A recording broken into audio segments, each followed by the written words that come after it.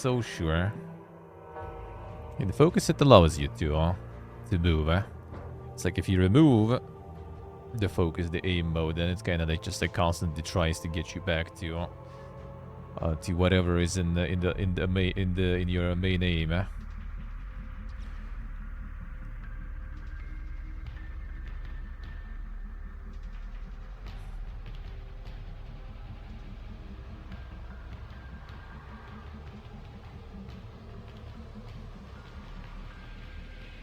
Aiming is optional. I mean, you still kind of want to hit the wounds and everything, I guess. When you try that, you can do the aim. You can do the aim. And yeah, I guess the attack that gives you the buffs also.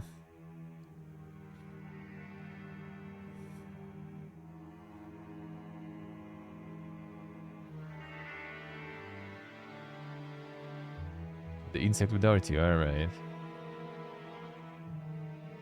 Doesn't require that much precision. Usually, yeah, if you're close to it. Let's see over this, yeah.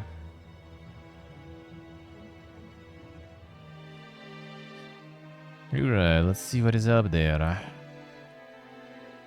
The Drug Lord, a Drug Lord Tycoon.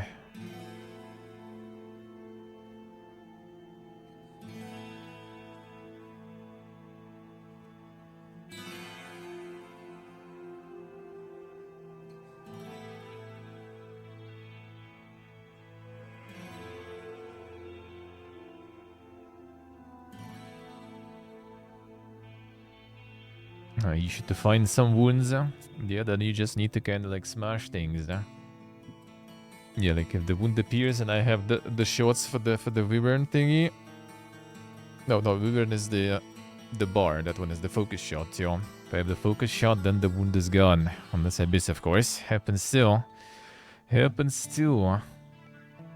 Especially when it's like at the end of the wing or something that is moving constantly. That's not fun.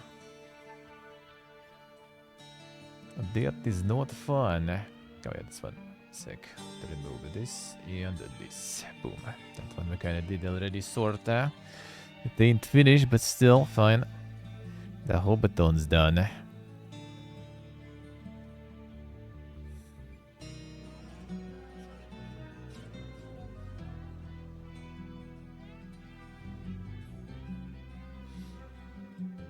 You still can hear it? Ah, I see. I thought it just destroys the wound, though. I thought it just kind of destroys it, though. If I wanted to know. At least on my screen, it disappears after that. It disappears after that.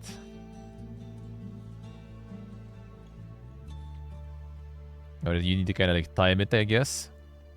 Like you use yours, I use mine, and they both go out. Ah, stays a bit, alright. Nice enough to do your own focus hit, I see. Then the combos there. That's nice, that's nice. Chernobyl doing less than great. Well, I mean, stuff that has the demo with 100-something gigabytes already kind of hints at some issues there, probably. I would say.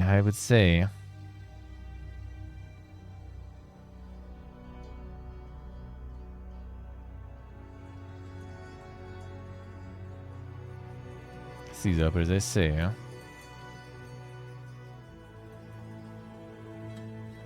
Yeah, the bomb thingy is kind of nice. I think when I land it, it just disappears already. Like for me, at least. So I can't put two in the same time, I guess. But you can. That's good, huh?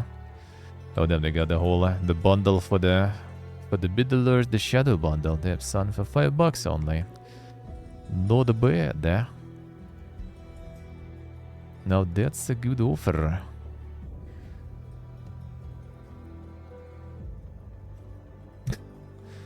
How much is? Oh yeah, nice. The $5 bundle, but yeah, you kinda get it still for $5 there.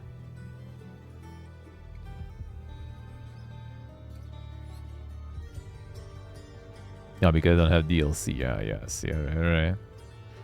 So you still pretty much get it for 5 even if you own this. Alright, let's see how it is, Yeah, but I bought the Shadow Mortar for like also like some like dirt cheap basically back in the day. Like even lower than this, I think. A good offer indeed, good offer indeed. The backlog is already pumping though, so I think I just can let it be probably. See when it's gonna be like on some GOG or somewhere else at some point, maybe they're cheap. Yeah, but that's good though. $5 is good. See what do I say,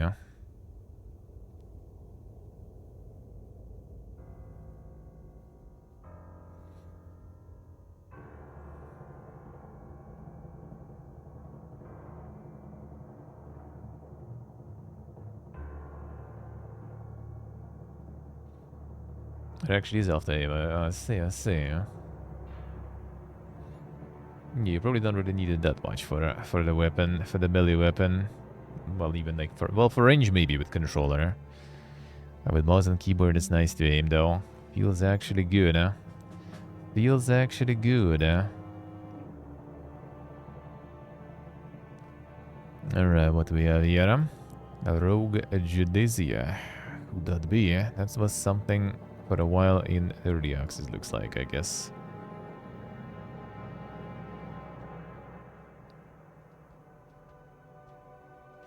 Survivors, like, alright. Another one. Assassin's Creed for Brain Dead Entertainment. I mean, a lot of people do. A lot of people do like it. If people wouldn't like it, it wouldn't be selling that good,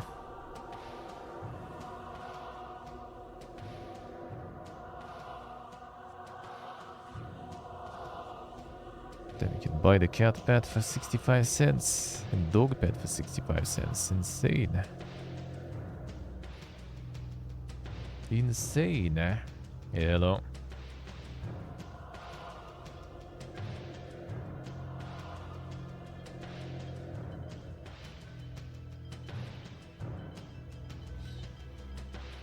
More Super Survivors likes. Zombieville USA 3D. What the fuck is that?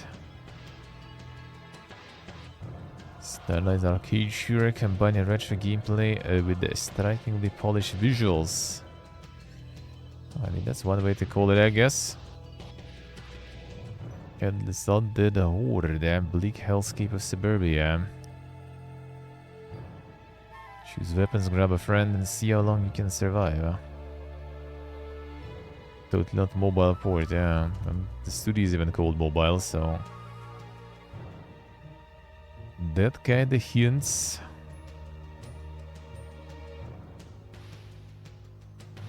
Demo now available. Includes online interactivity.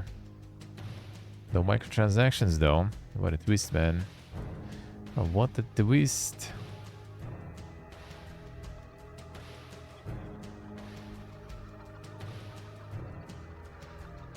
A lot of endurers actually. Quite a lot of endurers, Yeah, the perfect nostalgia rush. Ah, I see, alright, so it's something not all of us will just recall, I guess. One of those, I am Legion 10 survivors, then another one. It's like, what is this, like a new wave of all the survivors there, Summon your stens and roll it out.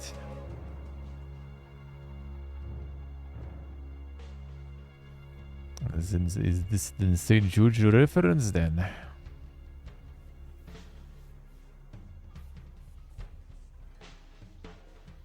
That's freshly released though. There's a lot of people even buying into the Vampire Survivors Fiesta. Still.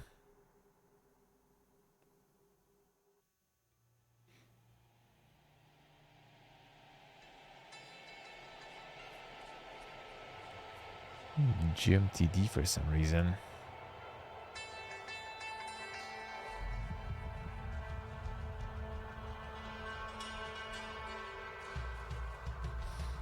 Was it called this one? Stand Survivors. I have Legion stand survivors. Sorry. Unhealthy amount of these games. Well, there's like 2 now. There's a Rogue Genesia and there's 10 survivors. There you go. Maybe we'll find some more. We're just getting started. Just getting started there. Oh, yeah, the Frag Pong. Actually, mostly positive. Damn. Let's start as mixed. Well, I mean, it's kind of borderline, I guess, there. That's the Mega Team base shooter with cards.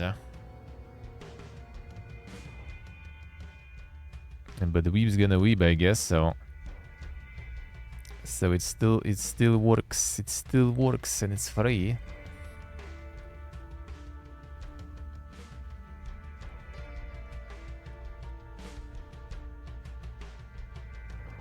It's like pretty much like the usual Valorant whatever. But you have some randomized like modifiers with those cards, I guess, that you can pick.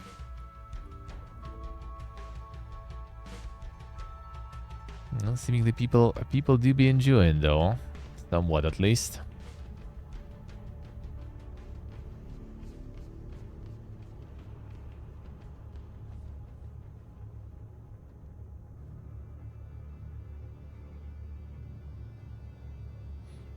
Very addictive, eh? You can announce mode without cards. Could be. I don't think you can like use the cards actively though. Like, it's not like something you need to use this ability. I think it's basically some sort of like modifier. Like you pick it, you use it, done. So I don't think it's kind of like, you know, like the Fortnite problem when you kind of need to like to have a whole other mechanic on top of the usual shooting. That seemed like less intrusive, I guess.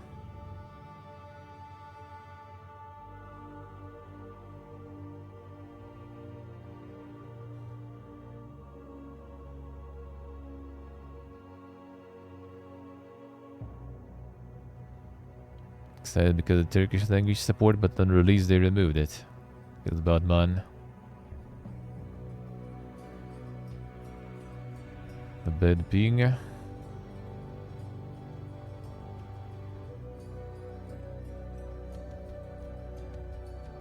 Product of conflicting ideas.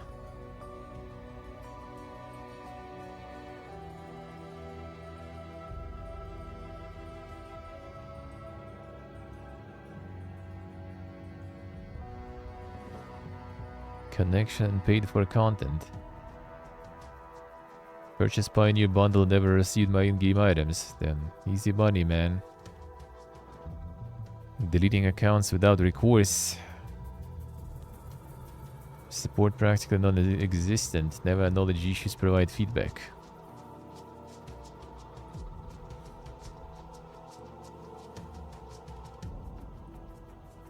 The Clash of Blank Train, that kind of like never really got into mobile shit. I'm so happy I never did. Like those games always felt like, you know, complete garbage to me. So I never really was interested. The only mobile game that I did play a bunch was the Gravity Defy. That's pretty much it, because that was actually kind of decent game. That was actually a decent game. And that was on my fucking Siemens M65 back then. And that was good. I guess like the Snake, you know, is on the glorious Nokia. And one and only. And the one and only had Snake. That one I also played. That's as far as the gaming on mobile goes. I can remember we had some people like in our like the coding courses group who had like Nokia Engage and stuff with like the mega gaming phones. I guess they're kind of fun gimmicks, but absolutely useless in the games. Are trash too.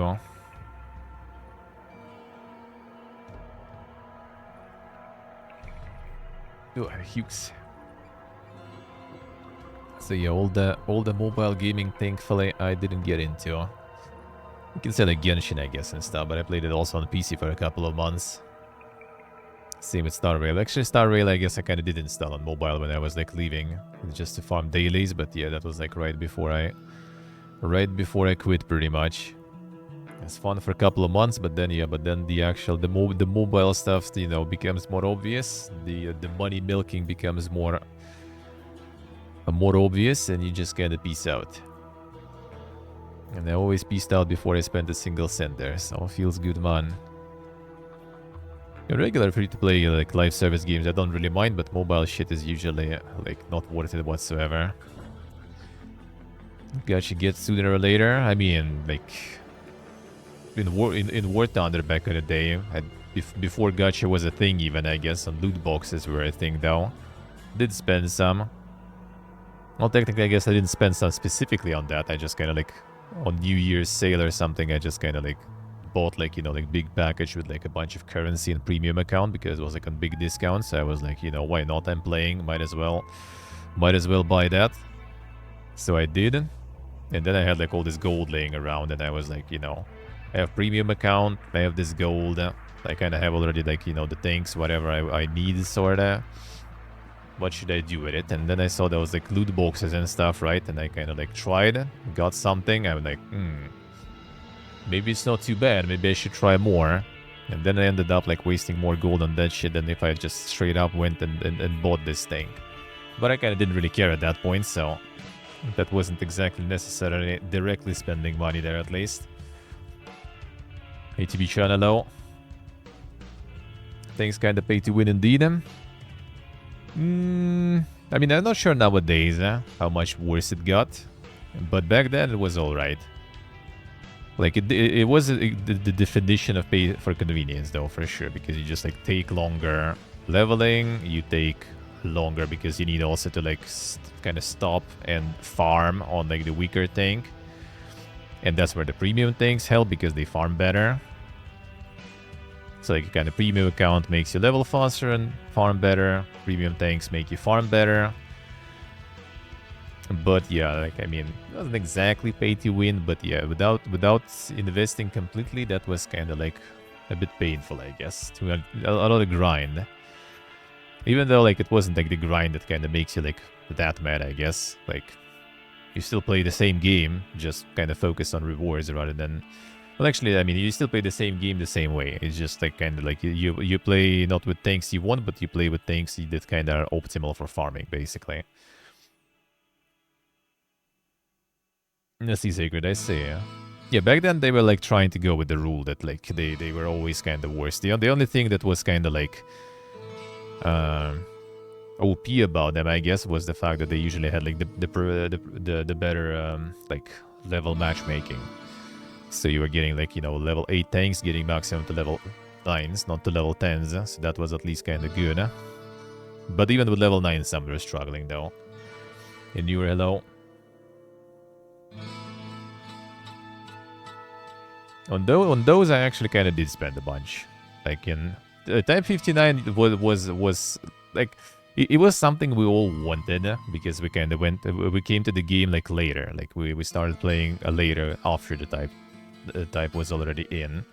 Like, my friend had it, for example. So, like, me and another friend, we really wanted it.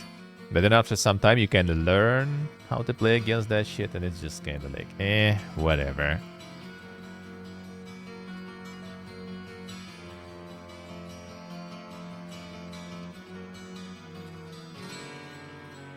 Like, the cannon on that one, like, you kind of farm with cannon first of all, right? So that was, like, the like, Love or T-34. I had T-34 basically for that. Just if you get them up with, like, some good heals or anything, like, bro, that was, like, easiest farm ever. Just stay there, you know, like, show the turret. They can't fucking hit it whatsoever. No matter, like, if you use the golden ammunition or something, you just kind of can't get through that mantle at all. And you just, like, destroy things. That was nice.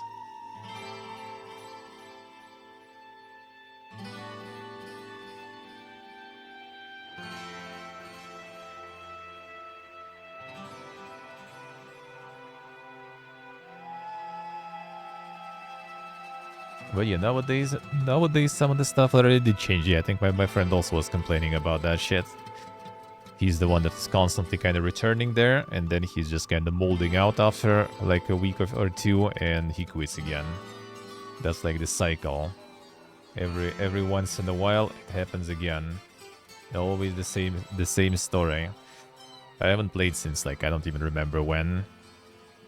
Like, I think I did quit when, like, right after, but soon after they introduced Chinese, I think, branch.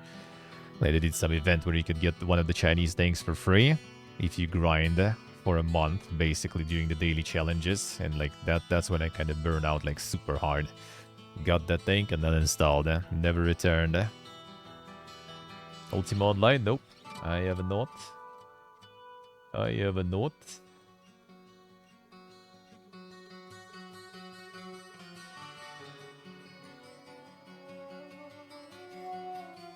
I know that one. Seen that one, but yeah, back then I didn't really have a money for like subscriptions and all other things. So only MMOs I did play back in my prime time of MMO gaming were free to play ones. Basically. I mean, to be honest, I still haven't played a single like pay to play MMO. If you think about it, like I paid for some premium accounts eventually. But I never played any, like, World of Warcraft, Final Fantasy I played on free trial, I never paid for that shit either. So I never played any subscription or the MMO at all in the end. No, Warhammer Online, okay. Warhammer Online I did play subscription. That one I did, That was the first one and actually the last one I think I paid subscription for. I wouldn't mind though, and there would be good MMO with subscriptions. Like, I would rather take that over microtransactions. But nowadays you get both subscription and microtransactions on top of that. So then I would rather skip one, you know. Split Fiction Farben Hard. Feels good, man. They just keep farming.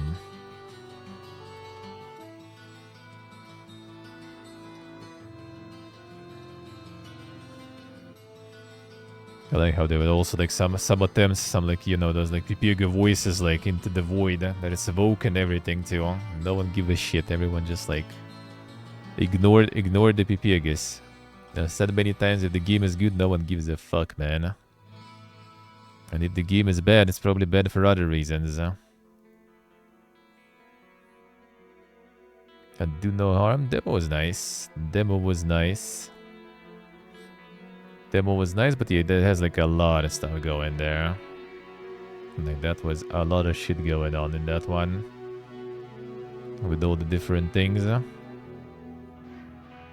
Just kind of nice, but you also kind of have some sort of like, you know, time push there, the time limit in the way. So that was, that probably on release is quite something.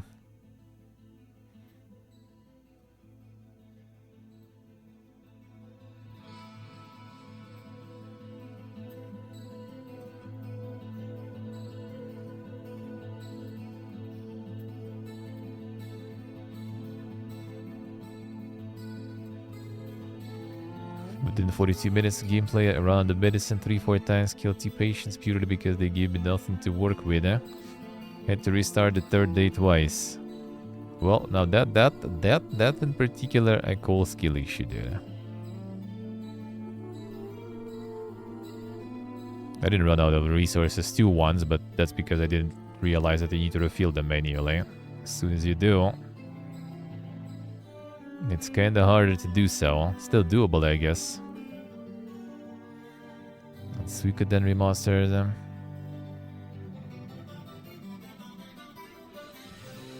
Kadami with more remasters that are farming. And this is the redemption arc. Are we just waiting for the moment when they're gonna fuck it all up again? I wonder.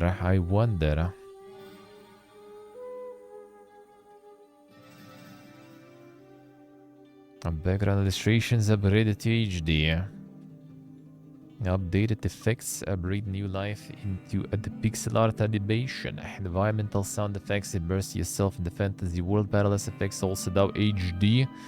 New level of realism. Newly added autosave. Battle fast forward conversation log. Insane. Can re-release old ones and everyone buying them? Yeah. True.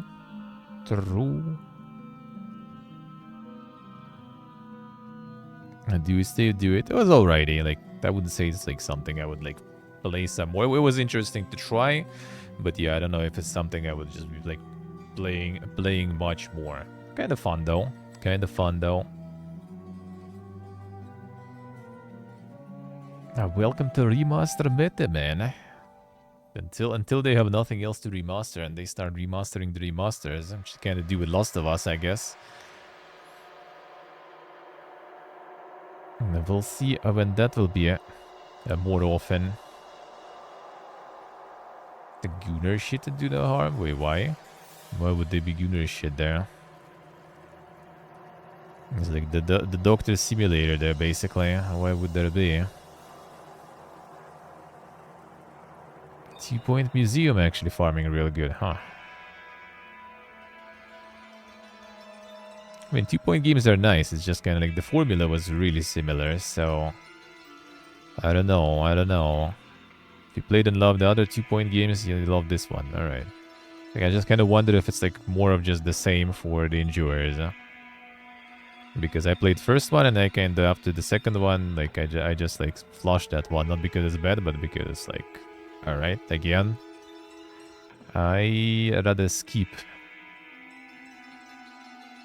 The first one was really good though.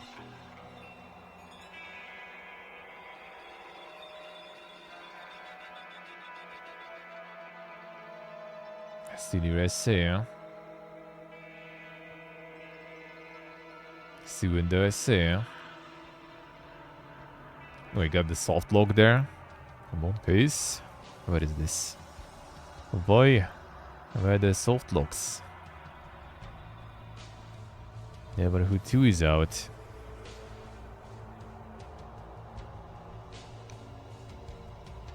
And this one seemed like farming pretty good too. Nice, Sacred, nice.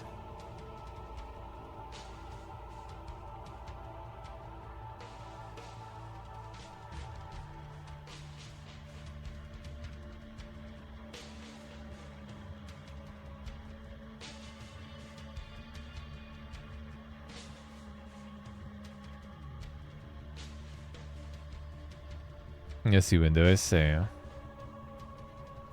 Something doesn't add up, I see.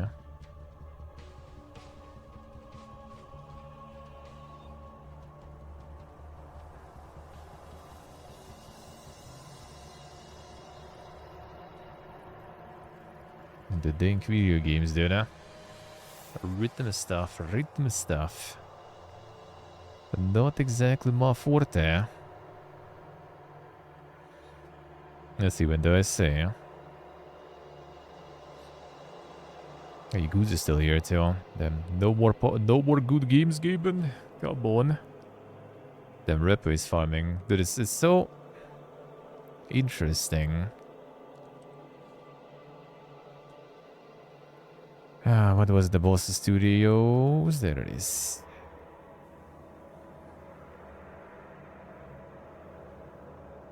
It wasn't not Boss. I thought it was.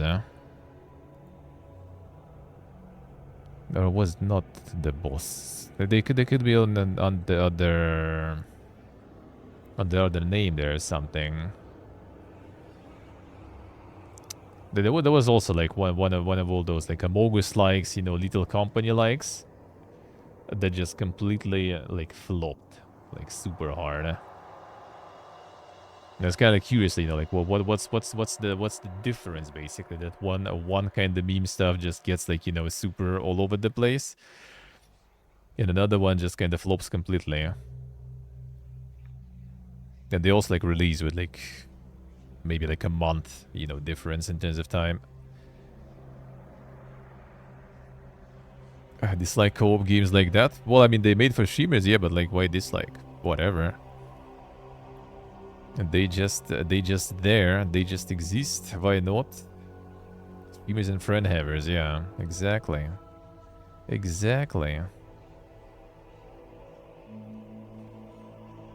Said people with no friends, yeah. Yeah, I just like don't play those and don't like them, I don't play them. I was invited in all the Amogus likes lobbies back in the day, but it's just not my jam, so I don't. Simple as. And people having fun, so why not?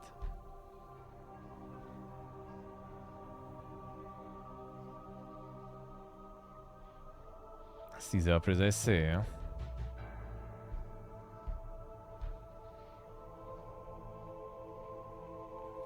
I'll see.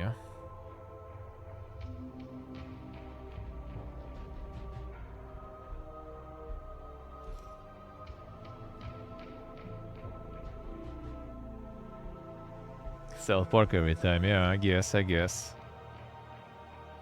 Yeah, it's farming, man. That is good, but what was another one, dude? What was the name of another one?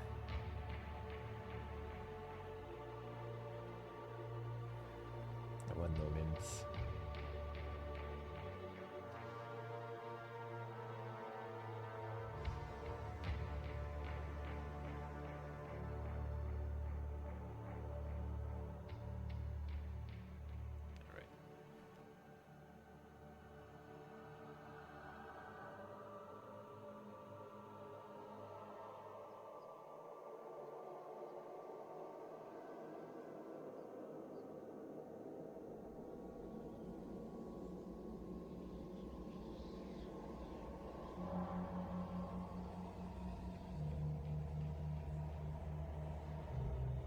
What's this? Yeah, I forgot to tweet. Here, guy. Let's see. I wanted to check what was the name of that one.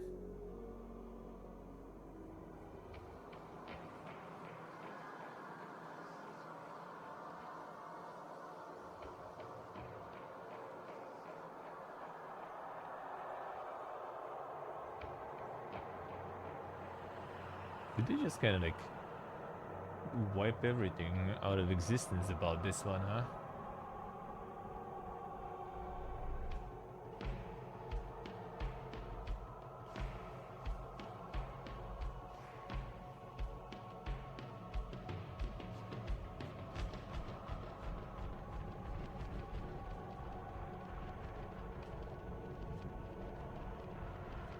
Was it not them?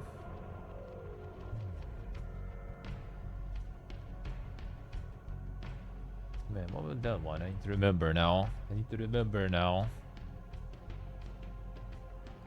Yeah, try to find something from the tags alone. Probably not really gonna happen.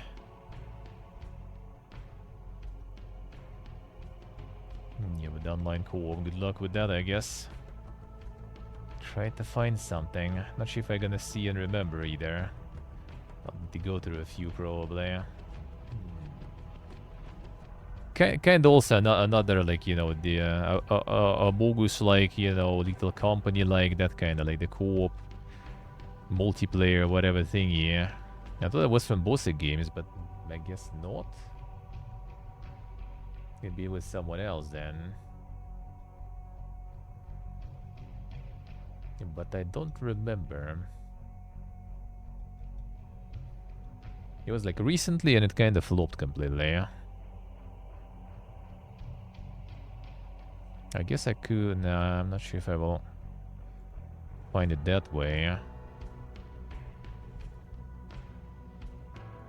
No, it'll take some time scrolling through that then. I think it was a few months already.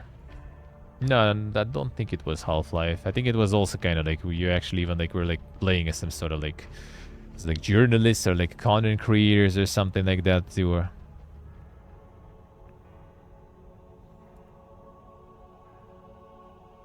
Go in the past, maybe I'll see the name and remember, but that is not guaranteed though. Might also be kind of like a little bit down the list there. Maybe down the list. Yeah, that's Abiotic Factor, I guess. Yeah, that one is already a while ago, and that one is successful. That was like that one flopped completely, basically. Could be in previous year then. They actually could be probably. Wait, was it? No, no, Cruel is good stuff. Yeah, different one. I think it was even before that. Content Warning? No, Content Warning also did really good. Huh? This one went like completely under the radars, basically. Like some mixed reviews, you know, like 70 of them, I guess, or something, and just like pee pee poof. Haven't seen anything about it ever since.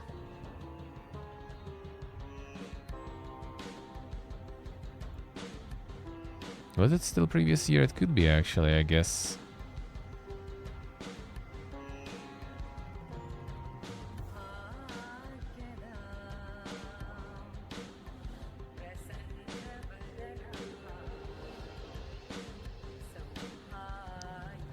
Was it before or after B-side, I wonder?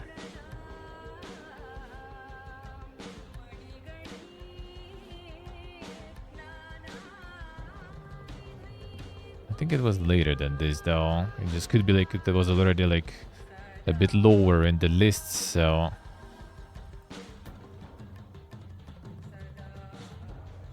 No, like I'm not gonna remember that name 100% because it was not something memorable whatsoever. I just kind of like want to find it just for the sake of, you know, kind of comparing like what was wrong with that one. Well, the repo is doing that good. No, it probably was later, dude. What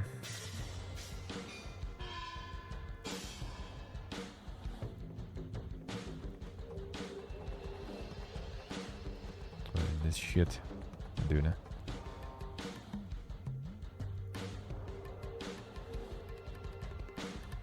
Yeah, November 2025, a little early, probably. Come on, dude.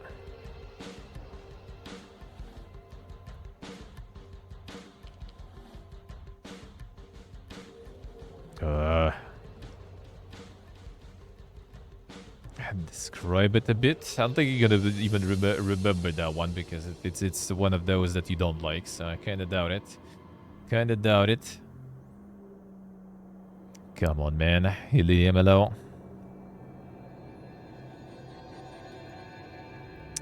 Bruh. Good job, Steve DP. Amazing. Whatever, fine. I'll refresh it later. Will refresh it later. For some reason it was Boss Studios, but it wasn't. Who could that be even then?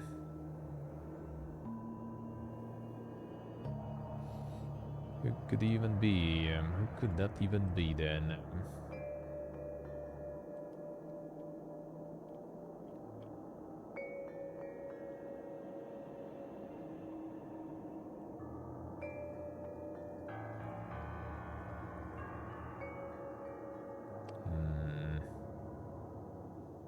And going through like the rock paper shotgun also will take a while though to find that stuff. I think they had an article on that one, but that will be also kinda something to dig through that one.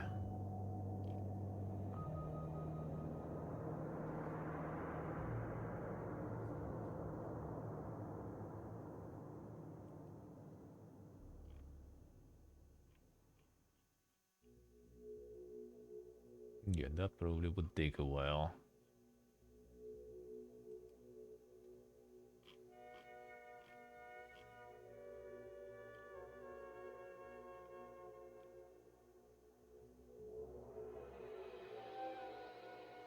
Actually, maybe, but don't think so. The medieval one? No, it was more than one. It was more than one.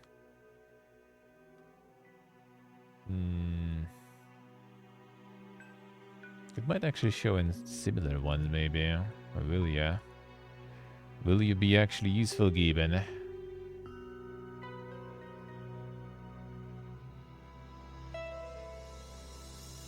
Like, what if I just jump on the similar ones? Or will you actually help me that way?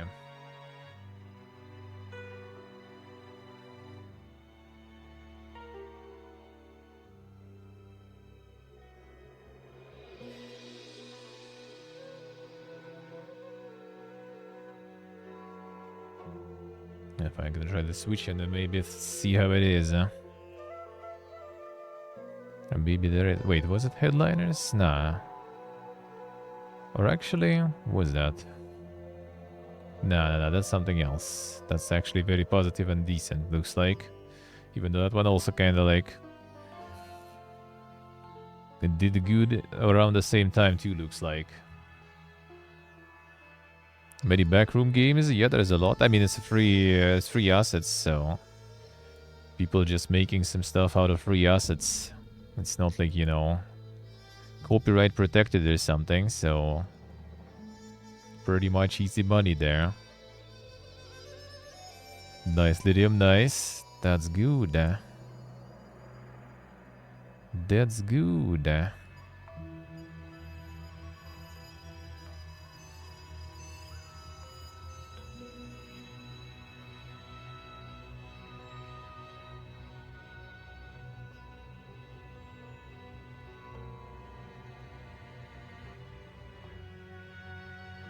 What was that even doing? Like it shows kind of like relevant ones there, but it's not. It's not. It is not. It even shows the similar ones. Gibbon actually doing good. Gibbon actually doing good. But it's not the those. I don't think it was the lockdown protocol there either. Yeah. But maybe. Before time to ruin all the recommendations now and stuff from that.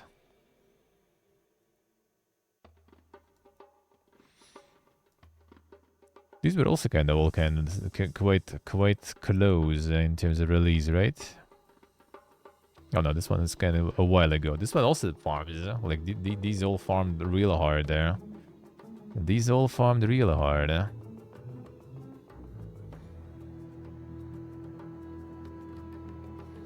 Gibbon hides the failures? He does, yeah, Gibbon does. No, that wouldn't expect it to hide it from the similar ones, but it does from there too.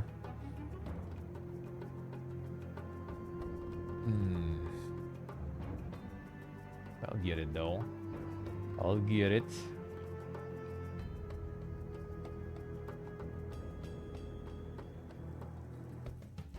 That I will, But it's kind of weird though that it's like, you know, like the trace just disappeared completely. Just trace disappeared. I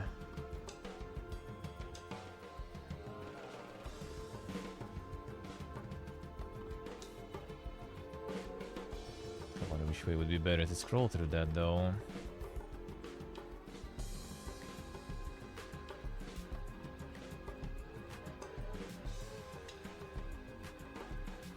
Spring sale enter? Yeah, the sale is soon actually. Sale is actually soon. That it is.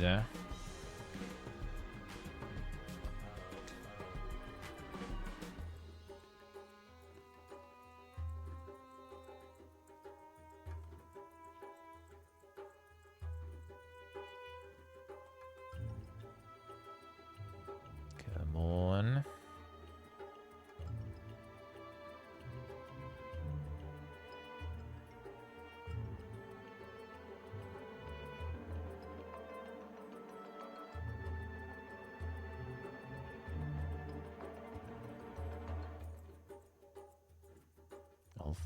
I'll find it.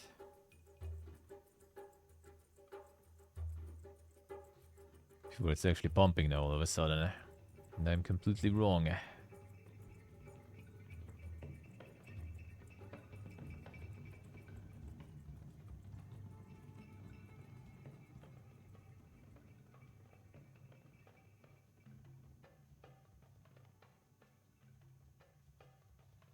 It was even like in the news at some point. Actually, maybe not. That one maybe. I did check it, I remember. Wish I remember when it was exactly, though. Or at least close to it. Not maybe super exactly. But kinda close. That would be nice. That would help.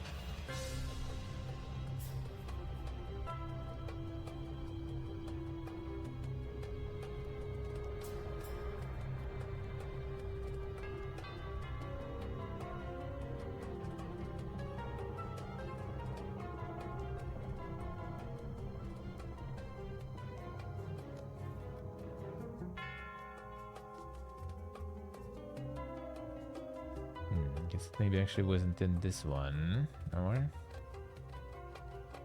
what was it?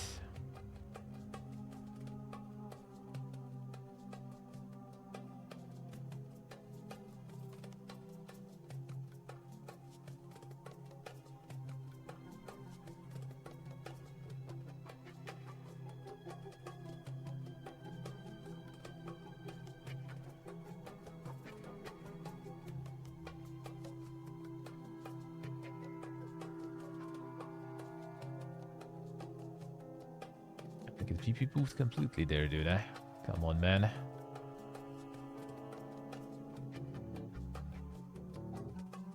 A reason to clean. I mean, you can just not clean and wait until it will be too much, and then you will never clean. But when at some point you will need to, that will be a pain. And too much of that cleaning to do at one go. And it's gonna be not fun. Been there, done that. Would not recommend.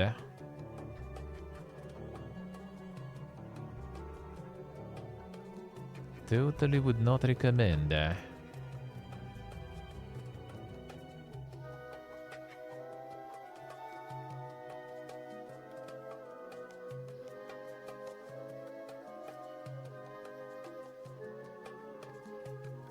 feel like that article should be already there, but don't really see it. Strange. Strange. Couldn't just be poof like that. Just remember, was it around the holidays or was it later?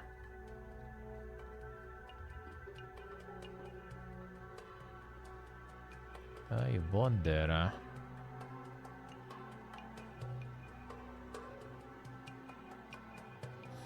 I'll find something else while I'm at it here that I can check at the moment, that I will get reminded of, I guess.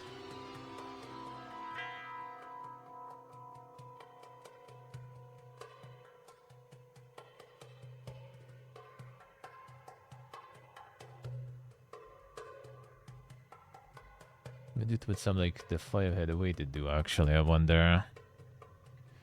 Okay, but how's your surge going? Did have some advanced one too.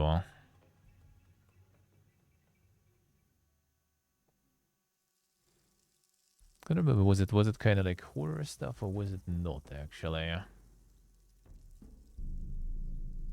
Can go the co-op tag, I guess, there. Well, you're already here. Online co-op. Remember if it was early access or not. Can you refine the search, man? You can, good, huh?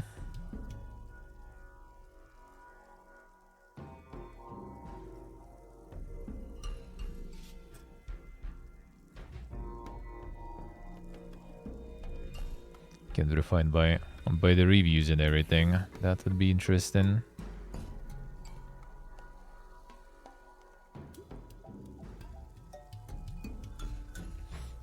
It was actually an horror there.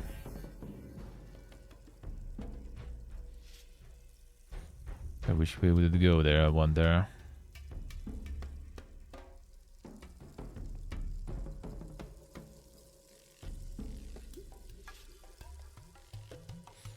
Can we use the magical search? Already scroll through probably. Actually, wait a second. Features. Themes and mood. That's the horror one. Let's see. Was it there?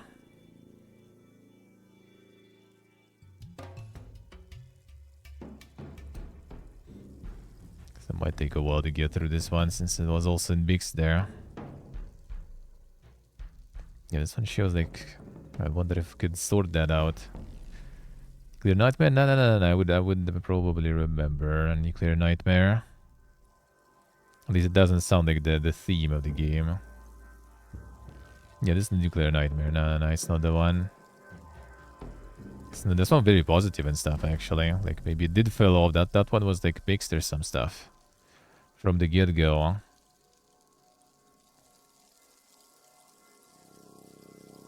It wasn't the Underworld, I think. Yeah, this one also kind of is somewhat alright there, I guess.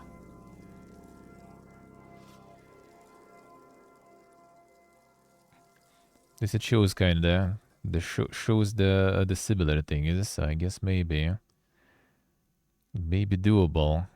She could just get searched by the reviews and show me the mixed ones. Actually, wait a second, maybe there is. Nah, unlucky. That would be nice. You can probably do it on SteamDB actually, though. But SteamDB has the PPG delays if you search too much, as we already found out. So that's not that good, huh? Griffeder.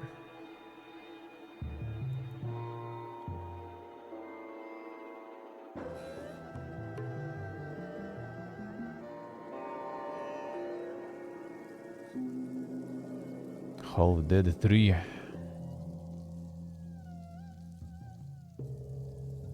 Postal Redux, and also with co-op.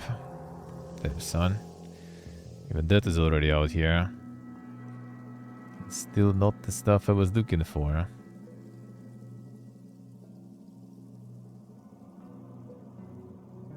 What if they just kind of like removed it because it was like not doing whatsoever? And I doubt it though. That sounds like a little too radical to do. Sounds a little radical there. Skibidi Gyat rooms. There you go, dude. Quality gaming finally.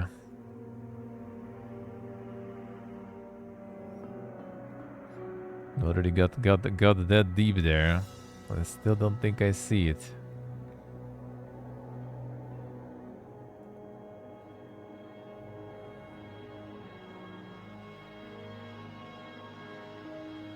Holy, how much co-op horror there is. Space Hulk, there's the co-op horror for you, Steve. Wasn't it Don't Get Out, actually? I mean, I kind of want to...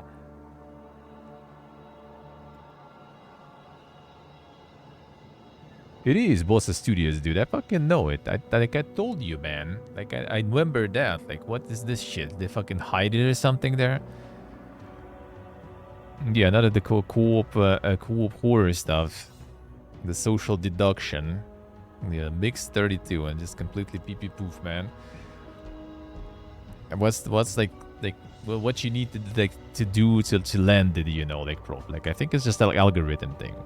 Like you don't get any streamers, you know, like somehow like play your stuff, then it's gone, basically instantly. Like, you know, and my streamer didn't play game shit, and we play something else, even though it can be completely the same. It's $3 also.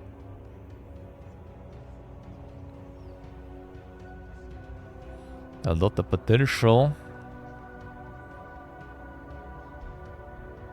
Need more work. Loud in your face jump scares, huh? Well, they tried to get the streamer game, but clearly didn't go.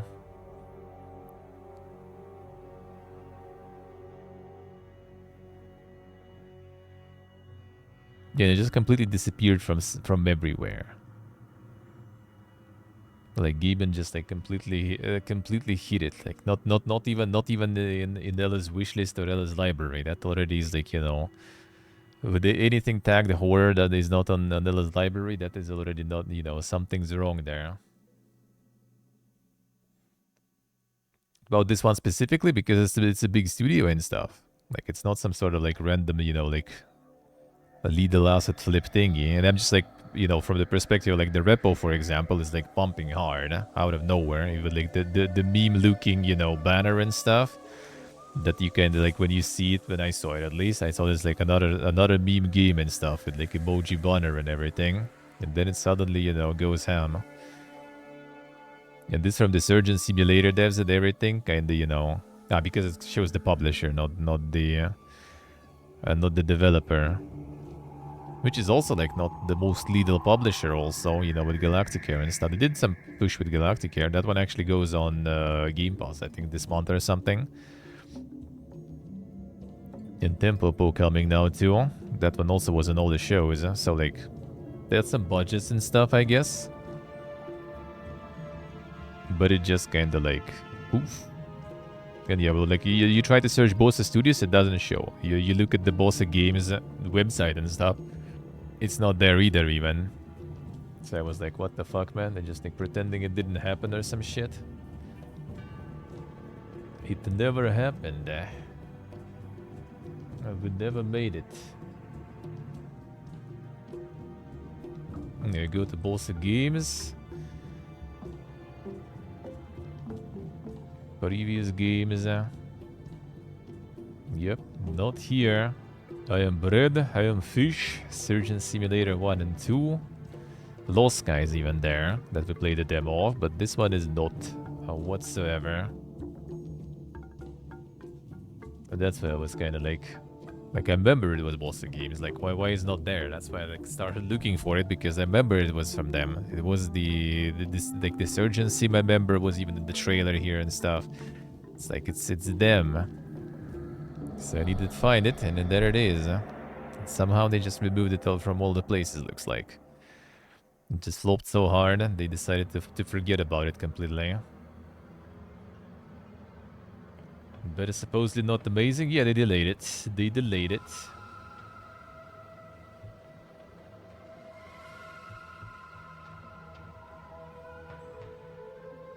Bredge, Fishge, and Bridge.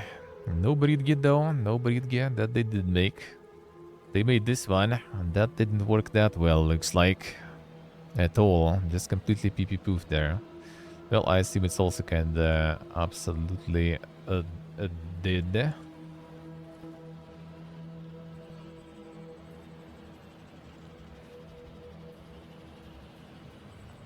Yep, that is absolutely dead. 88 was all-time peak, man. That's from, like, you know, creators of the Surgeon Simulator and with the publisher and stuff. Like, oof. Yeah, just curious how, like, some just, like, they all kind of the same. They all pretty much the same, man. It's, like, literally just, like, one gets, like, some streamer attention, and whoop, and some don't get shit, and it's just dead in the water instantly.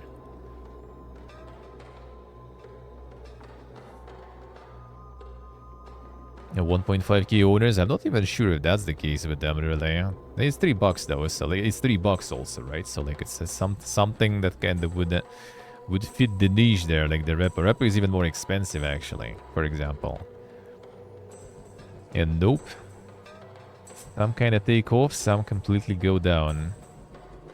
Like, they don't get the initial push to get popularity early, and algorithm just shits on you. Like, get mixed reviews, you done for, pretty much. You done for. Yeah, and Repo is like on the second spot after Split Fiction and top sellers still. Suddenly Sekiro there too. Then Civ also with $70 price. There's all ton probably buying all the copies now of the genius game.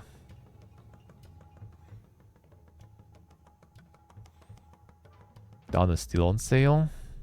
It was like last week, and they still selling all the Ubisoft stuff there.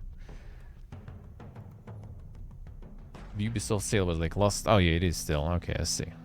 That explains. That's some long sale there, dude. And now it's gonna be the spring sale too. So I guess the discount's just gonna continue into that one or something. A mega sale. Hexaroba. A vintage builder. Yeah, with some hexagons there.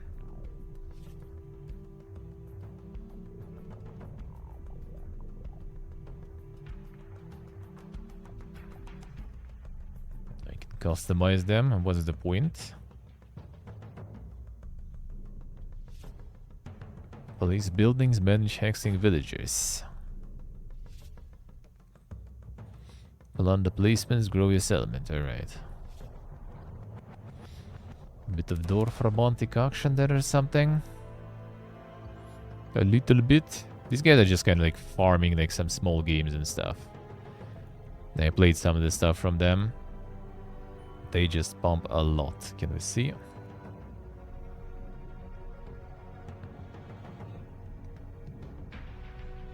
The 2nd February, 17th February, 20 January, 25th November, 30 September, 24 June. And then it was a little more longer that they were working on. Is the backpack monsters there?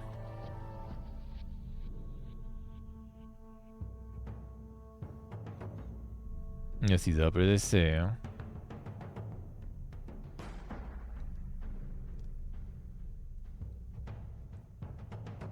Mini City Mayhem.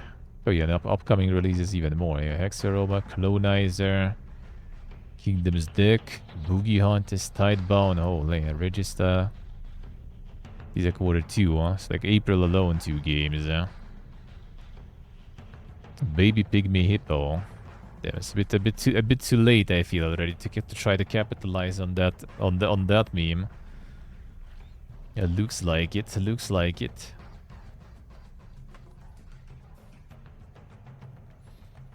Nice, Nick, nice. Feels good. Feels good. Trying to monetize Mudeng, yeah. A bit late with that, I feel, though.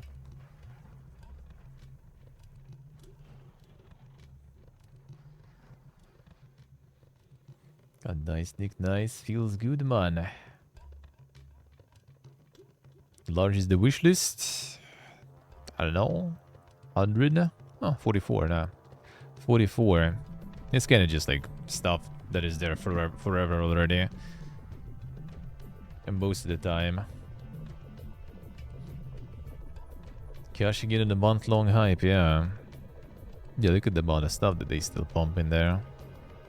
Cozy Organizer. Yeah, I played a bunch of them. They also just kind of like, instead of, you know, like, oh, we have this game, like, are you interested? They just like straight up just like, here's the key, you know, whatever. There you go. I did play a few. They're like really cheap and they pump a lot of them, so they just kind of decided to go that route.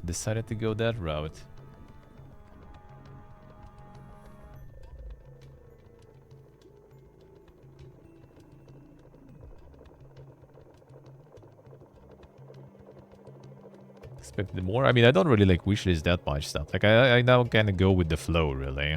Like sometimes I just wishlist basically because, you know, like some demo was nice and, you know, like want to help the devs and stuff. But like I go with the flow now. Like I get the keys to something. I do play it. You know, I don't get the keys. I usually just don't play it because there's so much stuff to kind of play that I just like don't even like wishlist that much anymore. I have wishlist Arx Fatalis. I have it already. Why would I wishlist it? Oh boy. Secret Federal, I see. I used to have like way more, but I kind of cleared a bunch. I can clear again a bunch probably. But yeah, just like there's so many games and libraries so huge with the backlog and everything that I just kind of like stopped already. Arcanum, I think I have that too on GOG. That I already stopped. Teenager, I see. Yeah, like if I would be streaming, I would be wishlisting way more. But like, yeah, with stream, I just kind of like I get the review keys, I play. I don't get the review keys, I play something that I have review keys for. Usually it's that simple, really. And the only things I kind of buying are mostly like things from like, you know, the kind of like Hylix, for example, right? Something that, you know, is out a while ago and I don't, I'm not gonna get the keys for that anyway, so might as well, you know, just get it and play it. Or some like old stuff, like boomer stuff on GOG. That I also buy, but yeah, wishlisting, not really. Not really. Yeah, Grey Feather, yeah. Series, let's see. But yeah, they did notifies you about sales and stuff, so You can use it that way. Just return at some point later to buy stuff.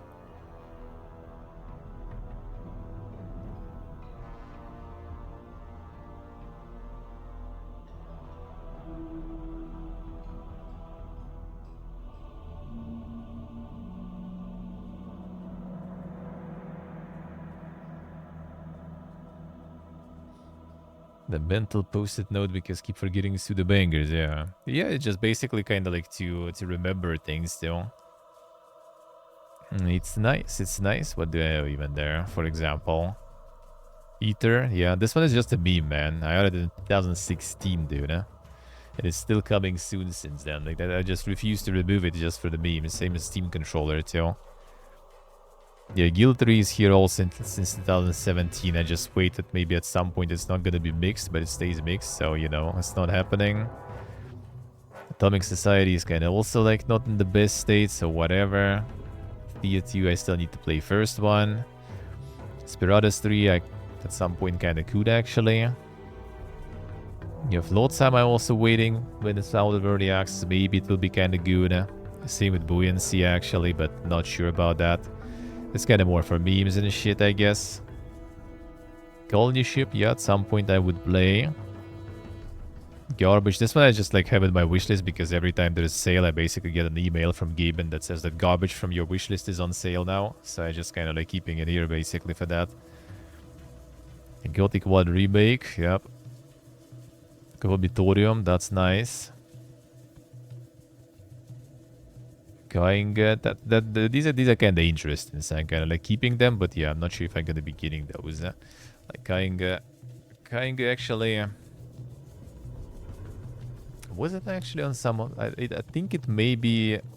Yeah, Kainga added that was an interesting one. There was like on the game dev subreddit, like the developer was basically complaining, sort of, not complaining, but telling the story about the game, right? That they didn't manage to like break even and they owe like the publisher a bunch of money. So like a lot of, you know, like profits from the game will be going towards the publisher and stuff. And then I was like, I mean, the game is interesting. Maybe I should, you know, like play it, cover it, maybe bring, you know, a little bit attention to the game.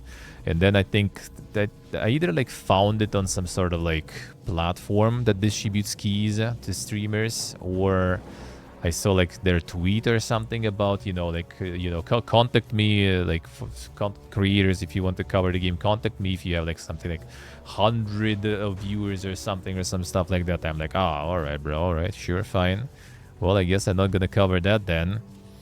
You can keep waiting, sure. Bought it there on one day when it's out. But that one might be nice. The demo was good, huh? Kurdiki, which one was that one? Oh, it's 3D Realms one. Okay, I remember now. That was some stuff 3D Realms announced, kinda. And that also was when? 2021, yeah. Been some time, I guess. Been some time. Yeah, that one is nice, but yeah, been some time already. Yeah, Lost Scavenger also, I was kind of hoping it's out of early access. It will be better because it looks kind of good. Huh? Yeah, I mean that's how I roll. I basically just like use the journal keys or the review keys. That's like what I do now. It's kind of part why I can't even, you know, like survive with the amount of money I earn. Because I basically don't really spend on games, thankfully. And I just don't. Like, if I don't get the review keys, then I'm most likely just not covering. Simple as, because not because I'm so greedy, but because there's plenty of other stuff to play, so I might as well just play something else instead without feeling bad. Let's see, let's see. Yeah, this one I'm kind of waiting that it maybe will be out one day and kind of good, but the last update was over 2 years ago, so... Not sure about that. MKHPLO. And this Frontier sounds kind of nice, but yeah, like also early access, I guess. Not sure if I'm gonna be doing this one. This I think was Hooded Horse, right? Yeah, so like basically gonna be playing it when it's time. Out of the lab. Didn't send the key. Well. Missing that one. Avoid war? No, I don't think so. Don't recognize that. Did agree them. There was some Zombo stuff, right? Was it actually from some other like Zombo RPG creators or something? I don't remember. I think it is, but don't remember actually. Avoid War. I mean, I maybe did check it out. Not sure.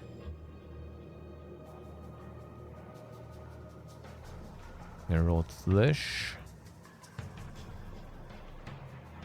That was some dankness, I think.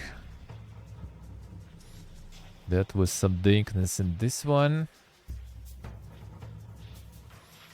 Jaeger shooter is there. Senior SC.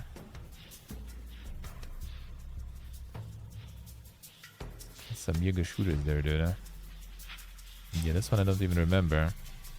This could be interesting. Has some dang stuff going. Yeah, never do the dungeon. That never release the dungeon in the end. Didn't get in KHP, didn't get it. Hylix 2. Hylix 2 I will buy though. Like, when the time comes, that I will buy. Because Hylix 1 will be finished. Hylix 2 I'll need to play at some point for more dankness. I will get that. Space Wreck, maybe. Maybe. That one I'm curious how they did the kind of like the small scale RPG there. I'm kinda curious. Dread Dawn was some Zombo stuff there. It's also another kind of Zombo RPG that was looking interesting. Entity Researchers. Dungeon Crawler on this one. Don't remember.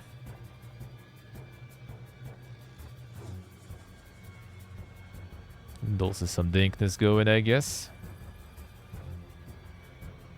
Senior SC. No, I haven't played. We did check, but haven't played. Let's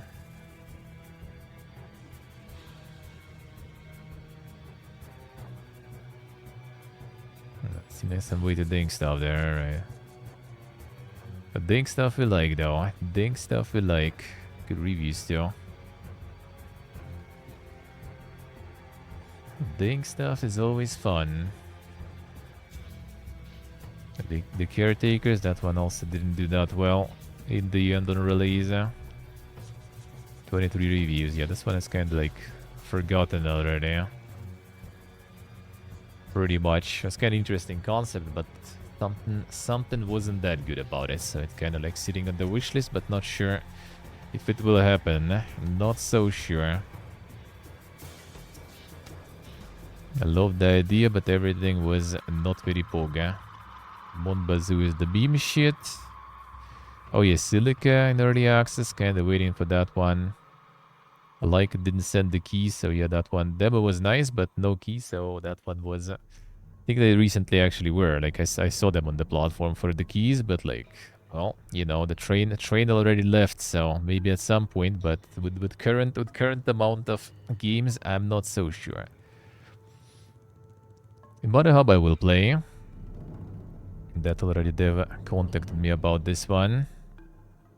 I think it's still kind of some time away, but yeah, I'm gonna check that one out. That one is interesting. Up the base price and now for sale for all price. Damn, the struts, dude, the struts.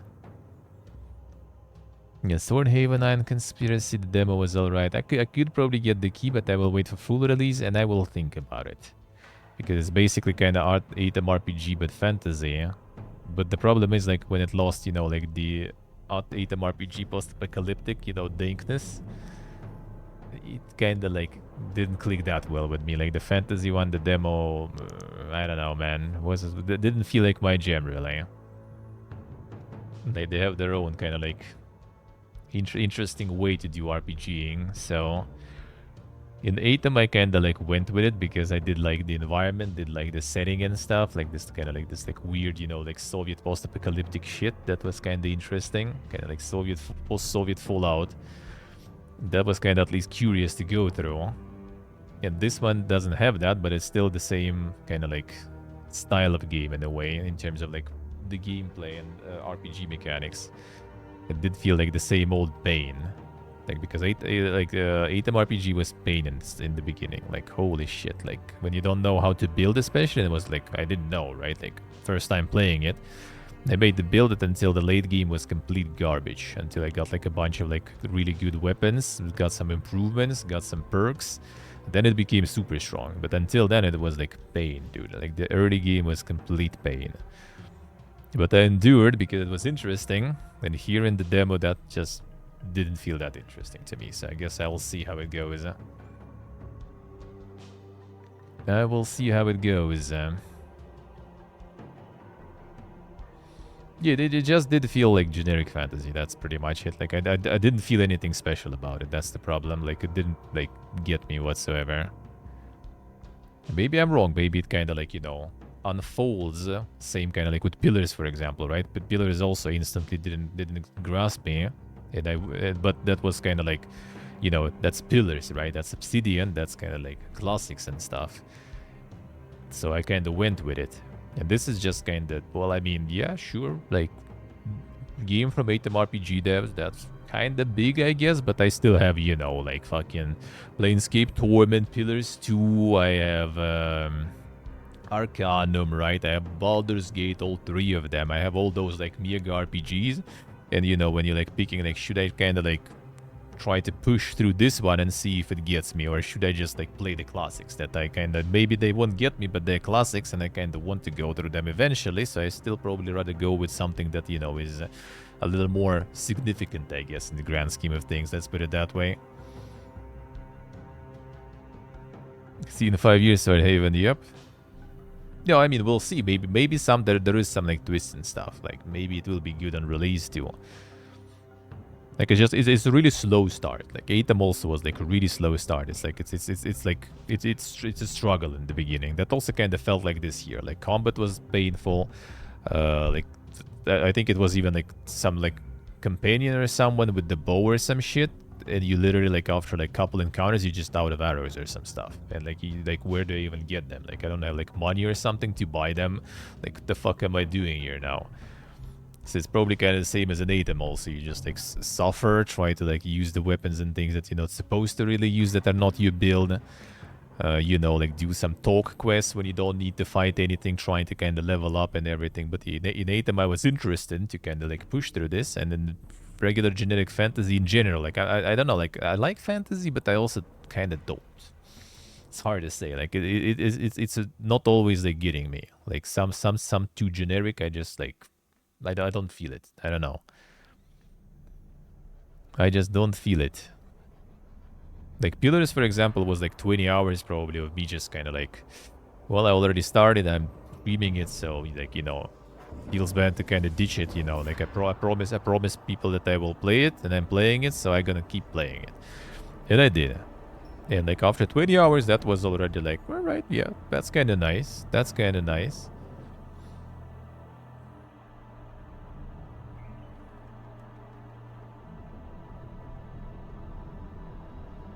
So set on heroic fantasy fiction. A lot of people just like that stuff. Like even Ultan, I think also just that doesn't like sci-fi shit.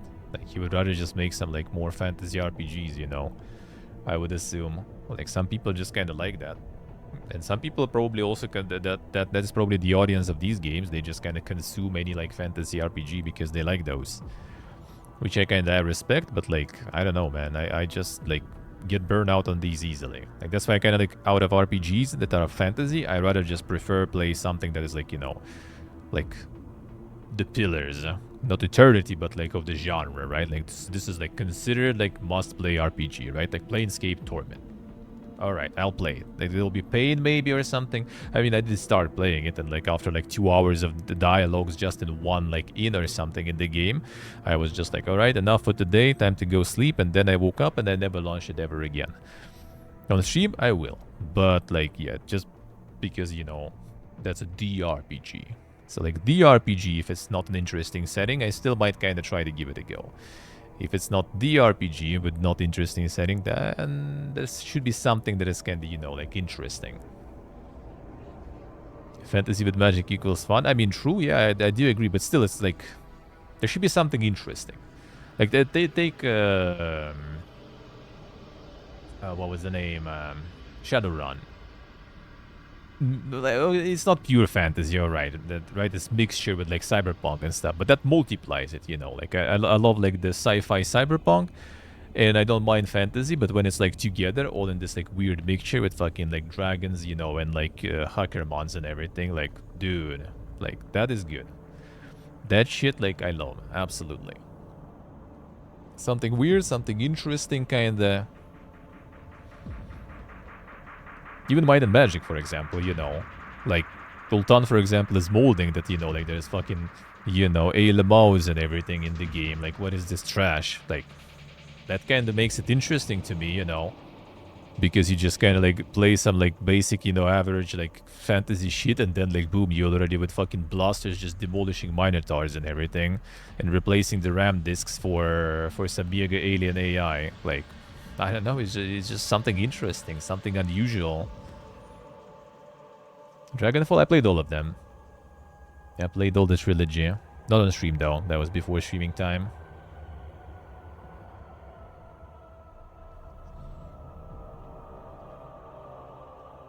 Fucking the Magic? Yeah, Shadowrun. Shadowrun then. Shadowrun is amazing. First game kinda not that good, but like second is amazing, third one is good. First one is good intro, I guess.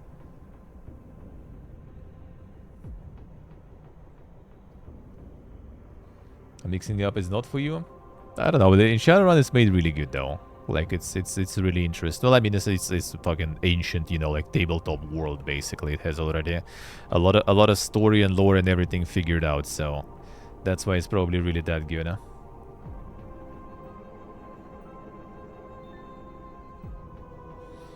Let's see, actually, I see. It is kind of in a way nice, like a WoD, for example, right? Like it's continuing after the pillars, and even though I forgot almost everything out of pillars, it still kind of felt like I had some investment into it a little bit, because I kind of like recognize some things, and the more I kind of get into it, I'm kind of like, yeah, this is like in the same world. That makes it more interesting, because you already know something a little. So maybe that's why, you know, people also, all those like Dungeons and Dragon RPG likes, Dungeon and Dragon likes RPGs. Maybe that's why they love them, because they already like played some, and it's kind of still somewhat of the same, like not the universe, I guess, but the rule set and everything. So they already kind of like invested by definition, you know.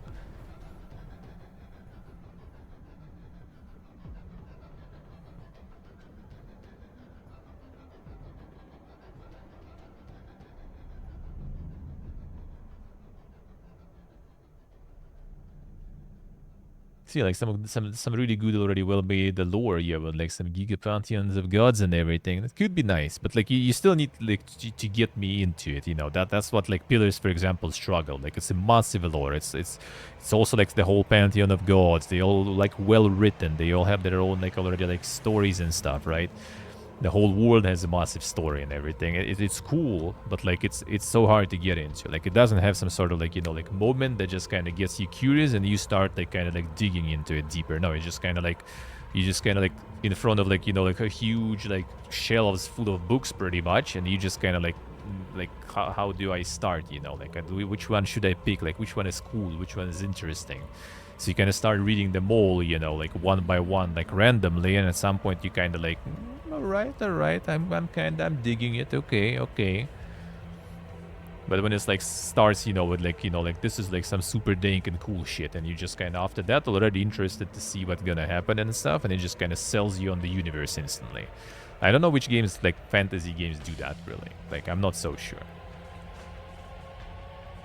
Or it should be something like gameplay-wise that it just kind of like gets you and it's going.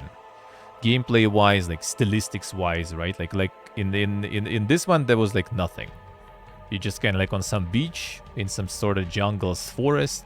Then there's this kind of like, you know, like basic-looking village there and everything, and it's just kind of like, no. Like Morrowind, you just get in, like, bro, what the fuck? Some fucking flying flea, you know, some fucking mushroom houses and everything. Like, dude, I don't care what the story is about even. Like, this is cool.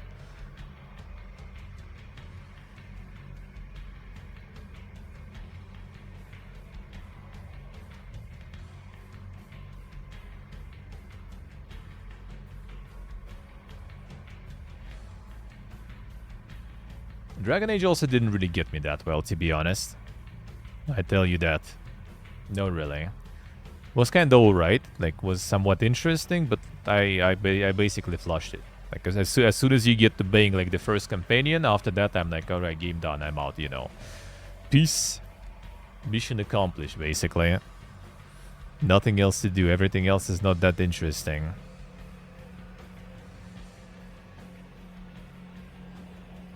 Diner at the End of the Galaxy was interesting demo. Origins, yeah. Origins. Didn't really get me. It is like the grim dark and everything. That is cool, but like I don't know. Nah, didn't get me that well really. It also didn't have like you know this the same also like you know like the kicker that kind of gets you in that well. Like it does have the story that is intriguing and stuff, right? But like it doesn't have like something that is like you know like oh this is super nice. I don't know what exactly really does out of fantasy games. Like I said, like even with Morrowind, I'm not so sure. Because first I played it, I also flushed it. Same with Skyrim. Skyrim, to be honest, without stream, I probably would flush too. And Oblivion, I would flush too if I would be streaming it, because it's like the most generic shit ever too. And the main story is complete fucking trash, like holy. And that's Bethesda curse. Like all the older games, basically main story is garbage. Like side quests, amazing. Oblivion, amazing side quests. Main story trash.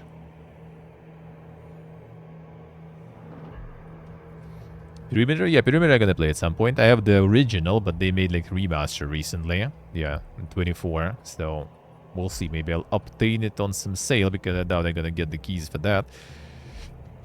But Perimeter I want to play, yeah. That kind of waits, you know, for like the better times, when, you know, Russian things will be a little less controversial, I guess, because I still have a whole list of things that I would want to show to the world, I guess, a little, you know. Sea Zappers, I see. Vangers, yeah, all that stuff. Space Rangers.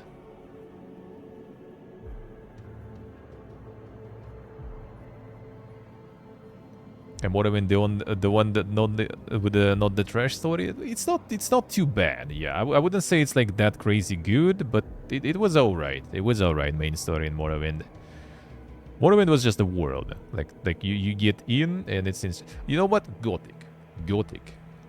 Like that setting, it's fantasy. It's absolute, you know, like the basic fantasy. But like that setting about this fucking magical prison and shit, that was so like unusual. And I mean, I'm Slavic, right? Like jail is our second home. So basically, like, oh, it's about jail. Like I'm sold, man. That this is my shit. I'm playing this stuff.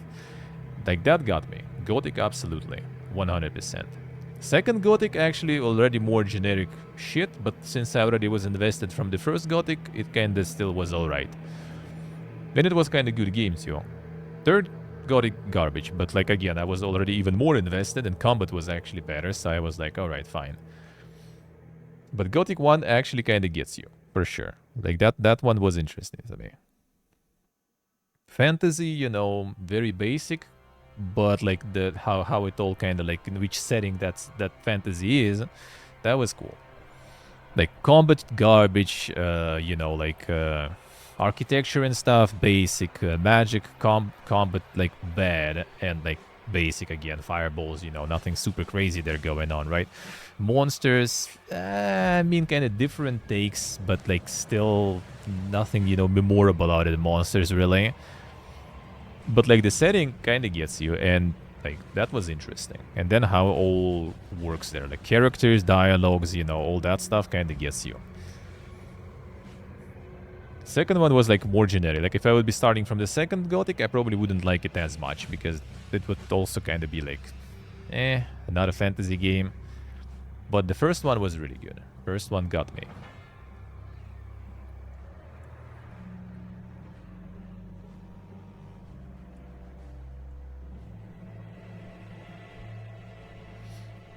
Let's go into Herbalist. Song of Conquest DLC, yeah, I'm gonna be getting that one, so I'm gonna be playing that one when it's out.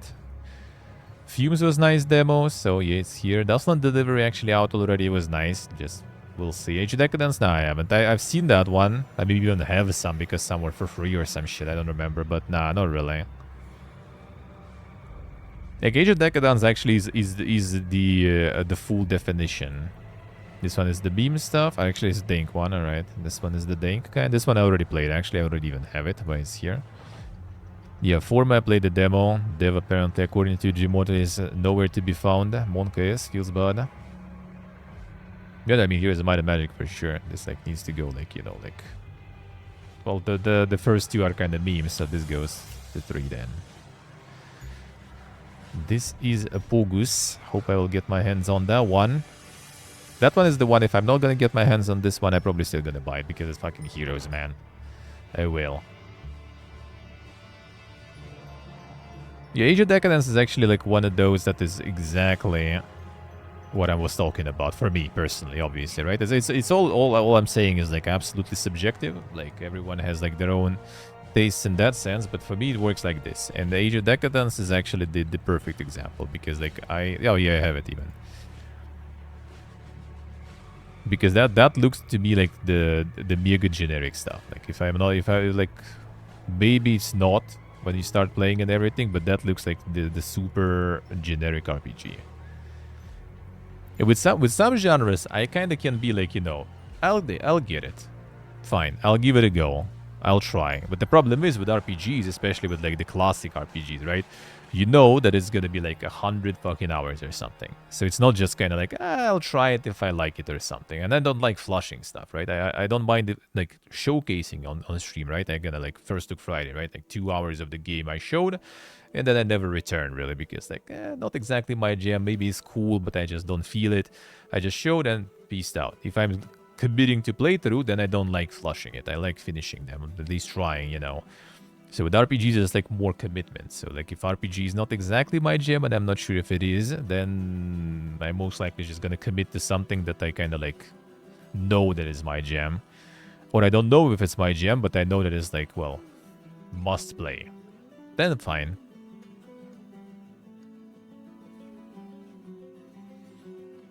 Discover Ancient Wonders. Oh, they went also Might and Magic way there. I see, okay. I see. But like from the looks, man, from the looks even, like it doesn't like I usually nowadays try like if it clicks, you know, for me, then it's like okay, I'll play it. If it doesn't click, then it's already like mental gymnastics, you know. Can I make it click or not? This doesn't click. Like I see it, it doesn't. Like the environments and stuff that is just basic, you know. Like there is nothing, you know, like that is getting you.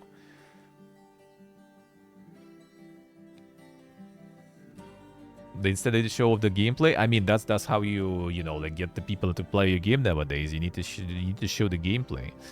Like, haven't you seen the Outer Worlds 2 trailer, which is like RPG trailer by the way, and basically they're just showing you all the weapons and how you can like shoot things and blast them to the smithereens in different ways and stuff. Because like I mean, that's what I guess, you know, like dynamic. That's what it's cool to put in the trailer. You know, not like yapping or something. What, you gonna show dialogue or some shit? Like, who gives a fuck about that, man?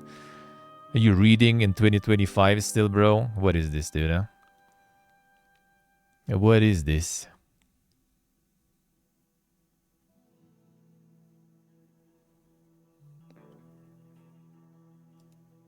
I do. Me too. I do like it too. But like the trailers that made not for us, you know. They at least it's assumed that we are kind of, you know, the minority who reads, you know, who likes them small games and stuff, that the slow games rather. That's why we get like Clair Obscur, for example, right? Which is a good game that I played yesterday. But like, we can't just make turn-based RPG anymore, you know. Like people gonna swipe it. They're gonna swipe the game. They don't like it. Like you don't keep their attention constantly in the game. They're not gonna play. They're gonna uninstall. So we need to add all those QTEs in the game, you know. You need to get the reactions and the stuff, like different buttons you need to click while you can right click and actually aim things, you know, on the enemies too, because like otherwise you don't like grasp don't hook them, you know, the zoomers and stuff. I guess I don't know, like who's coming up with all of that. At least in Clair Obscur it was kind of made cool, so I kind of don't mind, even though I rather just go with like pure turn-based. Like, I don't know, like the turn-based games when I play, I just want to play turn-based, right? I just want to kind of like talk with the chat and just kind of like, you know, like half 50-50, you know, my attention, and just like press the options while like reading chat and talking with chat.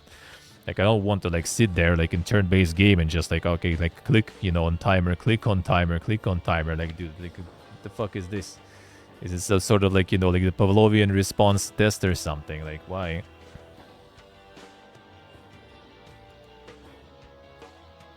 Oh, yeah, this one I saw before. The multiplayer game with everyone is a cheater.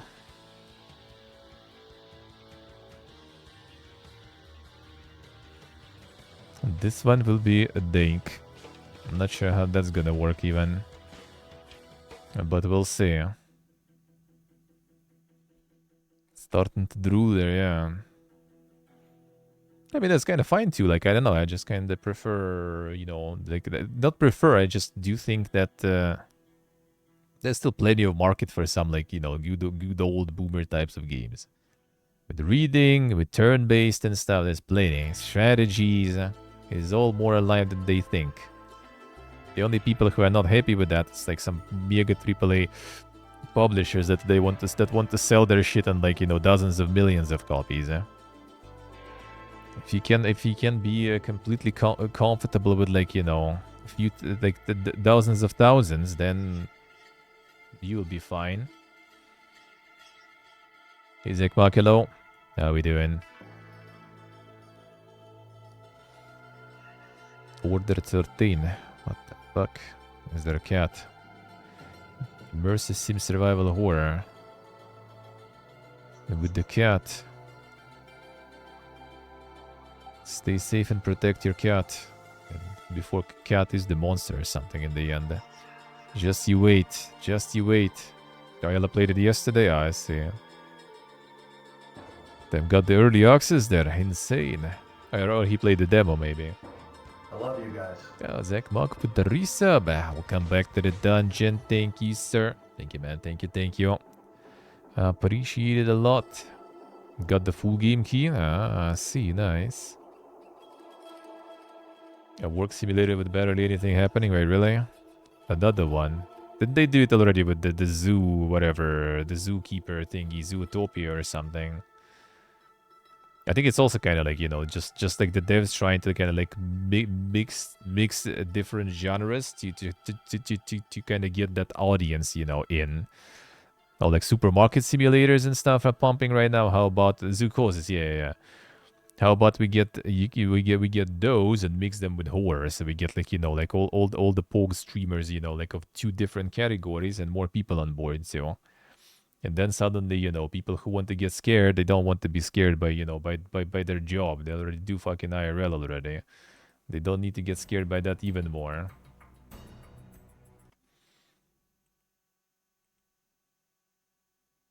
Suddenly it doesn't work. And people who just want to do, you know, some job simulator, then though they don't want to get scared at all.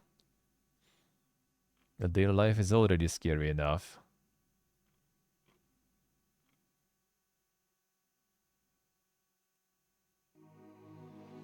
There we go.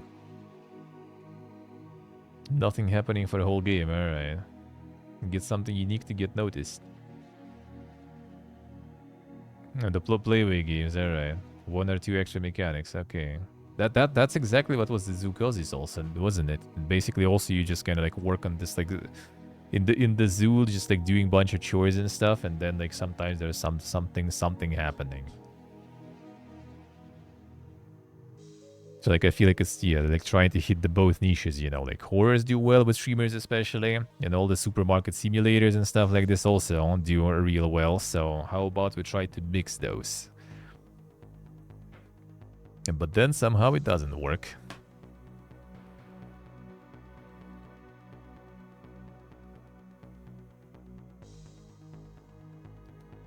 Somehow it just doesn't work. They just make some cute stuff about cats, that's it. Like, that will probably do well. That will probably do well.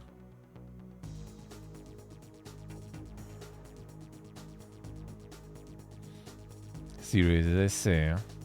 Couldn't drive the forklift? Damn, son. Missed the opportunity. Strong marketing and a very unique hook and look. Well, for that you need to be seen. To get the hook in and look in, you need to be seen, and that's the problem. That's the problem. Like 20 cute cat series now. And I mean, people getting more, just like with survival stuff. As long as you kind of get, you know, like people on board. As long as you show them that, oh, yeah, we have a survival game, or we have a cat game or something, well, people will be in, man. They will hop in. But you need to get in the algorithm still. That's not always that simple.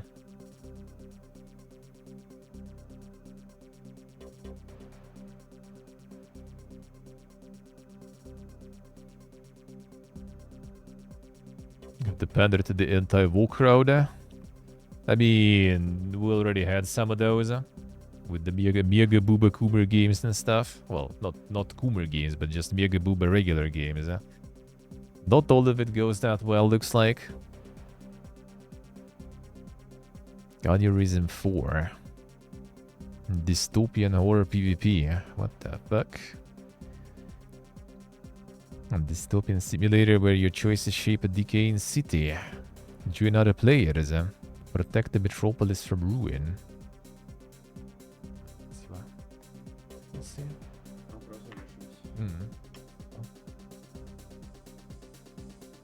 Hasten downfall, simply work on the factories.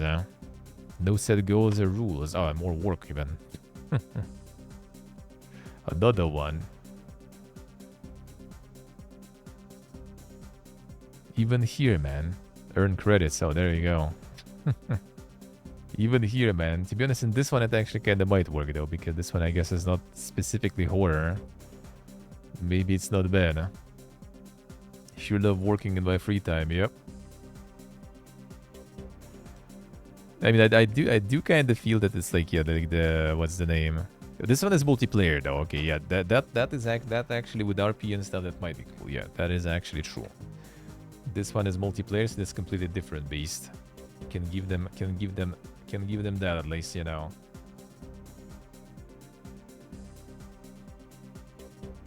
The camera in the washing machine, yeah.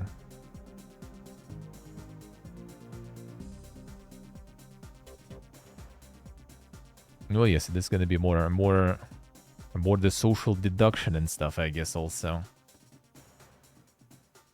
Another one of these. This might actually work then.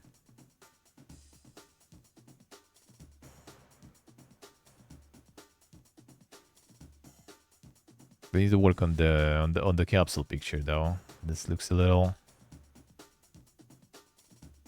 little scuffed in a way, but maybe that will do, actually. I mean, look at the repo. Works in the end.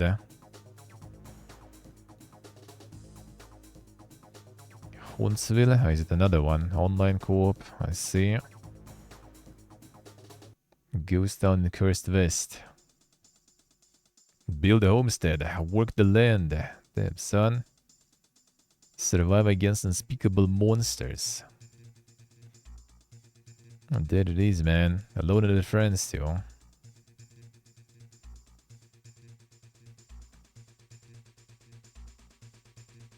So this is not the work simulator, but it's survival, though. So either, man. You gotta get some of that.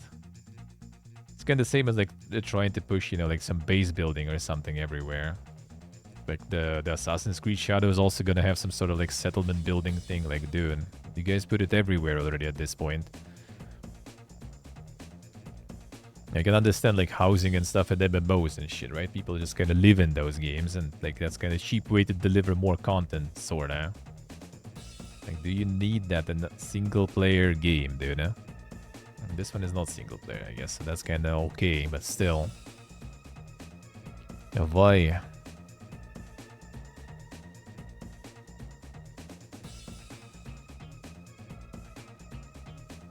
With base building everywhere but RTS. True, actually, yeah. In RTS, they put some other stuff now in. A building just upgrades. I haven't looked into it, to be honest. I just saw that they have another building, like, kind of mini-game management game where you can build some stuff.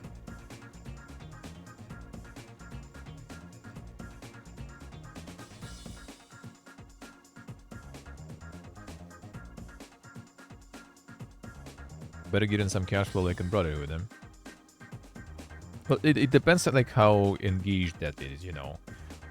Because there's always, you know, the tier of engagement like in Kingmaker, right? In Pathfinder, where they literally added the mode that skips all of that because it was too annoying to people, which I did, for example. I skipped that shit.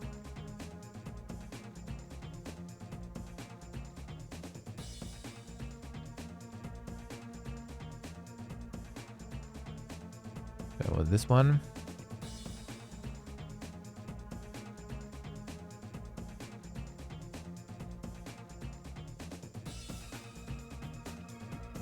Denk platformen, Metroidvania.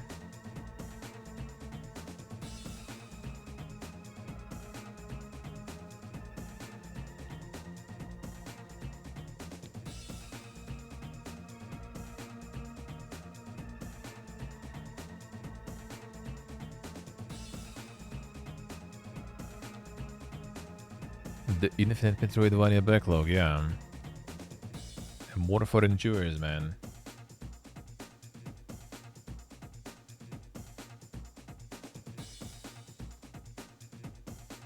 Yeah, not my kind of genre most of the time. With some exceptions, I guess.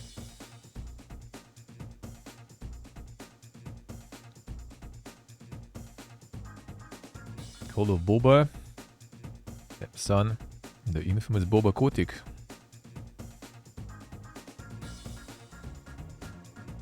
Pixel art adventure about saving a struggling Boba tea shop.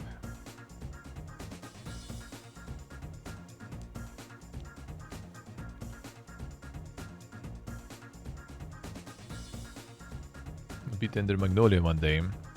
Those are nice apparently though. Those are nice. My friend even recommended them. And he's picky with that shit.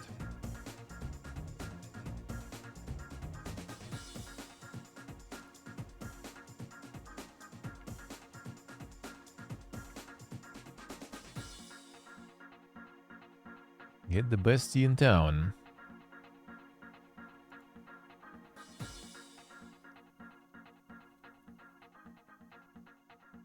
I see, Nick, I see, huh?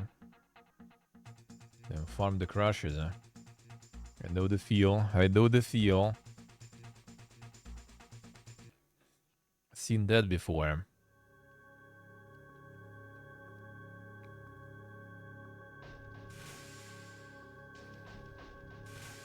And the insane Boba Fiesta, right? And the Obden body. Now the co-op stuff, alright.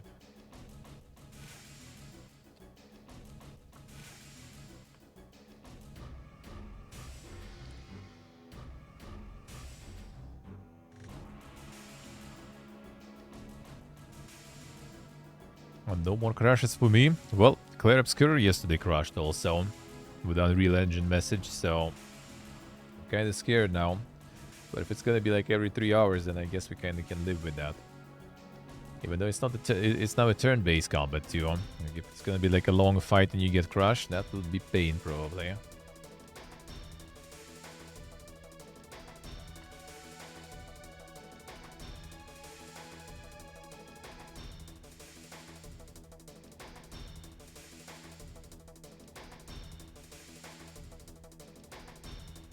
Not insane party gaming. Alright, any hidden gems then? This one. 2-point museum seen already today too. WW2K25. Okay.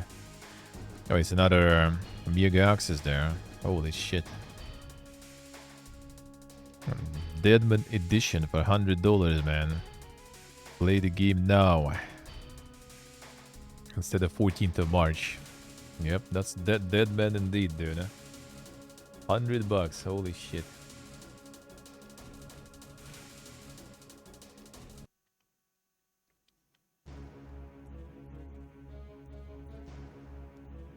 And 2K keeps farming, man.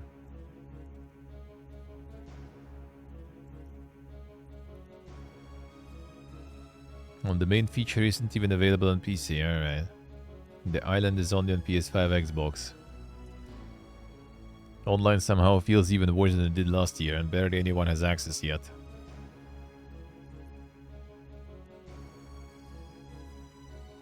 One of the main features of the advertisement was the island. The island is not accessible in the PC version in the game. Kirk.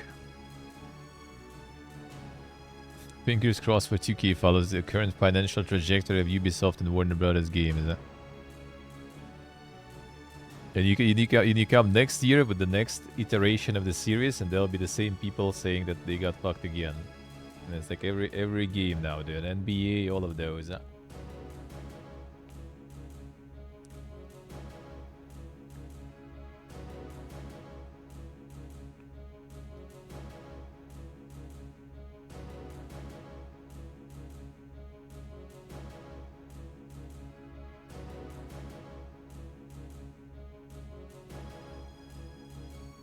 However, Island not being on PC should be criminal.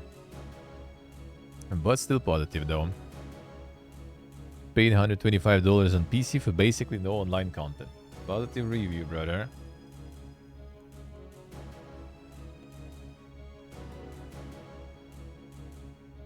Sounds positive to me, man.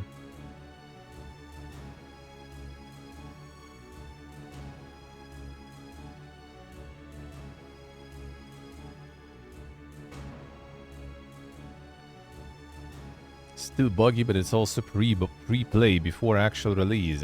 So there are gonna be bugs. I'm loving this game so far, dude. Why are you even buying it early then if you know there's gonna be bugs then?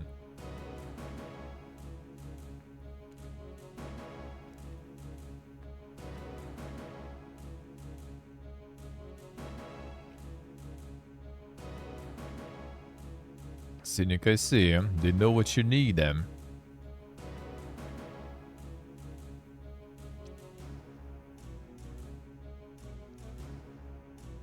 Stoked for DLC to come.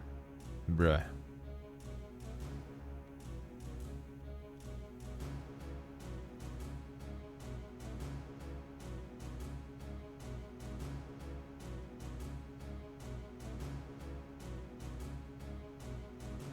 Stoked to pay some more. I already paid $100 for this, and I'm stoked to pay even more.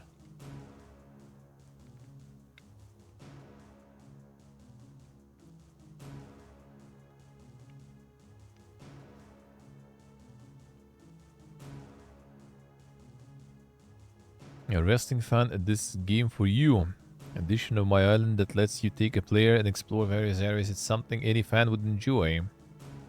And then at the same time, everyone says that it doesn't even work on the PC.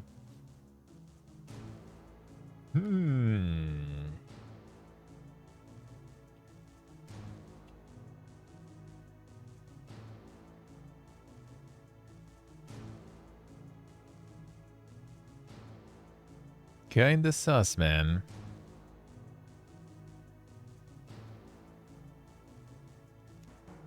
I wonder if at this point they just kind of like, you know, dedicate some budget to just like buy on some like special, you know, new accounts, their own game, just to get some reviews in, dude. Huh?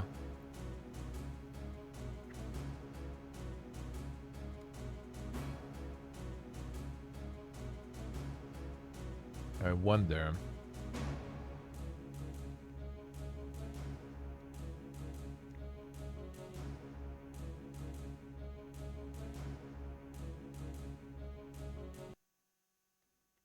Now, you can do it if you receive the key, but if you bought it, legit, then technically you can. I don't know. And that dude was like praising stuff that actually doesn't work whatsoever on PC. That sounds kind of weird. Huh? Kind of sus. It's either someone completely clueless there, or something is wrong. Huh?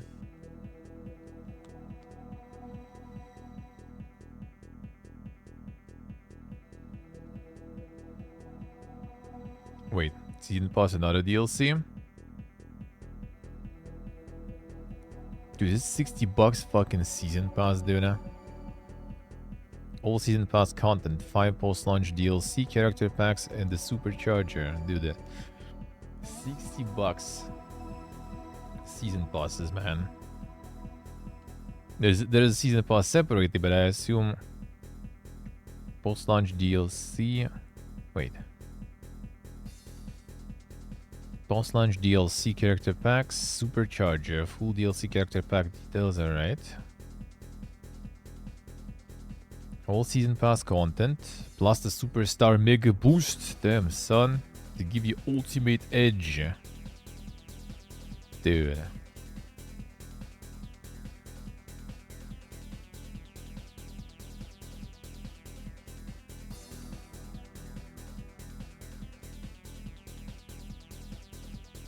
Superstar mega boost, this one.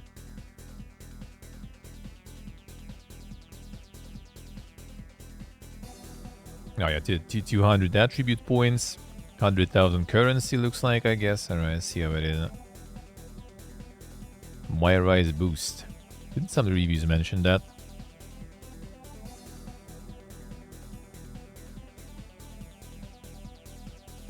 Yeah, it's a kind of mode or something there, I guess. Alright. The other two DLC, well, they're probably part of the... These are probably already part of the season pass, I guess. Supercharger, that was here. Yeah, Superstar, Mega Boost and Supercharger. This one also has Supercharger included. Yeah. 5 post-launch DLCs. I wonder if it includes these though. It's just boost, alright. This is the boost separately. That I guess is not a part because it's not DLC, I assume. And that's the edition parts there. What if he is the man?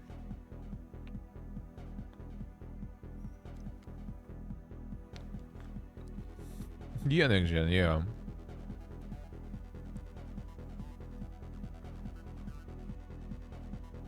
And the most funny part, it's every year, dude. Every fucking year. The same stuff. Every year the same stuff, and the same people are gonna be buying the same stuff again.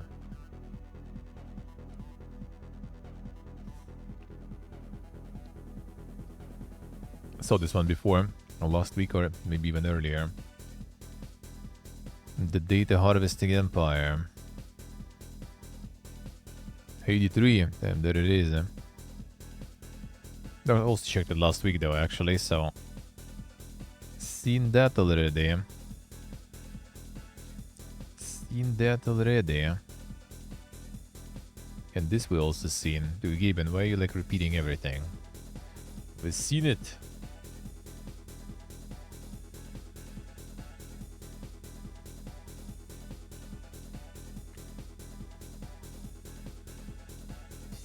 And even this also. Maybe not last week, but second to last or something. Actually, it was out this week. I guess it was popular upcoming last week. Alright. Now it's out.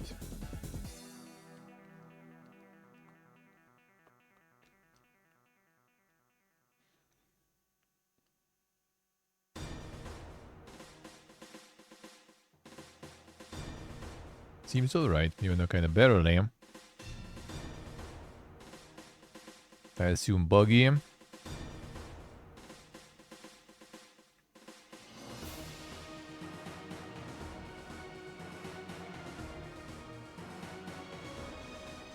And no fun despite the not bad basic idea. The developer behaves very aggressively in the forum and attacks anyone who criticizes his game and his development studio. As a solo dev, he released 5 different games in the last 4 months and reacts very aggressively if you ask him about it. He even deletes entire threads in the forum, at which he asked about it. Damn son. He answered first negative review very aggressively and snobbishly. Bragged about his crypto wins, that the reviewer should also contribute something to the general public like himself. Damn son. There's some dang shit going on with this one, alright. Developer responds.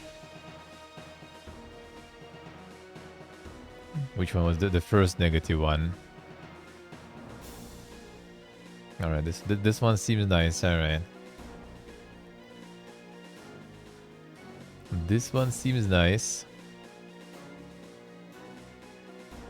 Walmart No Man's Sky. How about this one? Alright, someone called him out there. Developer Giant Man-Child. Can he be Molden? I post just about how I act.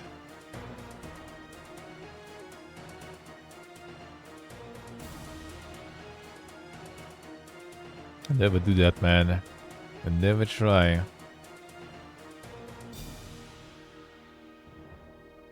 Never try to go answering reviews, man.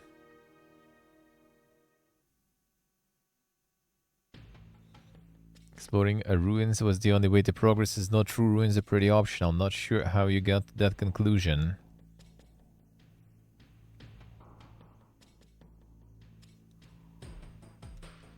And it reminds me how Ultan also wanted to answer some reviews back then. I mean, I guess you kinda tempted to.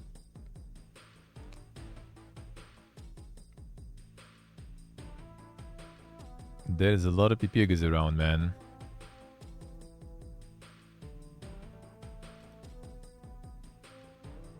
They was answering like almost all of them there.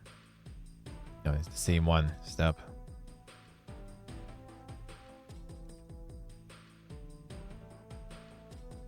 Oh, this is the one.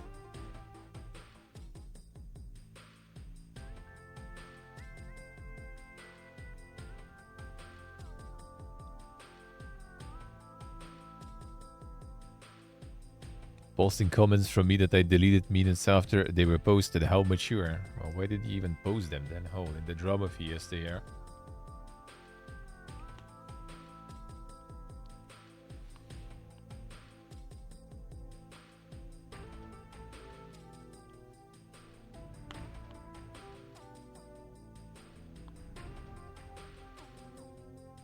Damn, dude is like mega bold in there.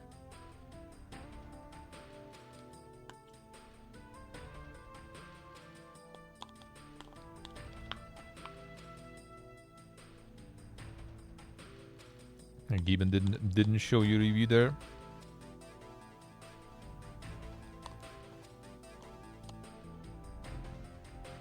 Don't show in the review. That's weird, huh?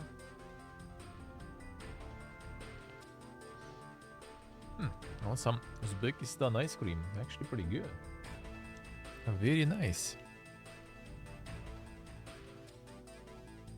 A food review doesn't even talk about the gameplay. Give it any chance.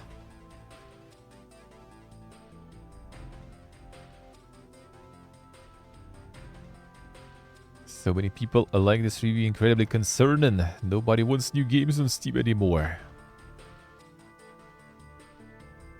Congrats everybody for contributing to the toxicity of Steam. And no wonder nobody is making the games I want to play with these kind of targeted attacks going on constantly.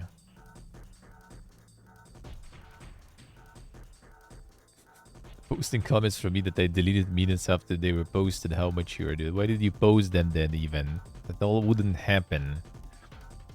So don't even bother, man.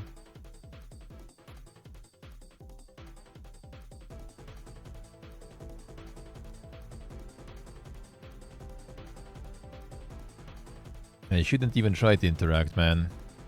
That's like the basic rule, basically, you know. You do your thing and don't try. If someone is shitting on your stuff, they're gonna be shitting on your stuff most likely no matter what. You're not gonna explain them something. If there are some tech issues and everything, then sure. But otherwise, you're probably not gonna change their mind. Only gonna make it worse there.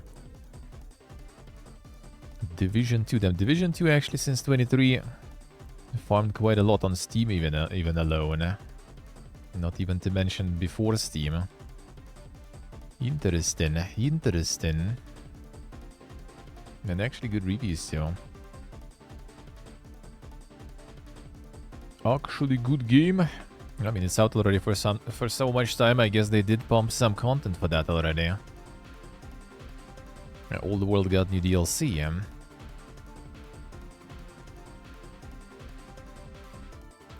DLC with positive reviews. Old World is nice. That's a nice Forex strategy. Did play it some. Did play it some. One stream was nice. Coffee Mart Simulator. Another one. Another one.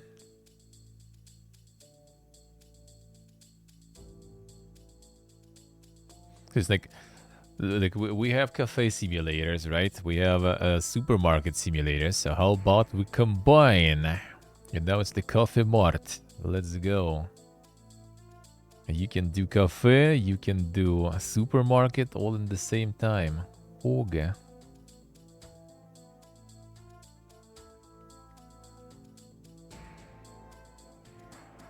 40 buckaroos, I see that. I mean, that does sound quite chunky though.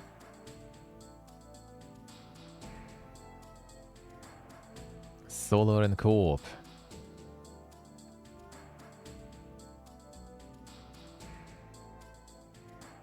I made a banner from the screenshot. Yeah, that kind of does look like it, really. That does. Yeah, without AI slope. True. So many people were like working. I mean, it's streamers using this for content, right? But like, the co-op ones, I can also kind of maybe see, you know, if streamer plays with viewers. I could see that too, kind of. But like the single player work seems that streamers just grind. Like, why is everyone else buying those? Like, that I don't understand. I understand doing it for content, right? I understand doing it when you can like snipe streamer, you know, help streamer, grief streamer or something. But like, you really want to play something like that on on your own time and stuff? Like I do kind of I'm kind of okay with those when they're like with some memes, you know, when you can meme it up and shit. Like the border custom simulator, for example, or things like this. Those were kind of nice. Like I did play a bunch of these actually before, but a lot of them actually became like they just removed all the memes and made them all like super serious, and it's just kind of like, dude, why? Yeah, I guess some people do, but still, like, I don't know, man.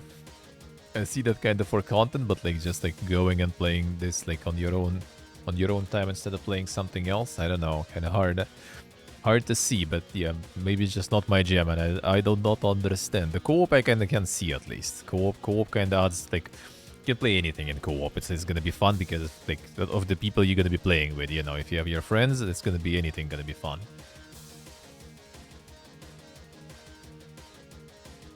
Could be Slavic, could be.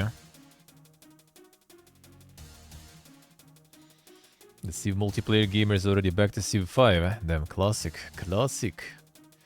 Now, Ultan is like fucking coming from Civ 7, actually. Like, it's a masterpiece and stuff. So, can't be that bad. Eh? Can't be that bad, then.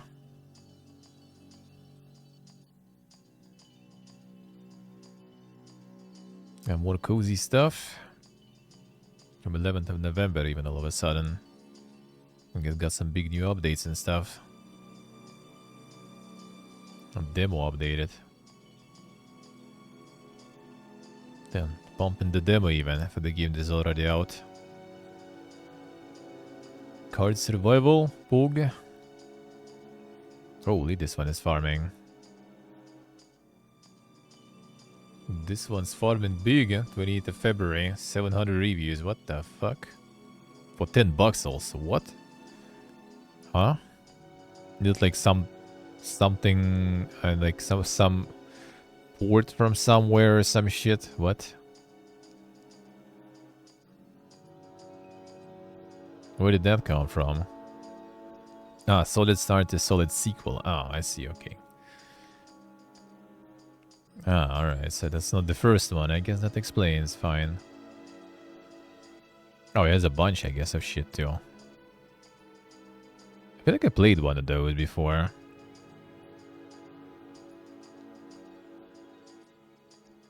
Tropical Island was the first one. Holy, overwhelmingly. The Multan is making the wrong card games, eh? He needs to focus on this stuff. This stuff seems kinda pumping more. And this one pumps hard. And now the Mega sequel also.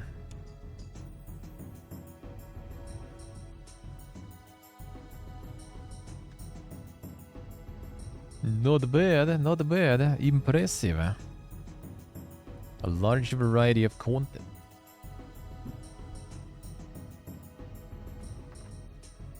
Dentum. Let me see.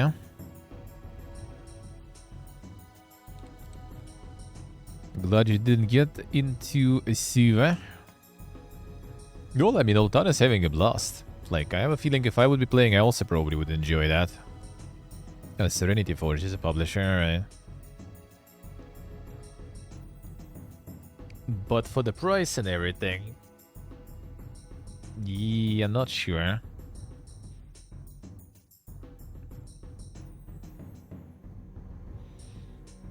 The Dink Pointus and Clicus there. Includes tags you filter out visual novel. Damn son.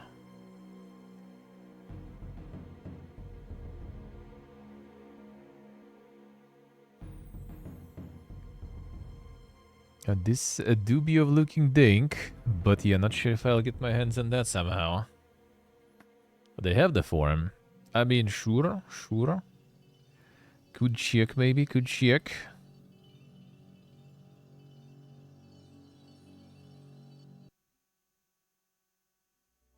The point and clicks are not exactly my forte though.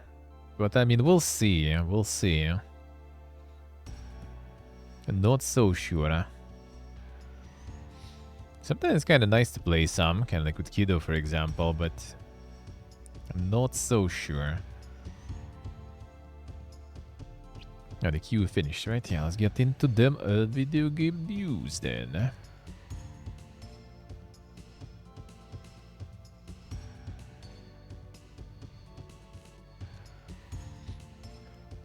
Space Marine 2 devs push back on calls for a difficulty mode above absolute. We are almost at our limit, but are looking at the new system of modifiers. And people already grinding so hard, the hardest is already not that dang. Some of you muscleheads have been finding absolute a bit easy, or at least not enough of a shake-up from the preceding lethal difficulty. Saber opened the suggestions here, but game director Dmitry Grigorenko also reckons that we are almost at our limit in terms of how we can make the game harder without making it unfair and not fun. Saber's quite happy how intense Absolute is on the whole. See that it requires a lot of concentration and will feel like it's fun in terms of how many enemies you have to face, how hard they hit you, etc. At the same time, we see some comments that it's a bit easy, yet on the other hand, we don't want to mess it up and would like to hear the voice of the community first. Got some data and context to justify his fears about messing things up. The average win rate on absolute difficulty is around 60%, which is a bit higher than we expected, and around 10% higher than the average for lethal difficulty. 10% higher than average. This can be explained, however, by the fact that absolute difficulty has to be unlocked, so all the people smashing their faces against it are pretty seasoned. Also, only around 12% of average daily play time has been spent in absolute, and only around 15% of weekly active players play at least a single match in absolute difficulty. In short, only a small portion of very hardcore and well-prepared players are playing the absolute difficulty, so it doesn't make sense to devote over much resources to pumping up the challenge even further. Besides which, Grigorenko doesn't think there is much to be gained in general from making Space Marine 2 even more of a beat grinder. I think we're almost at our limit in terms of how we can make the game harder without making it unfair, not fun. Can significantly increase the number of enemies or for performance and memory reasons. Greatly increasing enemy damage and HP will make it so players will die randomly and will make enemies bullet sponges, which will not be fun. Do not want to implement the new difficulty because that would split the matchmaking pool even more. We have to stick to the existing 6 difficulties. Saber are, however, looking to introduce new set of modifiers similar to the controversial tight formation multiplayer mechanic. which punished players for straying apart in lethal difficulty, was removed a week after its introduction. Yeah, I would say like that's not the main thing even about the game, you know, like all this like co-op multiplayer things were out of the, you know, kind of like, it's an additional thing, right?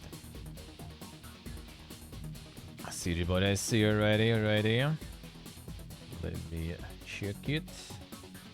I'll just like save it. We'll see if I'll get to it. Thank you, sir. Thank you, man. I will save it, but yeah, not sure. We'll see. We'll see. Because I think for next week I already kind of have stuff really. For now to play for the first look Friday and stuff. So we'll see. We'll see. I'll try to get some more even. Per random Giga mode. Yeah, you also split the matchmaking. Like it's also kind of like something neat to keep in mind, you know, because like the game's gonna be losing the population, you know, the players.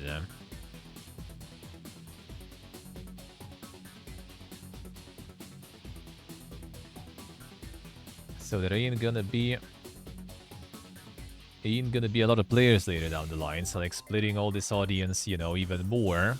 And will cause the situation where later down the line when population gonna be decreasing, you're gonna have problems finding the group anyway. Even though I guess it's kind of fine when you have like the pre-made of your friends.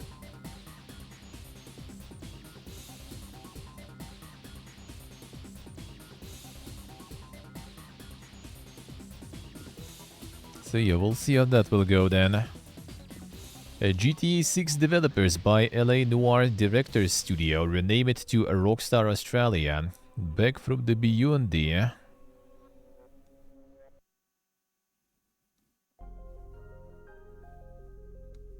Studio will be known as drumroll please Rockstar Australia. That's the one collaborated with them on 2017 re-release of LA Noire, the virtual reality spin-off LA Noire The VR Case Files. And most recently post-launch updates for Grove Street's GTA The Trilogy, the definitive edition.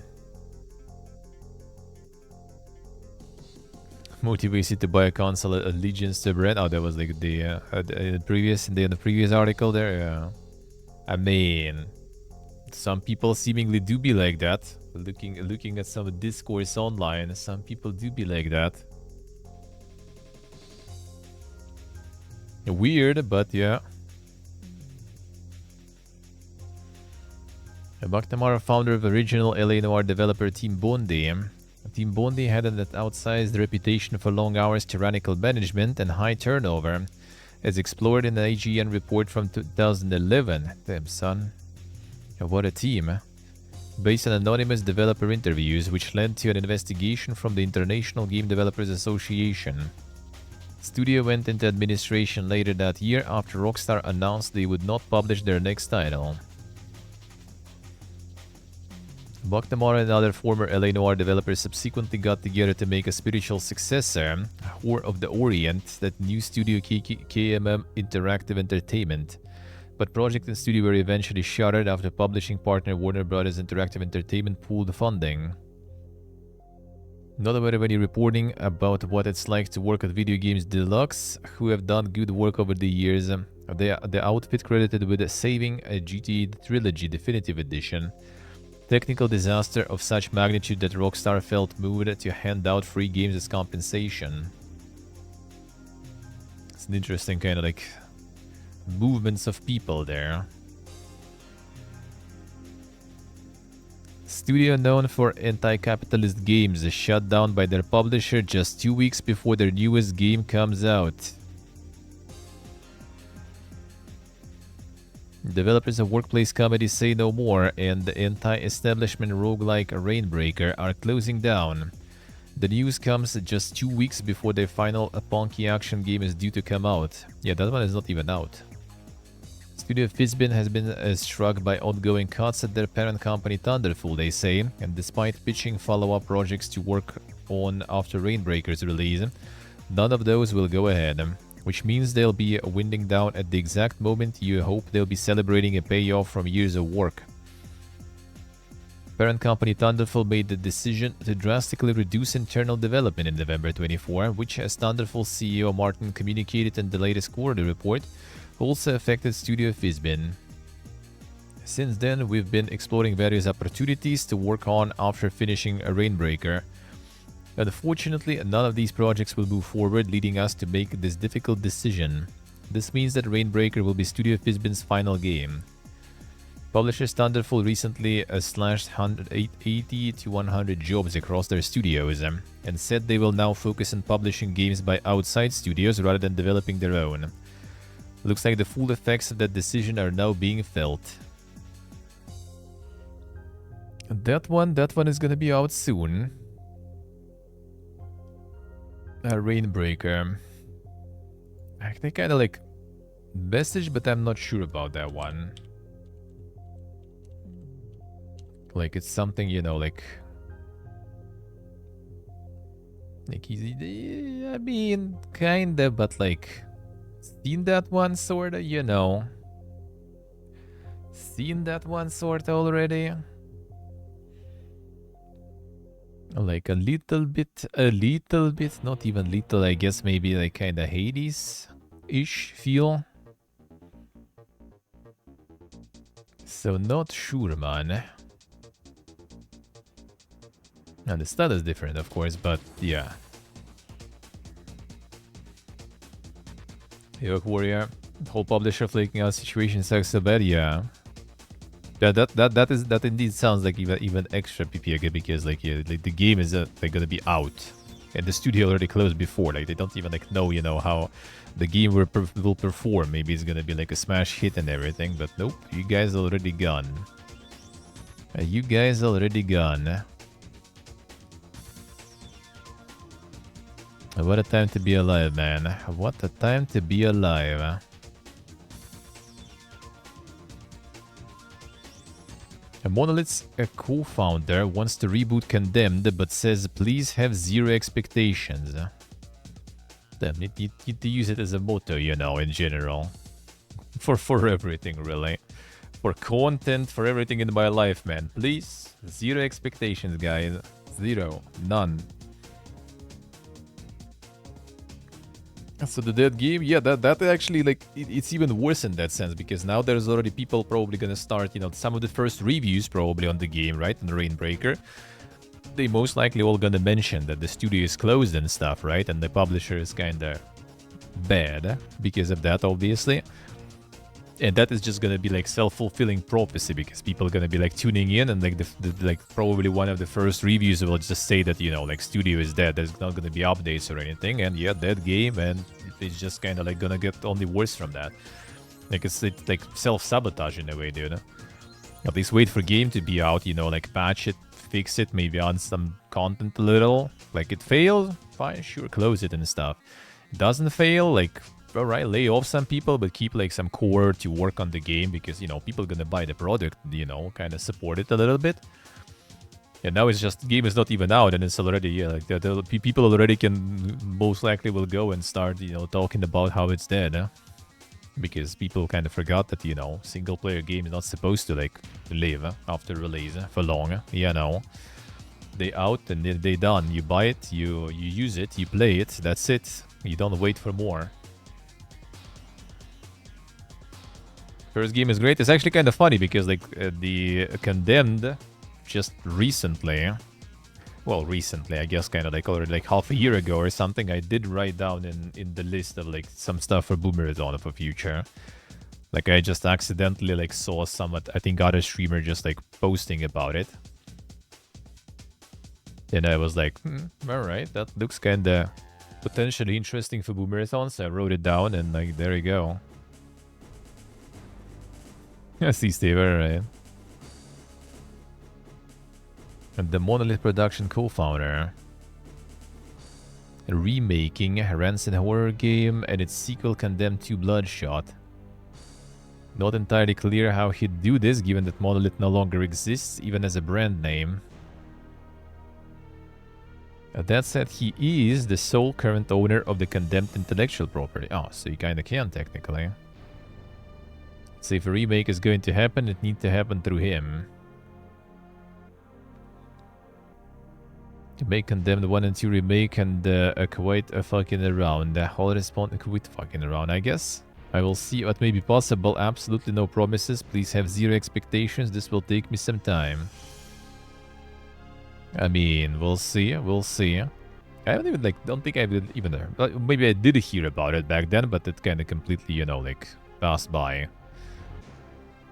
But yeah, apparently some people actually, you know, are really want those. At least you can play Max Payne soon, yeah. Clueless.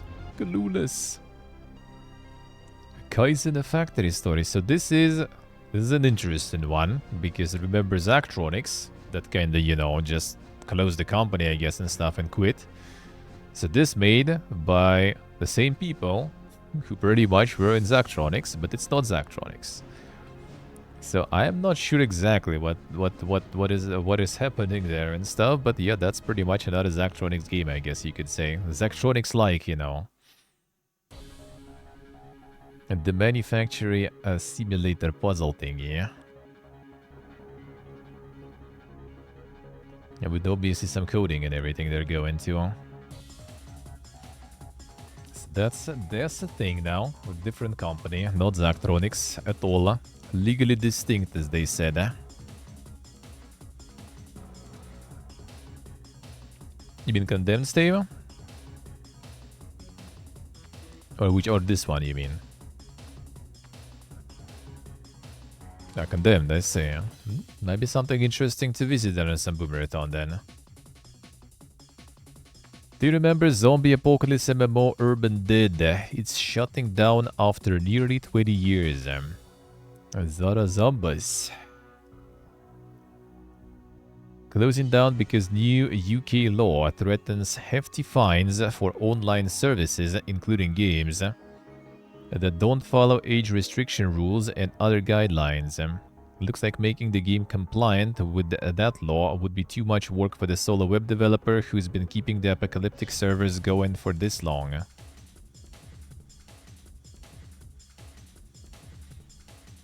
Can they just kind of sort of just host it somewhere else? You know, in another country and everything. It ain't me anymore.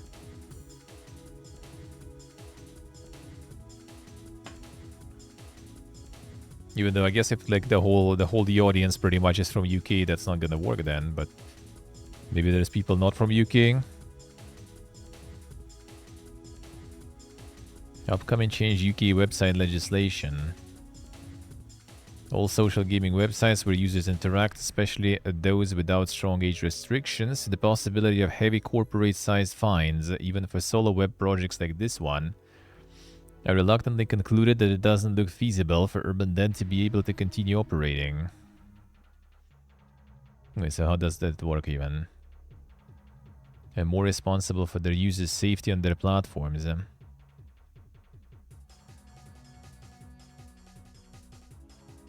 The law been criticized for censors charter by human rights groups. Big companies complain that it's repercussions for end-to-end encryption, a bit messy. Apple is already in spot with the UK government.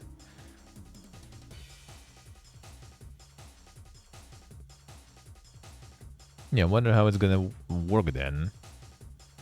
It's probably kind of similar to the cookies disclosure and stuff like this that you need and everything. Will it be like that crazy, yeah? In terms of enforcing it.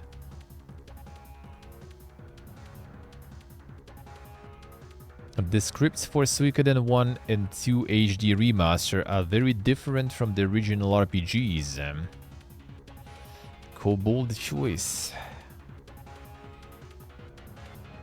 For the original games, the size of the dialogue box was quite small, and there wasn't a lot of that we could fit in there. Producer Yasuo Daikai told IGN back in 2022, Japanese is a language that can say a lot in a very short amount of space. But for English and other languages, you need a lot of space to say the same thing usually. So in this game, we have expanded the size of those dialogue boxes, and that has let us retool and work on the localization to get us more in tune with the Japanese script. What a time to be alive. Imagine such limitations, man. Nowadays, And nowadays, that's not even the problem, because there is like the dialogue wheel now with like, you know, two words for every option. Not even a problem anymore. In the midst of Civilization 7 UI woes, Firaxis hire prolific modder. Secret Act is now a full-time tech artist. That is nice to see, man. That is nice to see. Yeah, Modder's getting the bag, eh?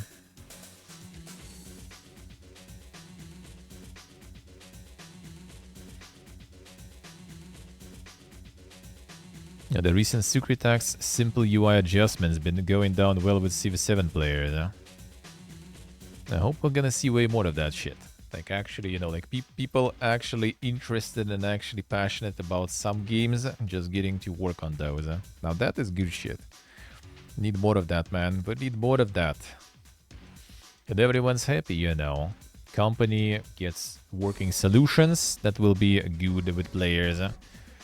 Modders get the bag. Players get, you know, content and fixes. Like, everyone fucking happy, dude.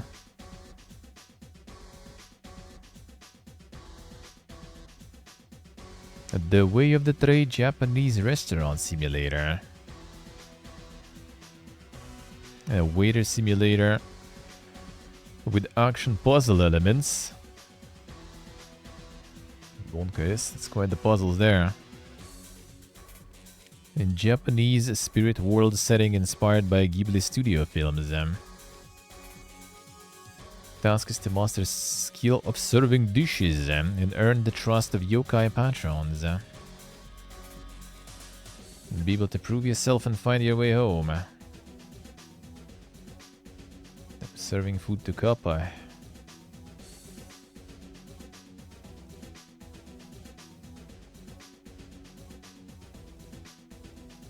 So like some monkey stuff there.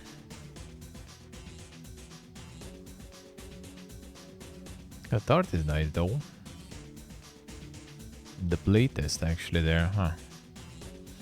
Not even the demo.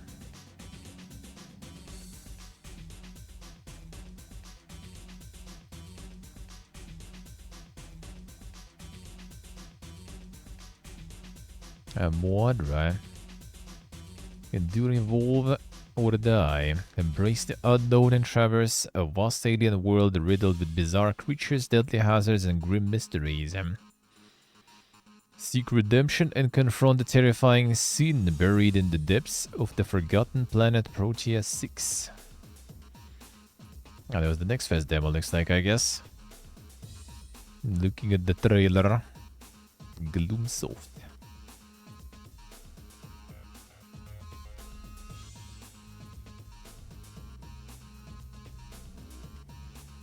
Some dang stuff they're going.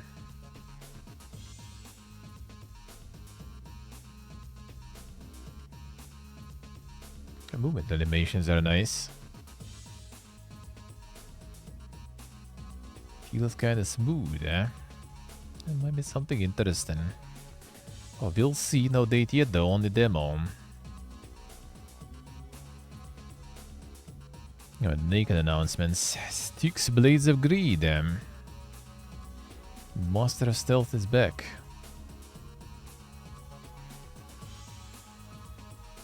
Maybe I should play some Styx games still.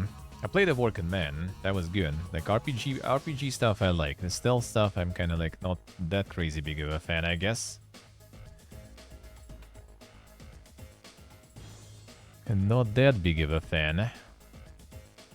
But yo, Working Man was really nice. The world and the universe is interesting.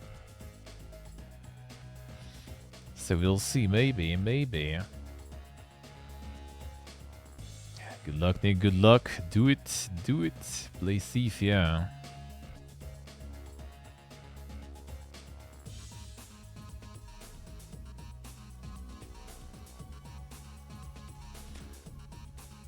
Detta vil, detta vil.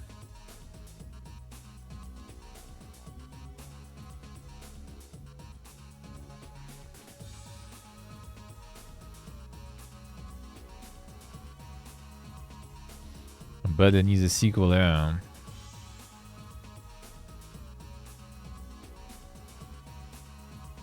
That would be nice. I don't actually even like remember the end that much, that well. I remember the fucking boss fight. That shit I remember. That shit I remember. The ending itself I already kind of forgot a little. But overall it was really nice. Like the universe is cool. Like the story, the atmosphere and everything was nice. That was good stuff. Oh, there it is, man. Hoped out a psychological CRPG from some of the team that brought you Disco Elysium. Alright, one going on Kickstarter already. One of them. Launching soon. We'll see.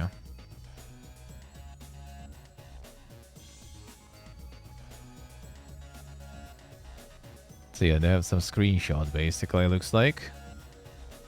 Yeah, nothing else there. Let's see what we're saying. Yeah, it's kind of easy to get lost on like who is who there because they split into like a shitload of different companies. The scummiest shit ever, really. This specifically offspring of the Zaum, or you mean in general?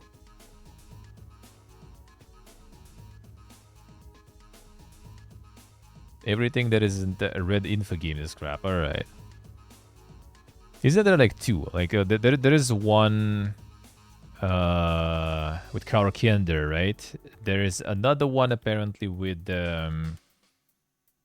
what was his name? Kurvitz, right? I think there is one, but they didn't announce anything. Like the one where Kurvitz is, apparently they are backed by like NetEase or Tencent or some. Oh, they're in red info. All right, I see. Okay. Oh, that one is also terrible. Okay, I see. So basically, Kurvitz and Rostov are the. Okay, yeah, that is kind of my like position on that sort of too, because like they were like the main, I guess, people behind really. Well, there was like what, like 4 or 5, I guess, kind of main people, sorta, you could say. But still, yeah, it kind of feels that at least Kurvitz should be probably the one who is the main person.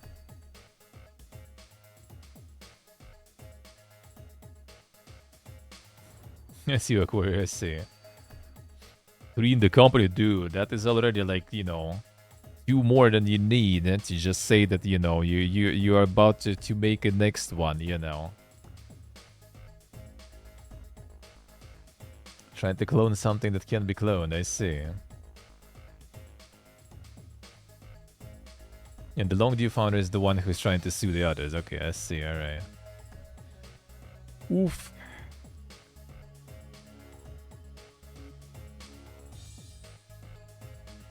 The thing is, like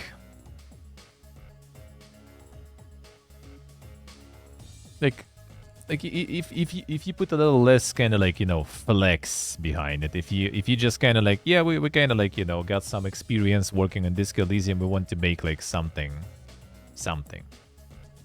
good, you know, like you don't need to go like all out, like, oh yeah, we're making a new spiritual successor, you know, revolutionary RPG and stuff. Like, man, you see those flexes and just kind of like, man, I don't know, really will ya?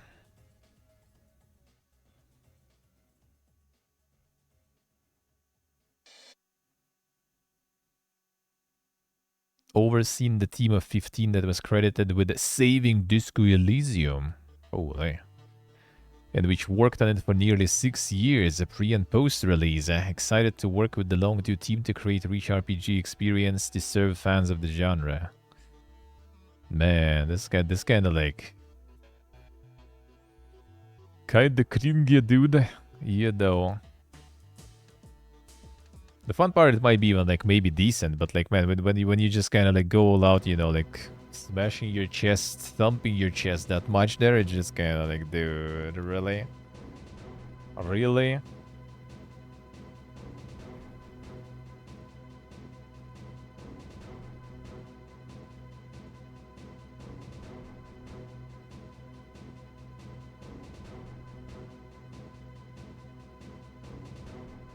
It's a really bad look, I see. And they didn't save shit, alright. Yeah, I would rather just wait for like... Well, what I also like, I guess, about the company that is with Kervitz, they didn't even announce anything, right? I think they just kind of like silently doing. Like when you see someone like yelling, you know, the loudest that we are them now, that probably kind of means that they aren't, really. People just kind of like silently, you know, like do their shit. Like when you try to kind of like be it's us, we did that before and everything, that just kind of not that good.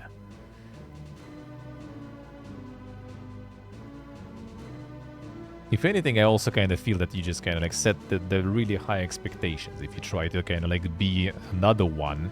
And honestly, even if it would be like the very original people still all together again working on like the sequel or another game, that already is like, you know, intimidating.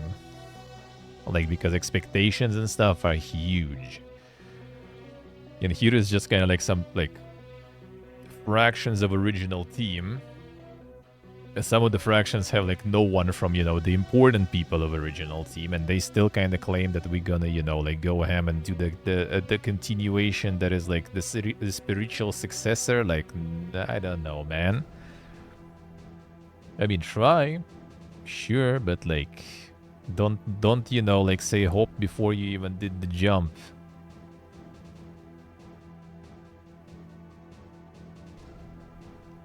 Yeah, everyone's just like trying to milk that part. Like we are them, you know.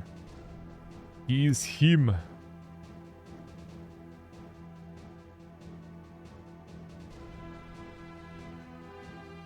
Formal Fable dev behind hit real Ultima style RPG adds 100 floor mega dungeon for a $5. Moonring DLX features a silly boss and a prize. Yeah, let it speak for itself. Like I can understand if you pull that stuff to get investment from like corporate guys, right? Like a lot of them do, right? Like the team made out of alumni of like all those like this and this company. Like, and then you like try to get some sort of investment from some corporate guys. All right, leave it to them. But if you already like try to like promote your game to players by like trying to pretend that you are someone who made something, then it's just kind of like like I don't like those usually, you know. Like yeah, the name should speak for itself. Like if you recognize the name, oh, is this guy who worked on that game, then that's good, you know. Like if some like new game from like Ken Levine, that's the guy made Bioshock. All right, we'll see. I guess might be interesting. If it's like it's a new game by us, and like us, we did that game, you know, you should know, man. Like that doesn't sound that good. Smart money never believed this bullshit. Yeah, I think they maybe probably tried to pull that, and like none of the actual investors probably were interested. So now they try to pull the same on the players, and that just kind of sounds like oof, oof. I guess the money alone.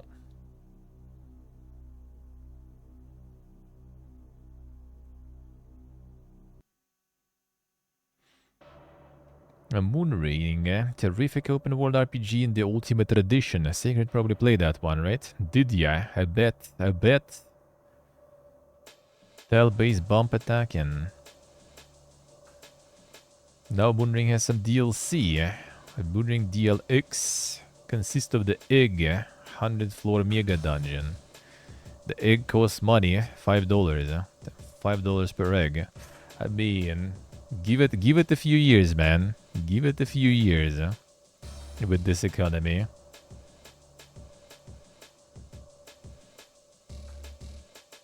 Until Dawn Remake Studio effectively closed following layoffs, says a new report. A nice reward for our hard work, said one source. The undisclosed number of layoffs were publicly announced in last September, shortly before the Until Dawn Remake launch in October. So even before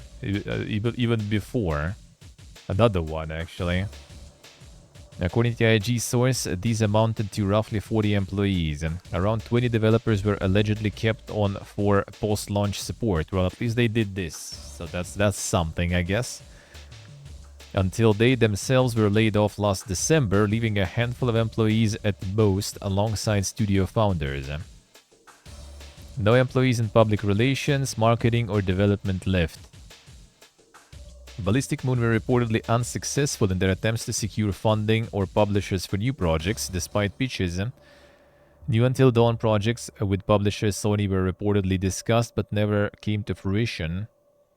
That is despite actors Peter Stormare and Hayden Panettiere both making possible hints towards a sequel last year. Original Until Dawn creators Supermassive, who went through a round of cuts last January, have yet to make any announcements. Those who spoke said it was generally a good place to work, though one of their sources claims that the layoffs followed overtime and weeks of unpaid development work. Nice reward for our hard work, they said. What a beautiful economy, dude. What a great market condition we live in. Marvel 1943 A Rise of Hydra's release may fall in Christmas 2025, according to Black Panther's voice actor.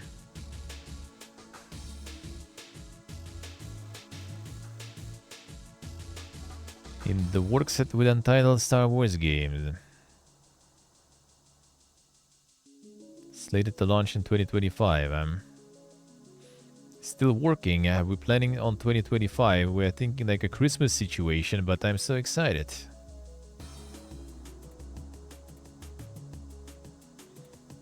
More Marvel, man.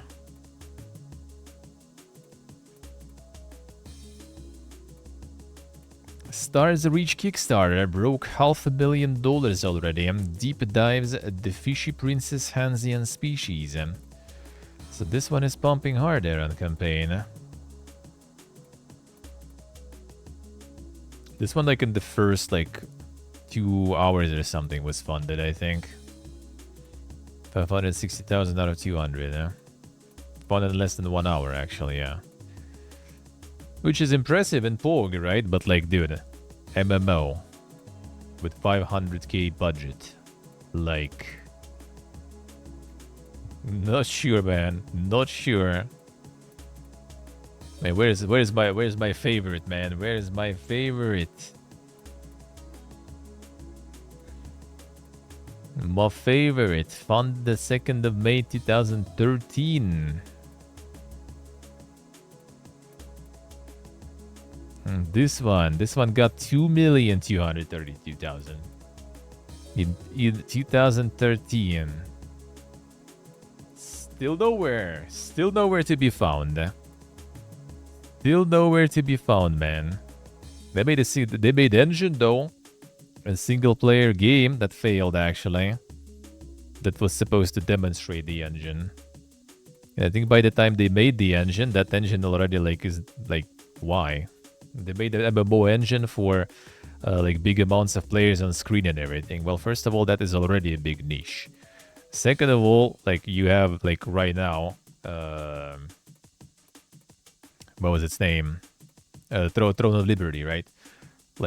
That shit handles those crowds crazy good, and it looks amazing. Their engine doesn't look amazing whatsoever. So yeah, that didn't go that well. So 500k MMO, I mean, hopium, man, hopium. Hopium. Maybe they'll manage. Maybe they'll manage, but yeah. Not sure. Of course, I know only from... Well, I knew only from the books on game design. I didn't actually know that he was one of the Ultima Online people. Actually, I didn't know. That's kinda cool. That's kinda cool. So, all the luck to them, man, especially with such budget. Ashes of Creation with Star Citizen laughing from those numbers, yep. Depends what they mean with MMO. They did post like some sort of kind of like, you know, like the schematic of kind of like the gameplay loop and everything, and it is kind of special, you know. So we'll see, I guess, about that. We'll see about that. Now this one actually will be an MMO. It will be kind of like with like the gameplay loop is kind of like special sort of. Like I don't know how to even explain. I guess we can try.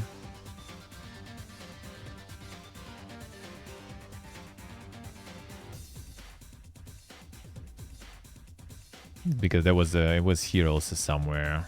Actually, wait a second. I can just go this way.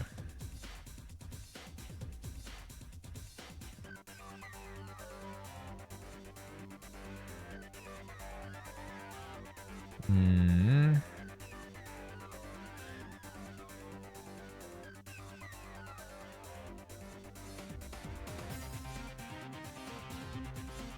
Really good website for MMO news, eh? Like they really do post, man. This one, I think, yeah, high level overview. What it's gonna be, eh?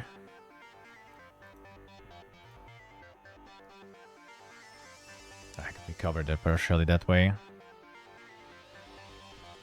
Fine, let's keep it this way. It's not like it's gonna be more visible that way anyway.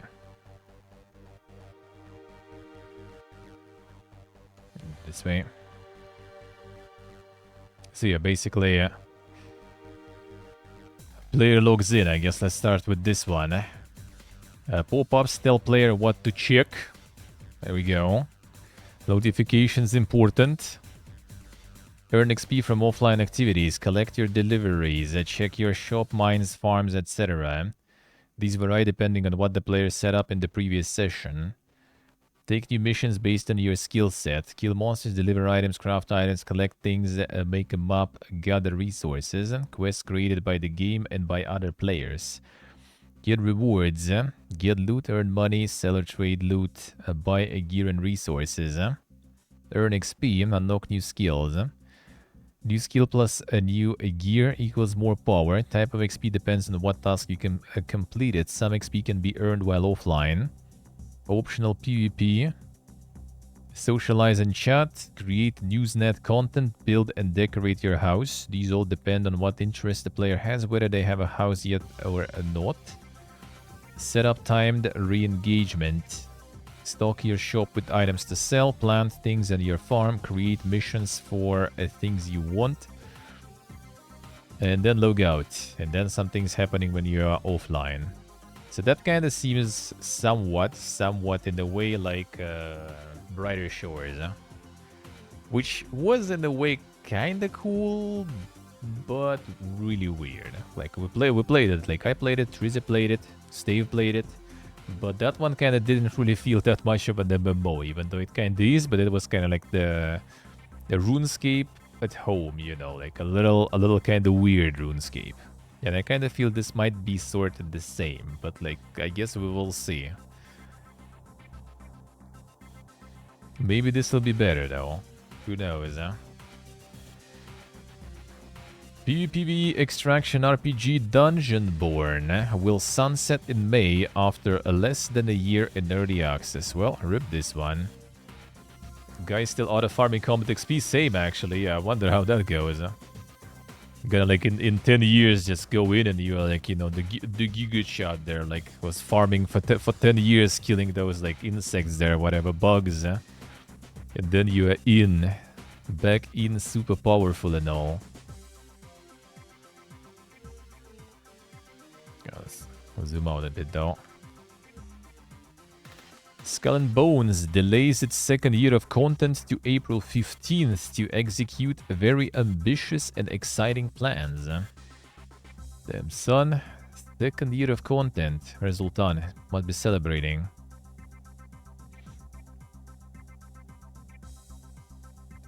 They need to act on feedback received from players in recent weeks regarding the launch of Season 4, as well as to ensure that its big ideas for Year 2 stick the landing. Very ambitious and exciting plans for the future of our game. Team has been working extremely hard to deliver on our ambitions, and we believe that this additional time will allow them to refine their work, ensuring we deliver all Year 2 Season 1 content at the best quality.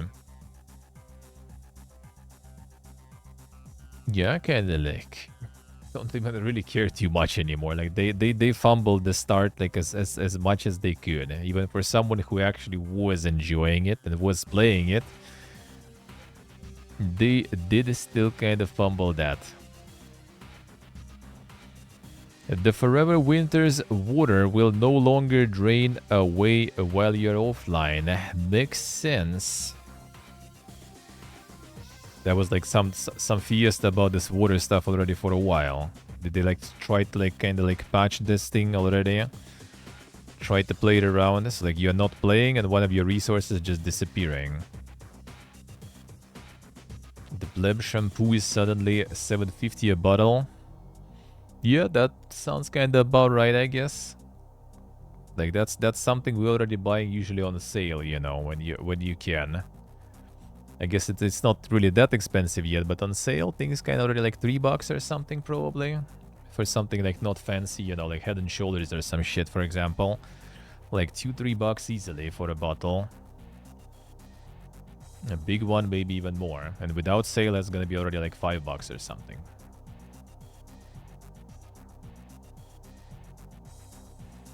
Welcome to the glorious economy, man. Time to just get, you know, like some ash and coals and mix with egg. But then egg is also expensive, you know.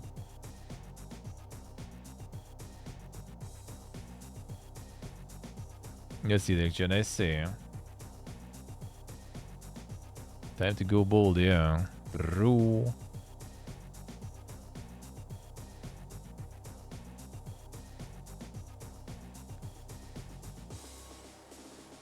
Yeah, we usually get the Head and Shoulders or something. Like the anti-dandruff and everything. And that shit is like... Well, on sale it's around 3, I guess. Also, I think, for a big bottle. Need to check. Actually, we kind of have plenty. Like, my friend like bought Clear or something, I think, for himself. So he uses a different one. And there's gonna be plenty enough for me until we leave. But yeah, it costs, and to be honest, like this bottle of shampoo actually traveled with us from Georgia. You know, ain't leaving that there, man. I have space in my suitcase. It all goes with me, man. We paid for this shit. Having hair in this economy, yeah. Imagine. Don't even use shampoo every time. I just don't wash hair every time, you know. Go to the shower every day, but like I just don't wash hair every day. Hair once a month. That's a bit radical, but like once, twice a week, something like that in the middle. When I see it's already kind of like not feeling that good, then it's time to wash hair. Haircut, shampoo, etc. Why do you think I'm just with long hair? Because fuck spending on haircuts, man. I'm just gonna shave it all off when I start like balding too much already, you know, easy.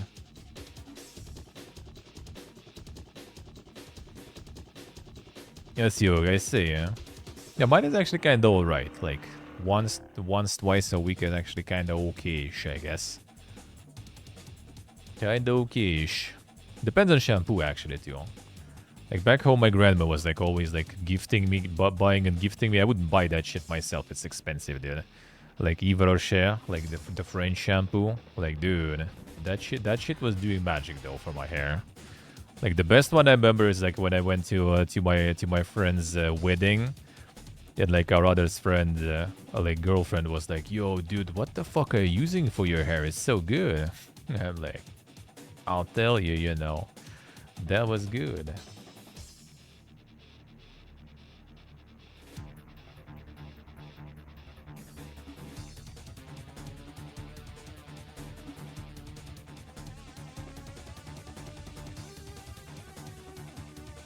Yeah, I go through a lot of hair oil and mask. Let's see.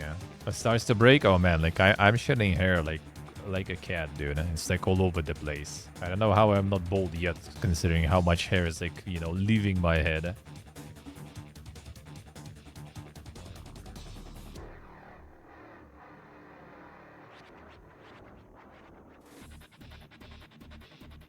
Yeah, that's also part of the reason why I need to Karakuria. If I don't use it for like longer, like the longer I don't use the shampoo, the more dandruff it's gonna be. I see. Okay, see. And that's the main reason why I also like the wash it, because yeah, dandruff is annoying.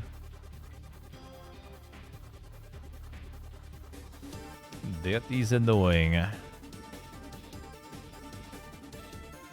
I kind of used to like not really like have it too much and don't really care. But yeah, then I realized that yeah, shampoo actually is important for that. Especially when at some point I use like the bath foam, you know, like the bath foam liquid sort instead of shampoo for like a month or something. I didn't like some bottle is standing. All right, I use this one, you know. All right, you know, foamy and everything, smells nice. That works. But then yeah, the dandruff was insane after that shit. That's when I realized that I probably should use the proper one, you know. That kinda helps.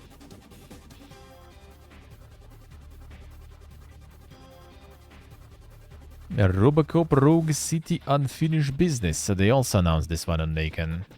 So that's not even like a DLC then. It's like a standalone expansion, whatever. Wonder how much that will be then. So the new farming strats, man. Like making the full-fledged, full-scale sequel for full price. People might not really like that, and you need to like, you know, put a lot of work into it. Making the DLC kind of like, you know, you're not gonna sell it expensive.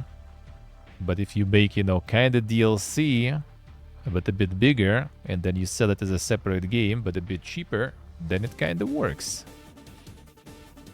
That's what we're gonna get with Dying Light now. That's what we got with Assassin's Creed Mirage, right? When it was supposed to be a DLC, and then boom, oh, we just made a new, like, you know, smaller, standalone Assassin's Creed. And everyone loved that shit, so that is gonna be more of that. We'll see, I guess, how this one will go.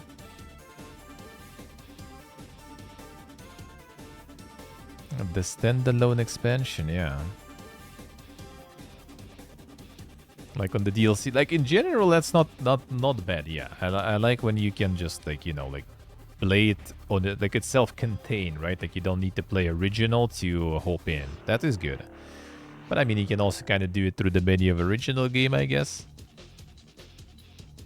But yeah, not installing the whole game, I guess, also kind of good. True. Black Desert is promoting a Korea tourism package inspired by Land of the Morning Light. The MMO's promoting some tourism there. And actually, I guess like Final Fantasy XIV is promoting a lot of shit already there, so I'm not surprised. A real-world travel package designed around LOTML in collaboration with the Korea Tourism Organization, quasi-governmental agency focused on providing international tourism information services. Embark on the journey to the Land of the Morning Light, a Black Desert ex-Korean tourism organization. This product is a travel package planned in collaboration with travel agencies Klook and Lissert and the Korea Tourism Organization to introduce Korea and the Land of the Morning Light to adventurers. True, next gen, true. To be honest, like actually MMO players are different story though, I feel.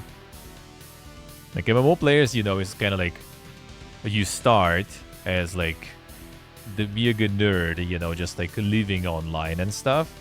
And then at some point, you know, you're just kind of like grinding and grinding and grinding, and then just kind of like boom, you know, and you suddenly, you know, like dead of 4, like bolding, with a bunch of money to spare, and you just kind of like, you know, just keep playing just to hang out with other dads like you, pretty much, you know.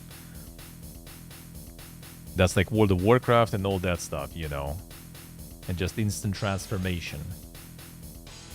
Sometimes even because you found someone in the game already, you know, just met in the guild chat or something, and then boom. There it is, huh? Striking Distance Studios lays off unknown number of staff. Parent company Krafton confirms news, says the studio remains operational. Yeah, that I think we kind of managed still to cover at the end of last week. They made this kind of like also top-down ARPG, by the way, in Callisto Protocol universe that no one really cared about, looks like. And now it's over, huh? Well, still operational, but I'm not sure how operational that is, huh? A report, 30% of game devs believe AI will play an extremely important role in QA testing. 94% of respondents say AI tools had already been incorporated into their studios. Yeah, according to the new study by the company that is probably doing AI stuff, like... Yeah, another one of these, dude. Conducted by Danish AI firm. Very cool, dude. Very cool. If we did the research and figured out that our products are very poor, guys, maybe you should use our products too. Conducted in September 2024, Danish AI firm surveyed 303 US-based game developers across various departments, including QA, production, art programming, game and level design, audio, and studio leadership. Those surveyed, 94% think that AI already been incorporated into their studios to support processes such as test scripts, automated bug reporting, and playtesting automation. A report suggested that the use of AI for repetitive, tedious, and data-heavy tasks could allow developers to focus on creative and exploratory QA work where human involvement really makes a difference. Particularly pertinent, as 77% of respondents said they felt as though they conducted less QA than they should have due to time and resource constraints. Nearly half of those surveyed said the AI was most useful for faster bug detection, as well as automated bug reporting and 24/7 testing capabilities. As for the cost effectiveness of AI in QA, 15% said it was very cost effective, followed by 40% believing it was somewhat cost effective, and 34% remaining neutral on the subject. However, skepticism remains around using AI in QA processes, with the majority of developers citing lack of human intuition as their main concern, alongside a potential for inaccuracies and inconsistent results. AI complements human expertise, it doesn't replace it, said Model AI CEO and co-founder Christopher Urengard.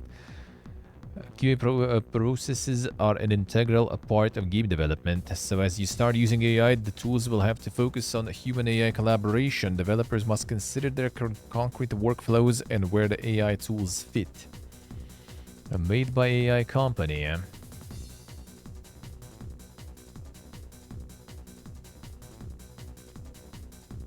French Apex Legends voice cast refuses contracts over unacceptable AI clause. We are asked to shoot ourselves in the foot. We are asked to support AI, actor says.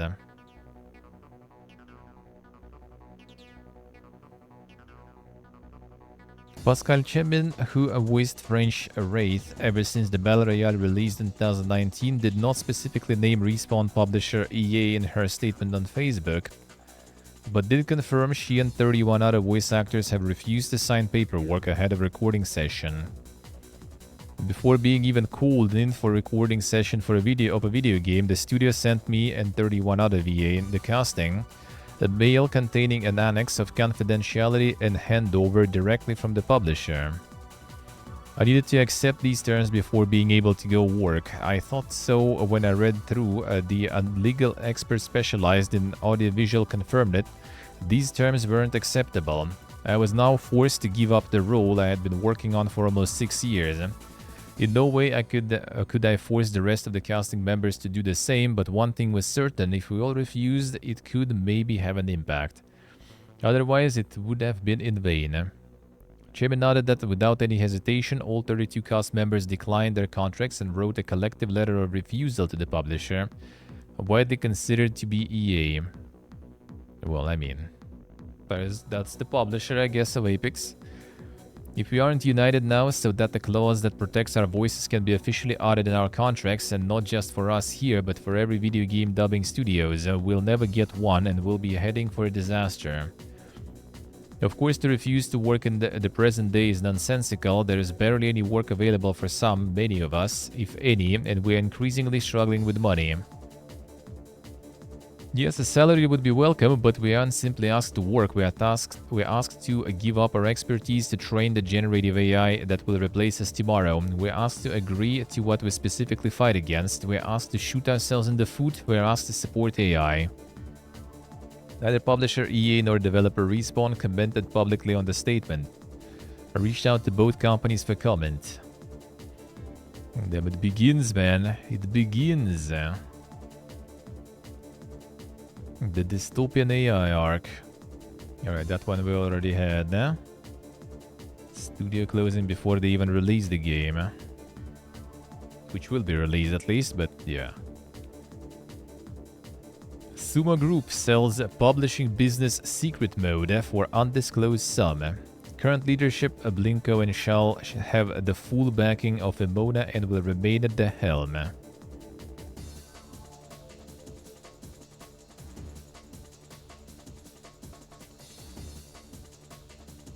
Yeah, so they're selling the publishing business to the current leadership. Alright.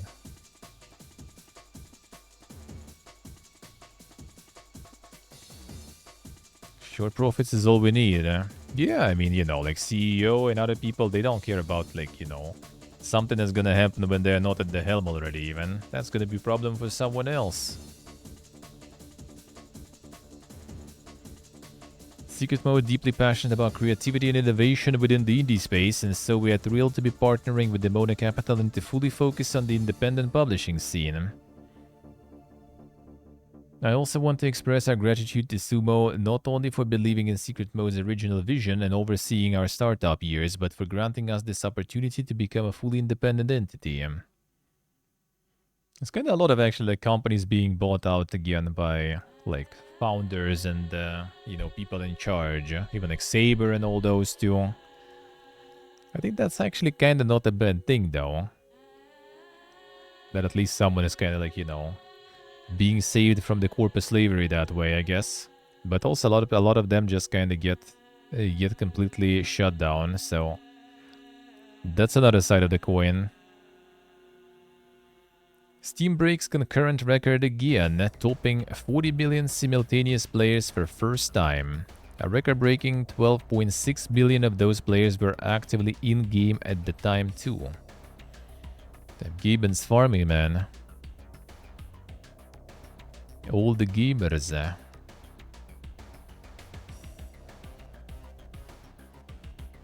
Capcom promotes Monster Hunter producer to a chief product officer in charge of all development. Ryoza Tsujimoto assumes new role from April 1st. Yeah, considering how it performs, which I think should be soon. Is it? Yeah. Monster Hunter Wilds sells 8 million units in 3 days. The fastest selling title in Capcom's history. Yeah, considering that dude probably maybe deserved the promotion. Even though how it performs, that's already a different topic. That's already a different topic.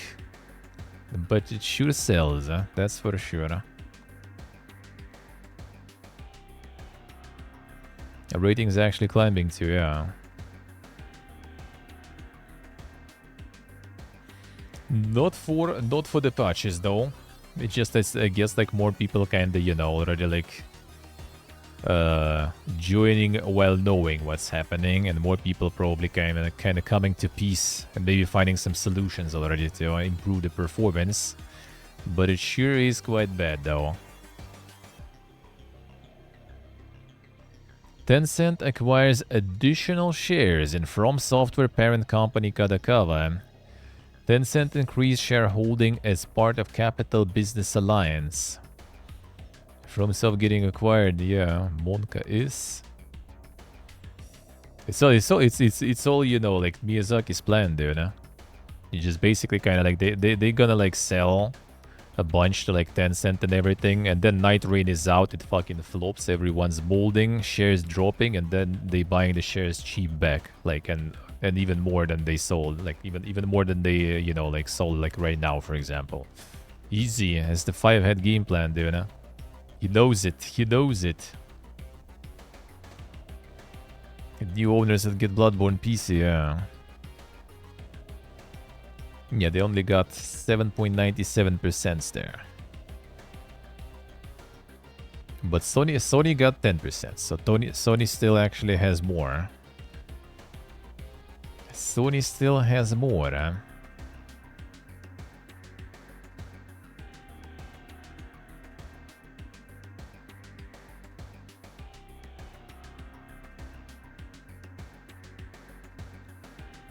Sony acquired more than 12 million new shares in January 2025.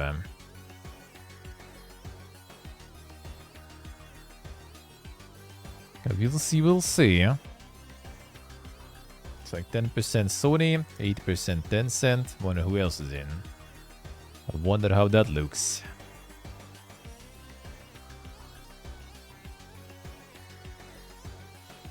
Wonder what happens is kind of like, you know, like pretty much everyone, most of them, I guess, investing in Kadokawa not because of their like, you know, like fucking mangas and stuff, publishing, but because of From Software. What if like From decides to kind of like, you know, like kind of spin out from that shit? Because then they're not exactly like, you know, like they own them, but like I don't know, are they like the part of the package basically that goes into the stock sort of? Like, can't they just sort of, you know, well, we're kind of go independent, we're gonna buy ourselves out, and then like the Kadokawa is left without them, and like stock obviously goes down completely. Yeah, how does that work? Like, we probably can't do it that easy, of course, but still, how does that work? That would be a twist, man. Or you don't even need to get like the From out and just like, you know, Miyazaki with like the main people just kind of like piecing out, for example, and just doing their own shit. Will just the name From Software like work that well? Acclaim relaunches, led by CEO Alex Joseph. Games firm establishes advisory board of industry leaders, including professional wrestler, damn son, Jeff Jarrett, who previously worked with Acclaim on WWF titles. Then the professional wrestler, the peak gaming industry leaders there, right? Fucking Acclaim is back now too. Like we had already like Micro Pros, Acclaim. Who else we had there? Kinda recently. Vizordom. Who was Vizordom? I forgot. He's also one of the boomer publishers there. Apogee also, yeah. All the bigger publishers of old returning. Again, like developers closing, getting layoffs and stuff, publishers, like new publishers opening, old publishers resurrecting. Like, dude, we're gonna have more publishers than developers soon.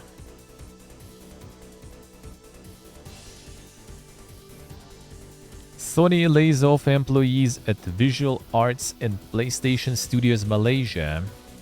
Staff cuts said to be widespread across both studios.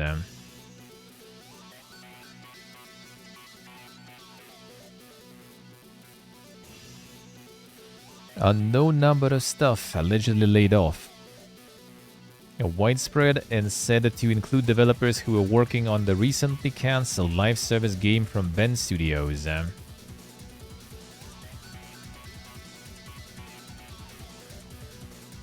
PlayStation Studios Malaysia seems to have also faced layoffs, according to a LinkedIn post from a former senior project manager Johan Afindi Mahfour. There was a wave of a workforce reduction, and unfortunately I am no longer part of the PS brand. The saddest, most devastating part for me was seeing high performance and key individuals who are actively working on projects being laid off.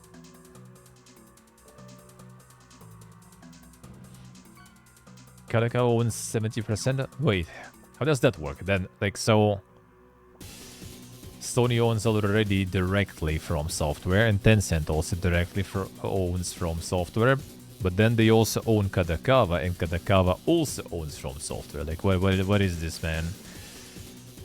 The Matryoshka doll there, dude, huh?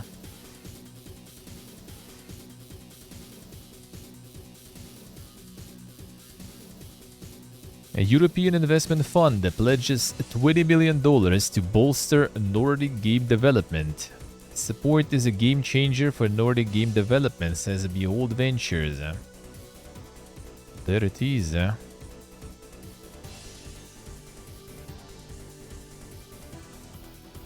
Secret Federer, alright. Kinda doubt it though, somehow I kinda doubt it. I kinda doubt it. By summer car supporter, yeah. Funds awarded to Swedish firm Behold Ventures will be used to support early-stage game developers across the Nordic region.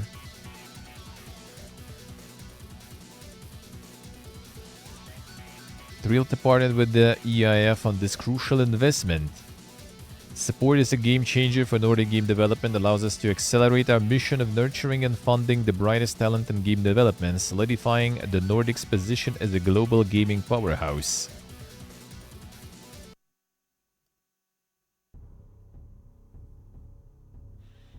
Jagex appoints new CEO John Bellamy. Present CEO Phil Mansell steps down after 8 years. The RuneScape Fiesta. Remain with the business for a period of time to ensure a smooth transition.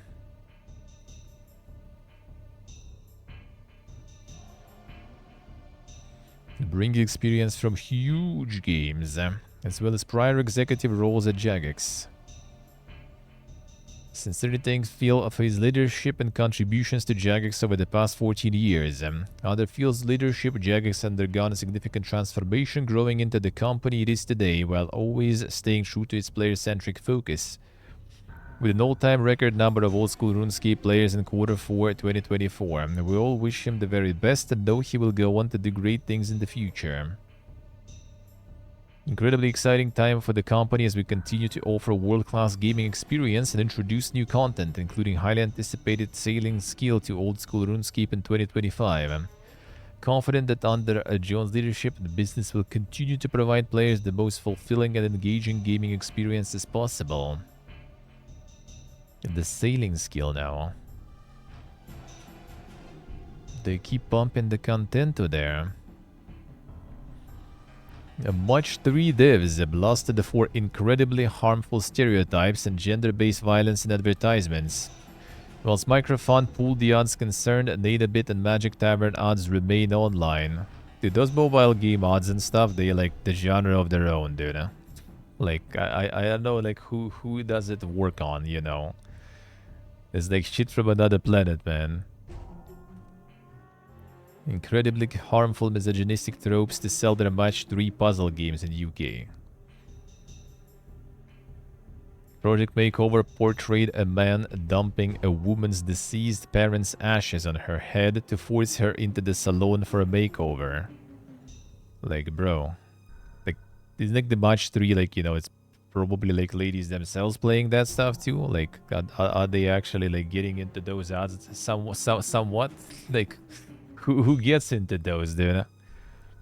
Gossip Harbor shows a man physically assaulting his partner and daughter, prompting the pop-up choice leave or endure, whilst Hollywood Story depicts a conventionally unattractive woman piercing a condom to trap a man into a relationship with her. Like, who like gets into those games after odds like that, man? Like, what the fuck is that? Some many examples Sky News has seen of mobile games companies using themes of domestic abuse, violence, and the humiliation of women to get downloads, when the games themselves are simple puzzle apps bear little relation to the narrative presented in the adverse. And that's the most ridiculous thing. Like, all those giga odds, like, they have nothing to do with the game itself. Like, the odd is already crazy shit, but the game is like completely different shit. Not crazy at all, by the way, too. Like, the opposite, like super normal little shit. Like, why?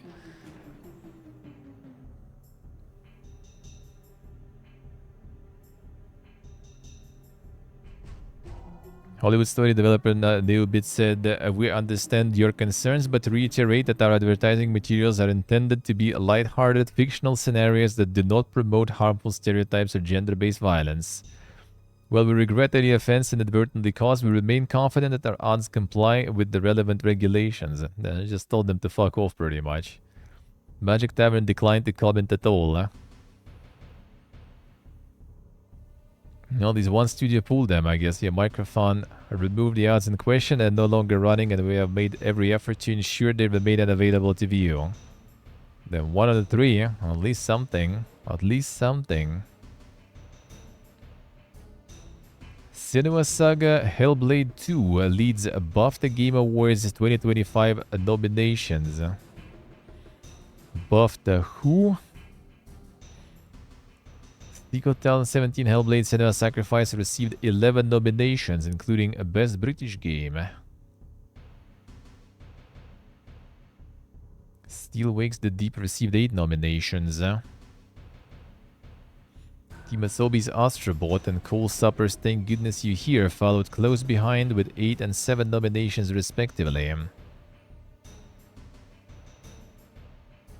Full list. Best game: Astrobot, Balatro, Black Myth Wukong, Helldivers 2, Legend of Zelda Echoes of Wisdom. Thank Goodness You Here. A debut game: Animal Well, Balatro, Pacific Drive, Plucky Squire, Tales of Kenzera Zhao. Thank Goodness You Here. British game: Highland Song, Lego Horizon Adventures, Paper Trail, Cinema Saga Hellblade 2, Still Wakes the Deep. Thank Goodness You Here. Evolving game: Diablo 6? Damn, son. I'm a bit behind there, dude. I'm a bit behind, I think. Final Fantasy Online 16, No Man's Sky, Sea of Thieves, Vampire Survivors, World of Warcraft.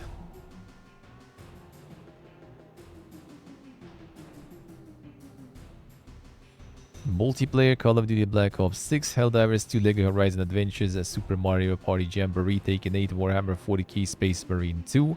It's so sad Space Marine didn't really get any of the rewards pretty much. Like, such a good game, dude. That was so good.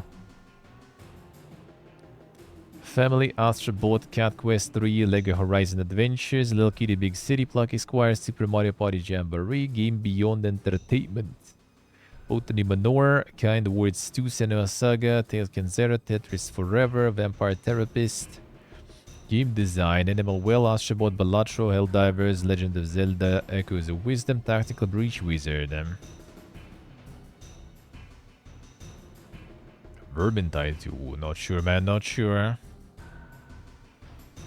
I mean, I didn't actually even kind of play it when the new mode was out, a little bit. Not so sure about that one. Not so sure about that one. We'll see. Hey, Portable Hello, how we doing?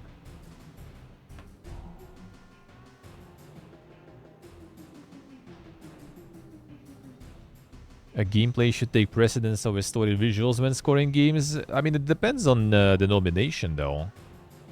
It depends on nomination. Like, for the best narrative, gameplay shouldn't really matter. For example. But, like, I think it should be kind of split, though. Like, the games that are just purely narrative, right? Like some visual novels or something like that. They should probably be graded a little bit differently, separately from the games that are like narrative, but also, you know, gameplay. Because obviously if game kind of fully focused on narrative and there's only narrative and gameplay is basically just like clicking through dialogues, then you're probably gonna have better dialogues, right? Because it's their main thing. And another game also gonna have some sort of like gameplay, and it's a little like more, you know, tricky to get like some good narrative there too. It's like it should be kind of like a bit different, I guess, nominations compared to your regular kind of like movie awards and stuff. But now I think it still, I don't think it should be precedence, really. Like, everything should matter, honestly. Everything should matter. Both gameplay and everything else. Not to mention, like, the BAFTA is like the Academy Awards, sorta. So I think they kind of care more about actually the artistic part of things rather than the the gameplay and shit. Yeah. I mean, kinda. Not completely false. Even though, like, interactive, I guess, interactive narrative is, like, not something you can really do in movies and books. Like Citizen Sleeper, for example, right? Like, that's a really good, like, book. But you wouldn't be able to make it in book, in paper. Like, that wouldn't be possible. Like, Citizen Sleeper and that really good. Like, it kind of, like... I guess you could say it's kind of visual novel in a way. It would be a little diminishing towards the game, but I guess kinda. But it's totally not like, you know, the full-fledged game with all the gameplay. That's 100%. But it's still nice though, and it still wouldn't be possible to do it in any other way. Where you basically just click to get to the next slide? That is true, yeah. That I do agree. That I do agree.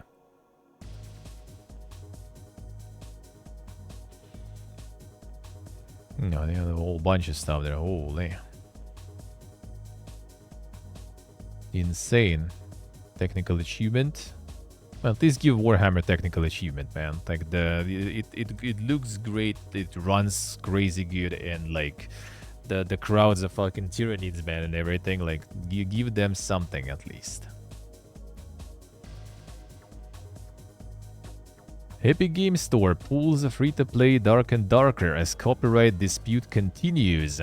However, both free and premium versions of the RPG remain on Steam. So now it's in reverse, right? First Epic, only Epic got them in, and Steam didn't. Now it's the other way around. Steam has it, Epic removed them. All right. I decided to delist the Dark and Darker. Decision appears to be based on claims by opposing parties in an ongoing legal dispute. Currently working to understand the exact reasoning behind this removal. It seems the removal process is not yet fully complete, as Dark and Darker is no longer listed, but Dark and Darker Legendary status is still available for purchase. Please be aware of this potential confusion. Preparation for the possibility that Dark and Darker may no longer be playable on Epic Games, we are working on alternative solutions to ensure that players can continue enjoying the game. Before apologizing for any inconveniences caused and promising to will share more details as soon as possible.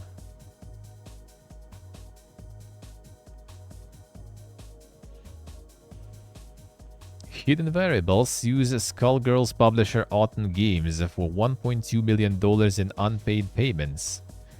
HVS says it is no longer involved with Skullgirls Mobile, Second Encore, or other Skullgirls IP-related efforts.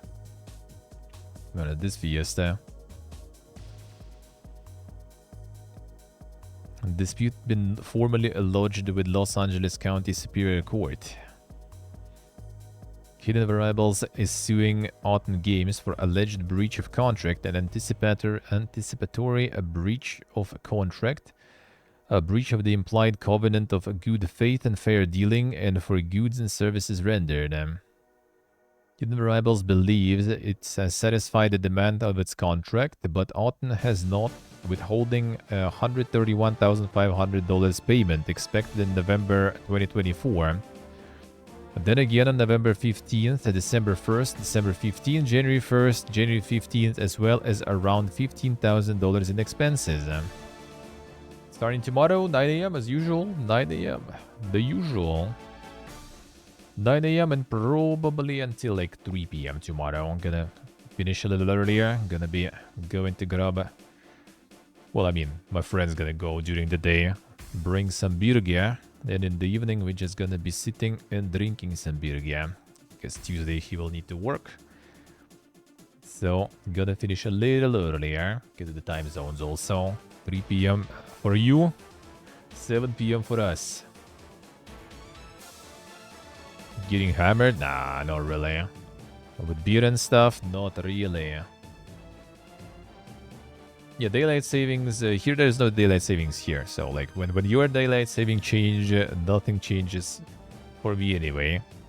Well, for me it does change, but for you it won't, so. 9 a.m. gonna keep going. 9 a.m. gonna keep going. Here there is no, like, anywhere I lived so far, there is no daylight savings already for years. So I just adjust my schedule for your time, basically. So it's 9 a.m. CET, 9 a.m. CEST, whatever it's gonna be. But that will be end of the month, I think. You're gonna have it the end of March, last weekend, right? So like from 29th to 30th of March, probably. Your clock will move, eh?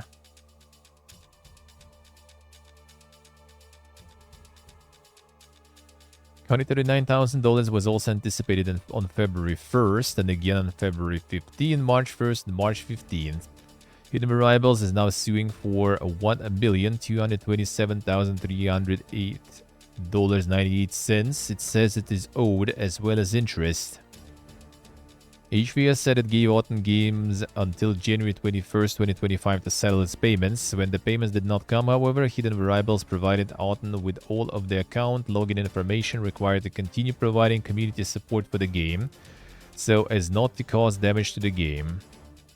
All of us at HVS are incredibly proud of the 10 plus years we've invested in Skullgirls in all its forms, including creating and supporting Skullgirls Mobile, bringing new characters and platforms to Skullgirls Second Encore, supporting competitive community via the Skullgirls Championship Series, and helping fans new and old fall in love with the IP through the Skullgirls webtoon, and countless other partnerships. Most of all, we are grateful to have been able to celebrate and support the incomparable Skullgirls community, and many of whom we've been fortunate to meet in person over the years at various events. The team then said it would not be able to comment further on the matter until dispute was resolved. In response, Autumn Games' Jason Donnell said, "First and foremost, want to acknowledge the concerns surrounding recent announcements. Skullgirls has always been more than just a game, passion project, living work of art, and a world shaped by the love of its creators and players alike. After thanking players for supporting the game, statement acknowledged Autumn Games had not been delivering on our promise to fans, which is why we are making changes now. And not a massive corporation stepping in to take over, we are game developers, storytellers, and passionate fans just like you." Although the statement made no explicit mention of Hidden Variables, Autumn's statement did confirm it would be launching guilds later this year, saying the feature was now actually in development since Autumn have taken over in the last few months. The insane drama, eh?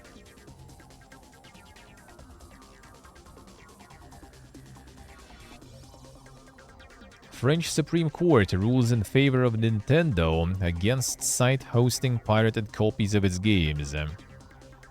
Nintendo is pleased with the court's findings and believes that it's significant not only for Nintendo but for the entire games industry. Don't fuck with Nintendo, man.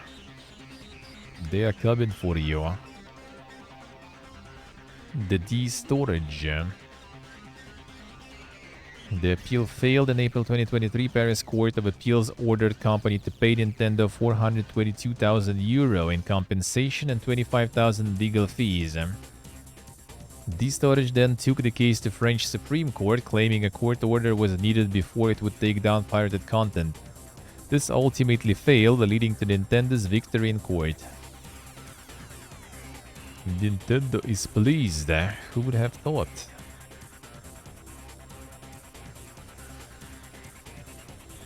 Will prevent share hosters like OneFeatureCom from claiming, like it did during the proceedings, on the merits that a prior decision from a court is needed before pirated content might be taken down. And it confirms the rights that holders have to give notice when claiming that the notified content infringes copyright or trademark rights. Together with its recent decision of January 15, 2025, confirming that a major French bank had rightfully terminated the payment processing agreement with the OneFeatureCom due to lacking anti-piracy measures, and French Supreme Court leaves no doubt that shareholding providers like OneFeatureCom are not a safe haven for storing and sharing illegal content. Nintendo's coming for you there. Sony announces PlayStation 5 rental scheme in the UK. PS5 consoles and other hardware are available to rent via flexible monthly rolling plans or set periods.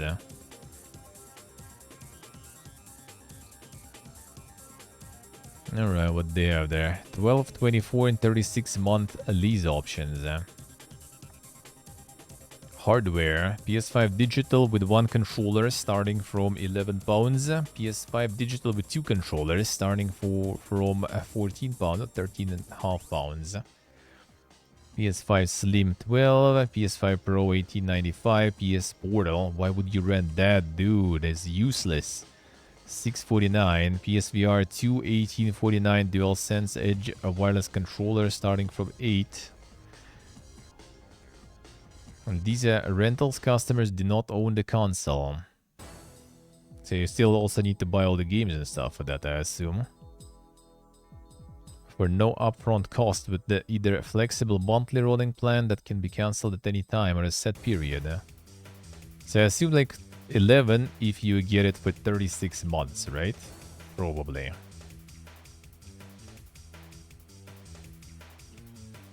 Yeah.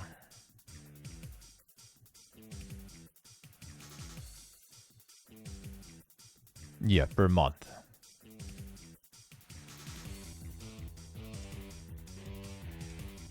So like...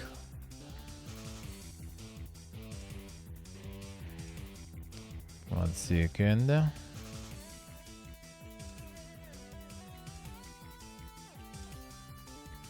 Come on. Yeah, so... Oh yeah, 36 month lease is... £19 per month. So... Dude. Is it like better just to kind of buy it straight up? If you're getting it for that long, like basically you're gonna pay the like over the price even. Like it's like almost. I mean, it always is obviously, but like this is just ridiculous though. You always pay more in the end. Yeah. That is obvious, but like this is just ridiculous though.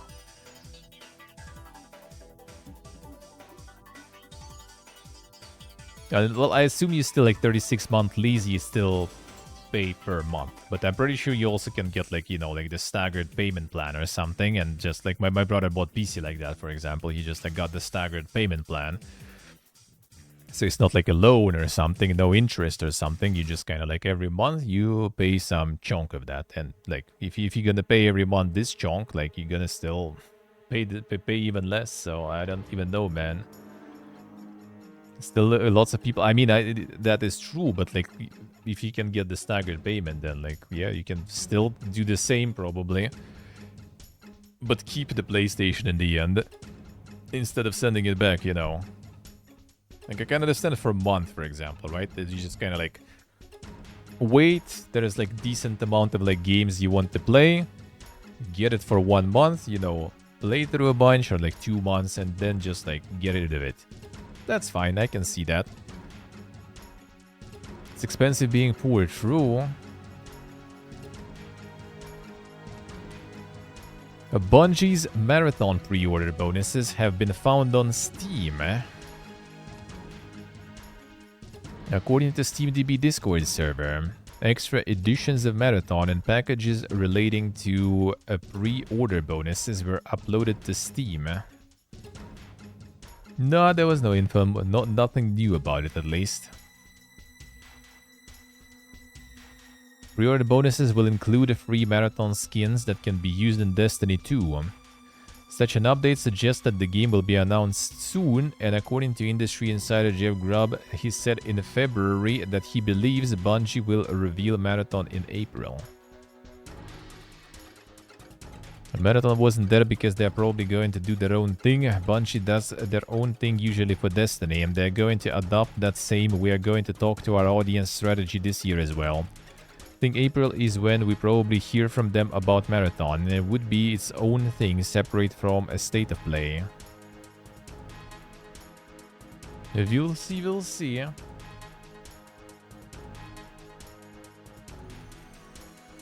I see, Steve, I see. Yeah, it makes sense, like, for a month or two, absolutely. It's just like 36 months, like, dude. Just get the staggered pay and buy it, man. Hey, Utanelo. Damn, son. So bold. So brave. There might not be another Last of Us game. Druckmann suggests rather ambiguously. Constant's question about the existence of Last of Us Part 3. I was waiting for this question. I guess the only thing I would say is don't bet on there being more Last of Us. This could be it. Yeah, and Sony just gonna, like, you know, not release something that farms for them. Yep, that I believe that, man. I mean, maybe they will give up on making Last of Us 3 and they're just gonna keep the cycle of remasters going. Maybe that's the play. Hard to say, but they sure gonna milk that shit. They ain't dropping it.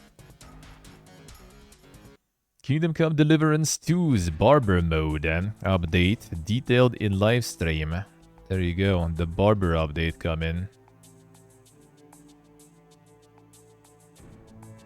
I'm gonna get some dink stuff going there. A beard and a mullet if they so desire. There it is, man. And there's gonna be the hardcore mode update also. A realistic and challenging experience. Hardcore mode will take things to the next level. The punishing setting enable players will lose most of their UI, enemies will be tougher, fast travel will be locked, the opposition will never be shown on the map. It might be one of the most immersive ways to play the game, but is guaranteed to be stressful for even the most talented gamer. I see. Back to hardcore. Hideki Kamiya still wants to develop Scalebound with Xbox. Then the Scaly games. Will they actually do it though? E3 2016 it was already. Holy. I remember. Let's do it, Phil. Almost a decade after cancellation. Still wants to make Scalebound. Even the 3 already doesn't exist. True.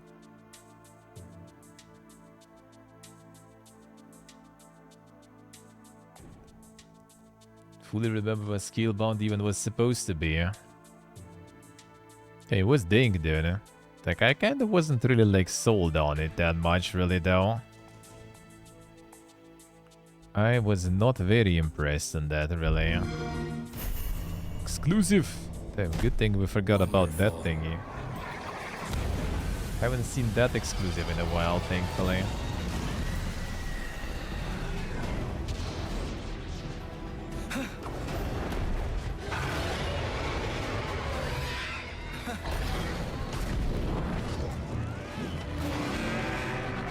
Hardly seems like a fair fight.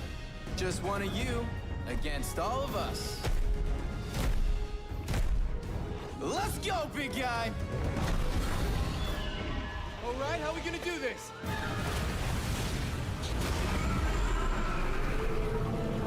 Looks disgusting. I think it was even back then. I didn't really understand what, like, you know, all the pogging was. Too far from my bow. It's getting close. They were ahead of their time, you know, like the purple thingies to target, you know, some like multiplayer live service components. Okay, I'm gonna be lagging here there. And the Nero copycat. This was before, yeah, that was before. Man, this connection, dude. Can you not? It's a bit laggy anyway now, I guess. Yeah, it's stuck on the same spot, or... Nah. Come on, dude. I like the same shit last time also, wasn't it? Like somewhere around the same place. Like, dude, I don't get it, man. Don't get it. One sec, let me try this way. Try a bit of a magica there, huh?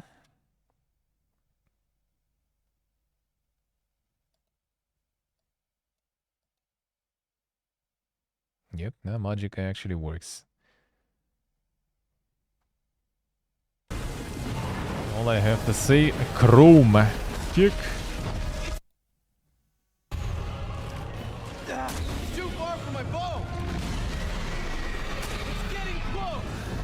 Assistez, let's see. Going up. Okay, let's drop some bombs in this thing. It's like the yapping protagonist and stuff, you know. Stay on it. At least not the yapping companion, but still. Multiplayer. Like all the purple equals evil thingies. Like, dude, they were ahead of their time. The shell is opening up. Hit the pink out thing. You put something like this out today, that's probably gonna be like, what the fuck, man, another one? GEI, dude, dragons.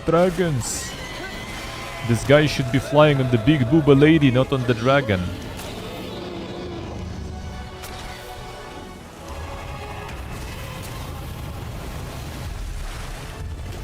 Watching the scalebound stuff, well, the Kabiya wants to still bake it.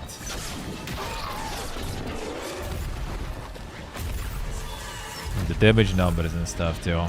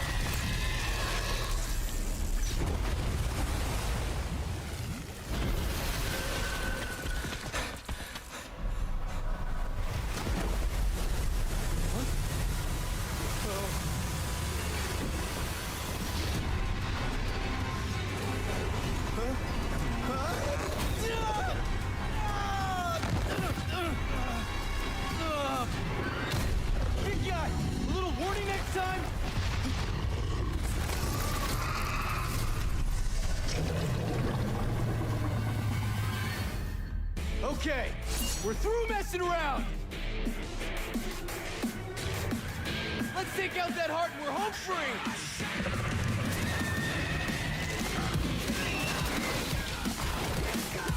Spitting poison.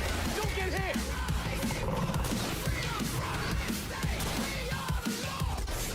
Never looked that good to you.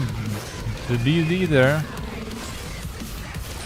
I didn't understand what was all the noise about back in the day. I see a weak spot. Big guy, launch me with your tail.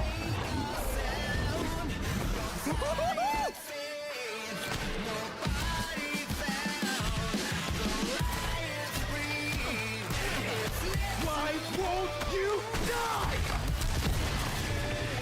A little DMC at home. Keep attacking the heart.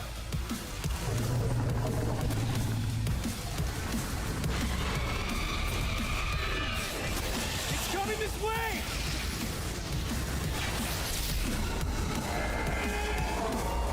It's now. Let's finish this. And already with the Yuppin, man. They did the Zuber stuff before it was cool. Before it was out, you know. A worldwide,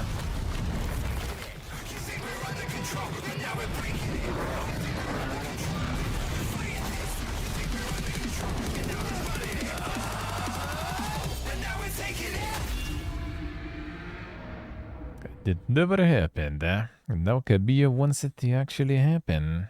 We'll see. Can't really say that I will be very excited, I guess. Not sure how that would go nowadays. Didn't seem like it would go well even back then. Ubisoft's Far Cry extraction-based multiplayer shooter has been rebooted. The Project Maverick. It's going to be an extraction-based multiplayer shooter set in Alaska, where players would try to survive and extracting the harsh elements against wild animals, AI soldiers, and other players. Ubisoft Montreal studio heading both Maverick and Blackbird, Far Cry 7, will take multiplayer game back to prototyping With Ubisoft Sherbrooke, Ubisoft Berlin, who were also assisting on the game's development, has seen around a dozen or so developers move to Blackbird, and another dozen move to another project. However, it is understood approximately 50 developers are now left without an assigned project and will likely be placed on viability this month. Well, rip more people then. The exact reason for the reboot is unclear, but the decision seems to have been made as part of Ubisoft's new strategy to streamline its teams and projects amid the company's struggles. Some of the Blackbird project feel like 2026 release date is still fairly optimistic, with the project bloating in headcount and budget. Teams on the project include Ubisoft Montreal, Ubisoft Berlin, Ubisoft Annecy, Red Storm, and the Talisker team. Project already started playtesting. The game played great and changes up the traditional Far Cry formula in a number of ways, from overall gameplay to the movement mechanics. Damn, son. Resorting to the classic Far Cry and in the same time changing it. I wonder. Respawn seemingly cancelled its unannounced FPS multiplayer game. Well, Titanfall is gone or something, I guess. The unannounced incubation project I was part of for the past year was cancelled this week, so I'm joining the group of extremely talented and kind people in the games industry searching for a new role.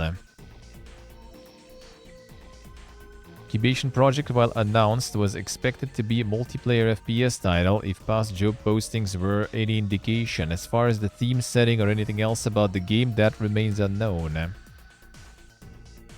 Everything keeps getting cancelled though.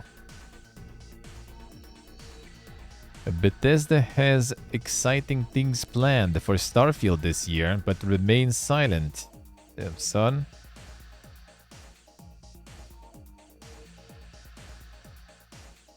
Recently, the team posted on social media expressing appreciation for the patience of fans worldwide and stressing that there are exciting things in store for Starfield this year, but the squad is remaining tight-lipped for now.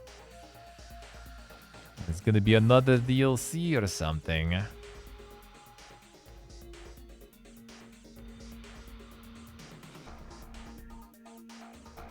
Just 40 people watching Starfield gameplay on Twitch. By contrast, Fallout 4 has 648 viewers. Man, that's such a good indication.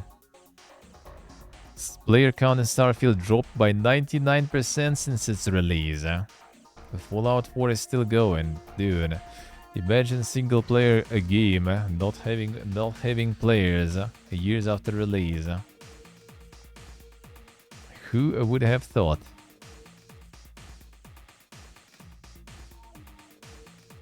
But they can connect everything announced. So what was there? A Revosim RS Pure, first racing wheel. Yep, alright. Cthulhu the Cosmic Abyss. First-person psychological thriller. Players take on the role of Noah, an agent of Ansil, a secret Interpol division specializing in occult cases. Investigates mysterious disappearance of miners in the depths of Pacific Ocean. A quest will lead him to the labyrinth prison of Perlia, the ancient sunken city where Cthulhu is imprisoned. And more Cthulhu. Then decided to farm it hard there. First-person horror game with online co-op for up to 4 players. Alright, streamer game kick. Styx Blades of Greed. Saw this one already. Ren Sport. Racing and stuff. Alright, that's a skip.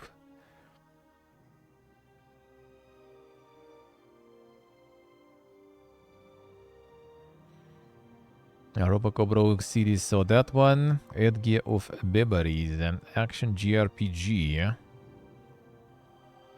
Released this fall. Occultist. Paranormal investigator Alan Rebels to travel island of Godstone to uncover the truth behind his father's disappearance. More occult thing too. Alright, no Cthulhu this time though. Fading of Nicole Wilson. Story-driven folk horror adventure, right? The whole publisher decided to just kind of like farm, I guess. You know, we go full horror, all the mystical and occult stuff now. Latest look at Hell Is Us, alright. That one we're gonna be probably checking out, I guess. Dragonkin the Banished. This one out in early access. To not very great reviews though. Played the demo. That wasn't too bad, but yeah, like nothing special when the RPG market is quite loaded, I would say. Raven's Watch. Some more updates. 1 million players there. Yeah, that was Nakon show thingy. That was on my day off, so haven't watched that one. Seems like they kind of showed some stuff at least, because last year I think it was, well, it was about Greedfall a bunch, I guess, last year. Ubisoft's Project U intro cinematic leaks online. Footage uploaded to YouTube by known leaker Sean Weber shows off the game's intro cinematic, which sets the tone for the game. Can watch the intro below. Expected to soon be DMCA'd. We can watch that because, you know, don't want to get also that shit to DMCA. But it's there. Internally called Pathfinder, set to be a new take on PvPvE. Another one. Being announced in September 2022 as a new kind of session-based cooperative shooter. Here we go again. Face constant pushbacks and delays due to the game's replayability, which also saw the game's budget explode in size. 5 years on, the game still wasn't up to par, and Ubisoft pulled the plug on the project. It went back to internal incubation team. I believe that PvE games could still be successful. Damn. Who would have thought, man? Team cited Helldivers 2 as being a particularly successful PvE game that could work well in today's climate. Another bunch of experts on what kind of games will live, what kind of games will die. You know what gamers want. Classic, man, classic. Single player is dead. Who needs PvE, man? It's all about the PvP.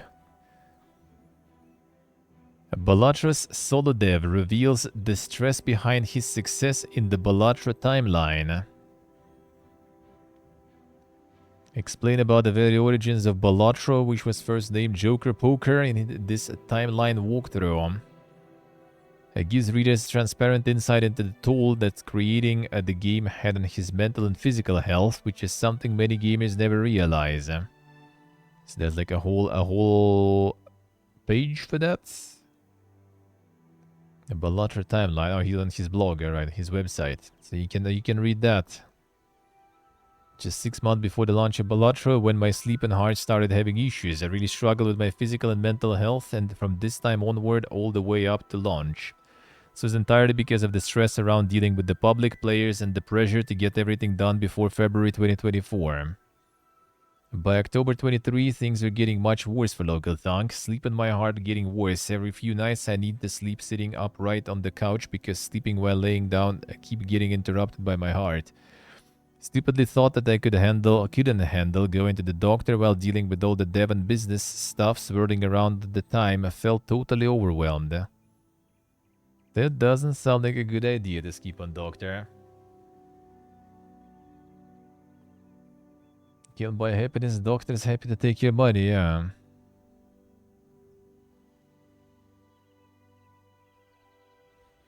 Everything from signing with the publisher to hiring lawyers to hammer out contracts is detailed in the Balatra timeline.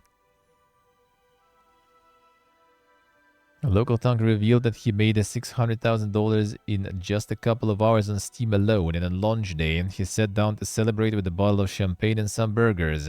Nice. Champagne and burgers when your heart is not letting you sleep? Not sure, man, not sure. I mean, I can imagine that shit being stressful to release, in general. I guess can lost cool ton for that, about that. It's just sometimes that stress and all the pain and suffering ends up with, you know, having 600,000 in just a few minutes. And sometimes it ends up with having, you know, like 600, I guess, in a few minutes.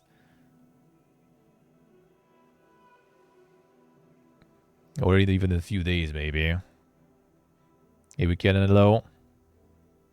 Kingdom Come Deliverance 2 turned Hanskapon into a superstar streamer in 1 month. There he is, man.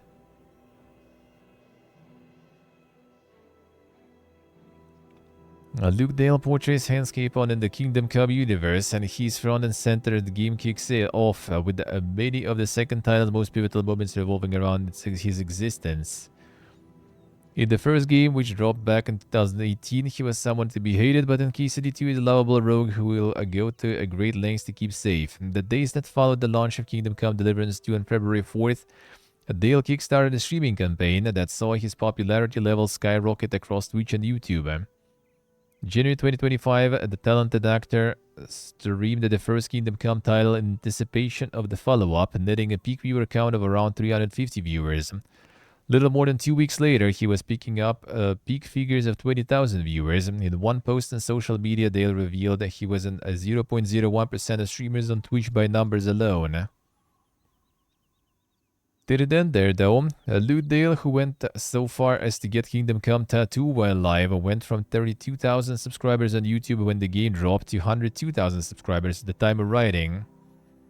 Racked up 15,000 followers on Twitch in around 2 weeks and managed to secure a Twitch partner spot after streaming Kingdom Come Deliverance 2 just 8 times. Before 2025, he streamed just 3 times according to stream charts. That's one hell of a hot streak. Good, Hugh. Helps that Dale is genuinely a nice guy with a penchant for performing, and his role as Handscape in Kingdom Come Deliverance 2 is fantastic and bursting with clippable quality sequences. There he is, and just be popular in advance, yeah. Just be popular in advance. Well, I mean, the thing is, like, I would probably, like, with that, he probably, in his place, would probably just, like, try to focus on YouTube, most likely. Well, Twitch while it lasts, but yeah, you need to pump YouTube, because Twitch at some point probably gonna lose the interest to the game and stuff, and YouTube probably will keep pumping for a while, so you can still keep going. You can still keep going. Yeah, Twitch gonna end up probably with people who will stay around for the personality, and YouTube you can still kind of, you know, use your role and stuff.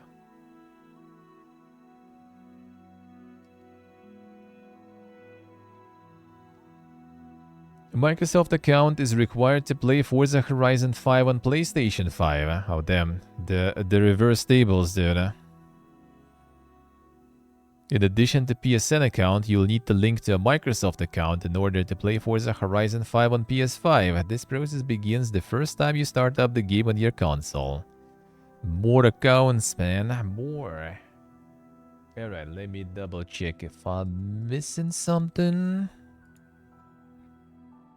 Real quick. Oh yeah, this.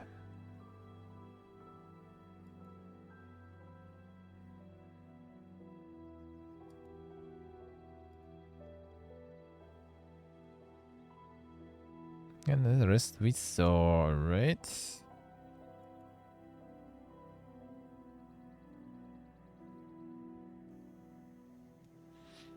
Update regarding Killing Floor 3. I made decision to postpone Killing Floor 3 launch to undecided date later in 2025. See, apparently people who played the beta weren't really very impressed by what they played. So it looks like this one is being delayed to undecided even date. So people chat on it hard, alright. Well, that's a good idea for them, I guess. The full support of our parent company Embracer Group. Oh boy. They probably gonna like lay you off before you even release, dude. You know. I better be careful there. I better be careful. But I mean, yeah, good that they got the feedback there, because they could also just release it and get shat on and get laid off for sure. And this way maybe they will still kind of do things, you know, and fix things, hopefully. Steam saw Chinese users spike and exceed 50% of worldwide player base in February 2025. According to Valve, Chinese-speaking users surged by 20.88% in February this year, surpassing English-speaking users by a large margin. Well, I mean, the Chinese New Year, I assume. Holidays, vacations, people just playing games, that's pretty much it, I guess.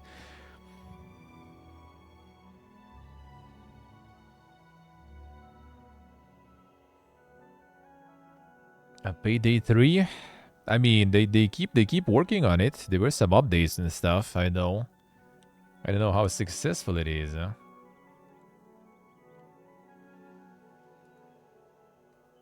I mean, it ain't like crazy, but it's going.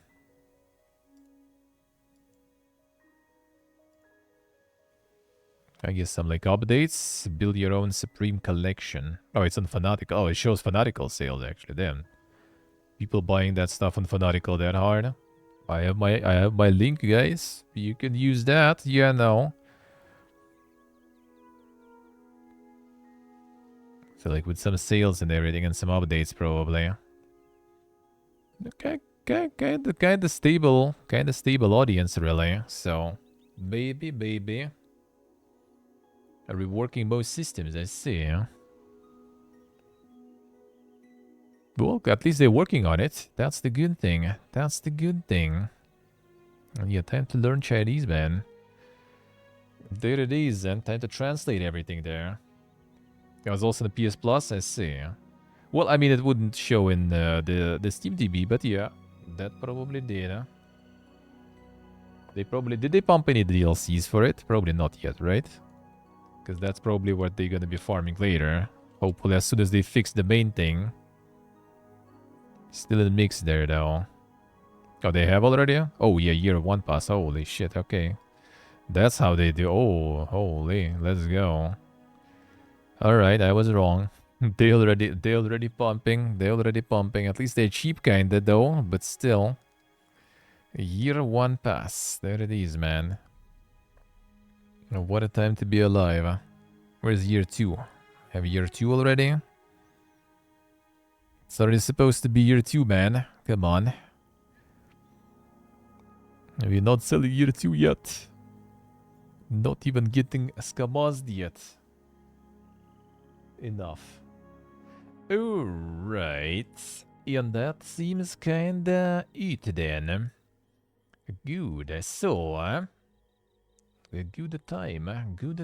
Not super late as it usually kinda ends up with. Yeah, it was kinda calm. This week. Alright, let's read the boom, there we go. So yeah, that is going to be all for us today. I will be back tomorrow. Layoffs, of course, plenty. Even companies closing. Every week, man, every week. So yeah, tomorrow I will be back at 9 AM CET as usual. Probably will be off also like around like 3 PM. Probably gonna get some beers with my friend. And yeah,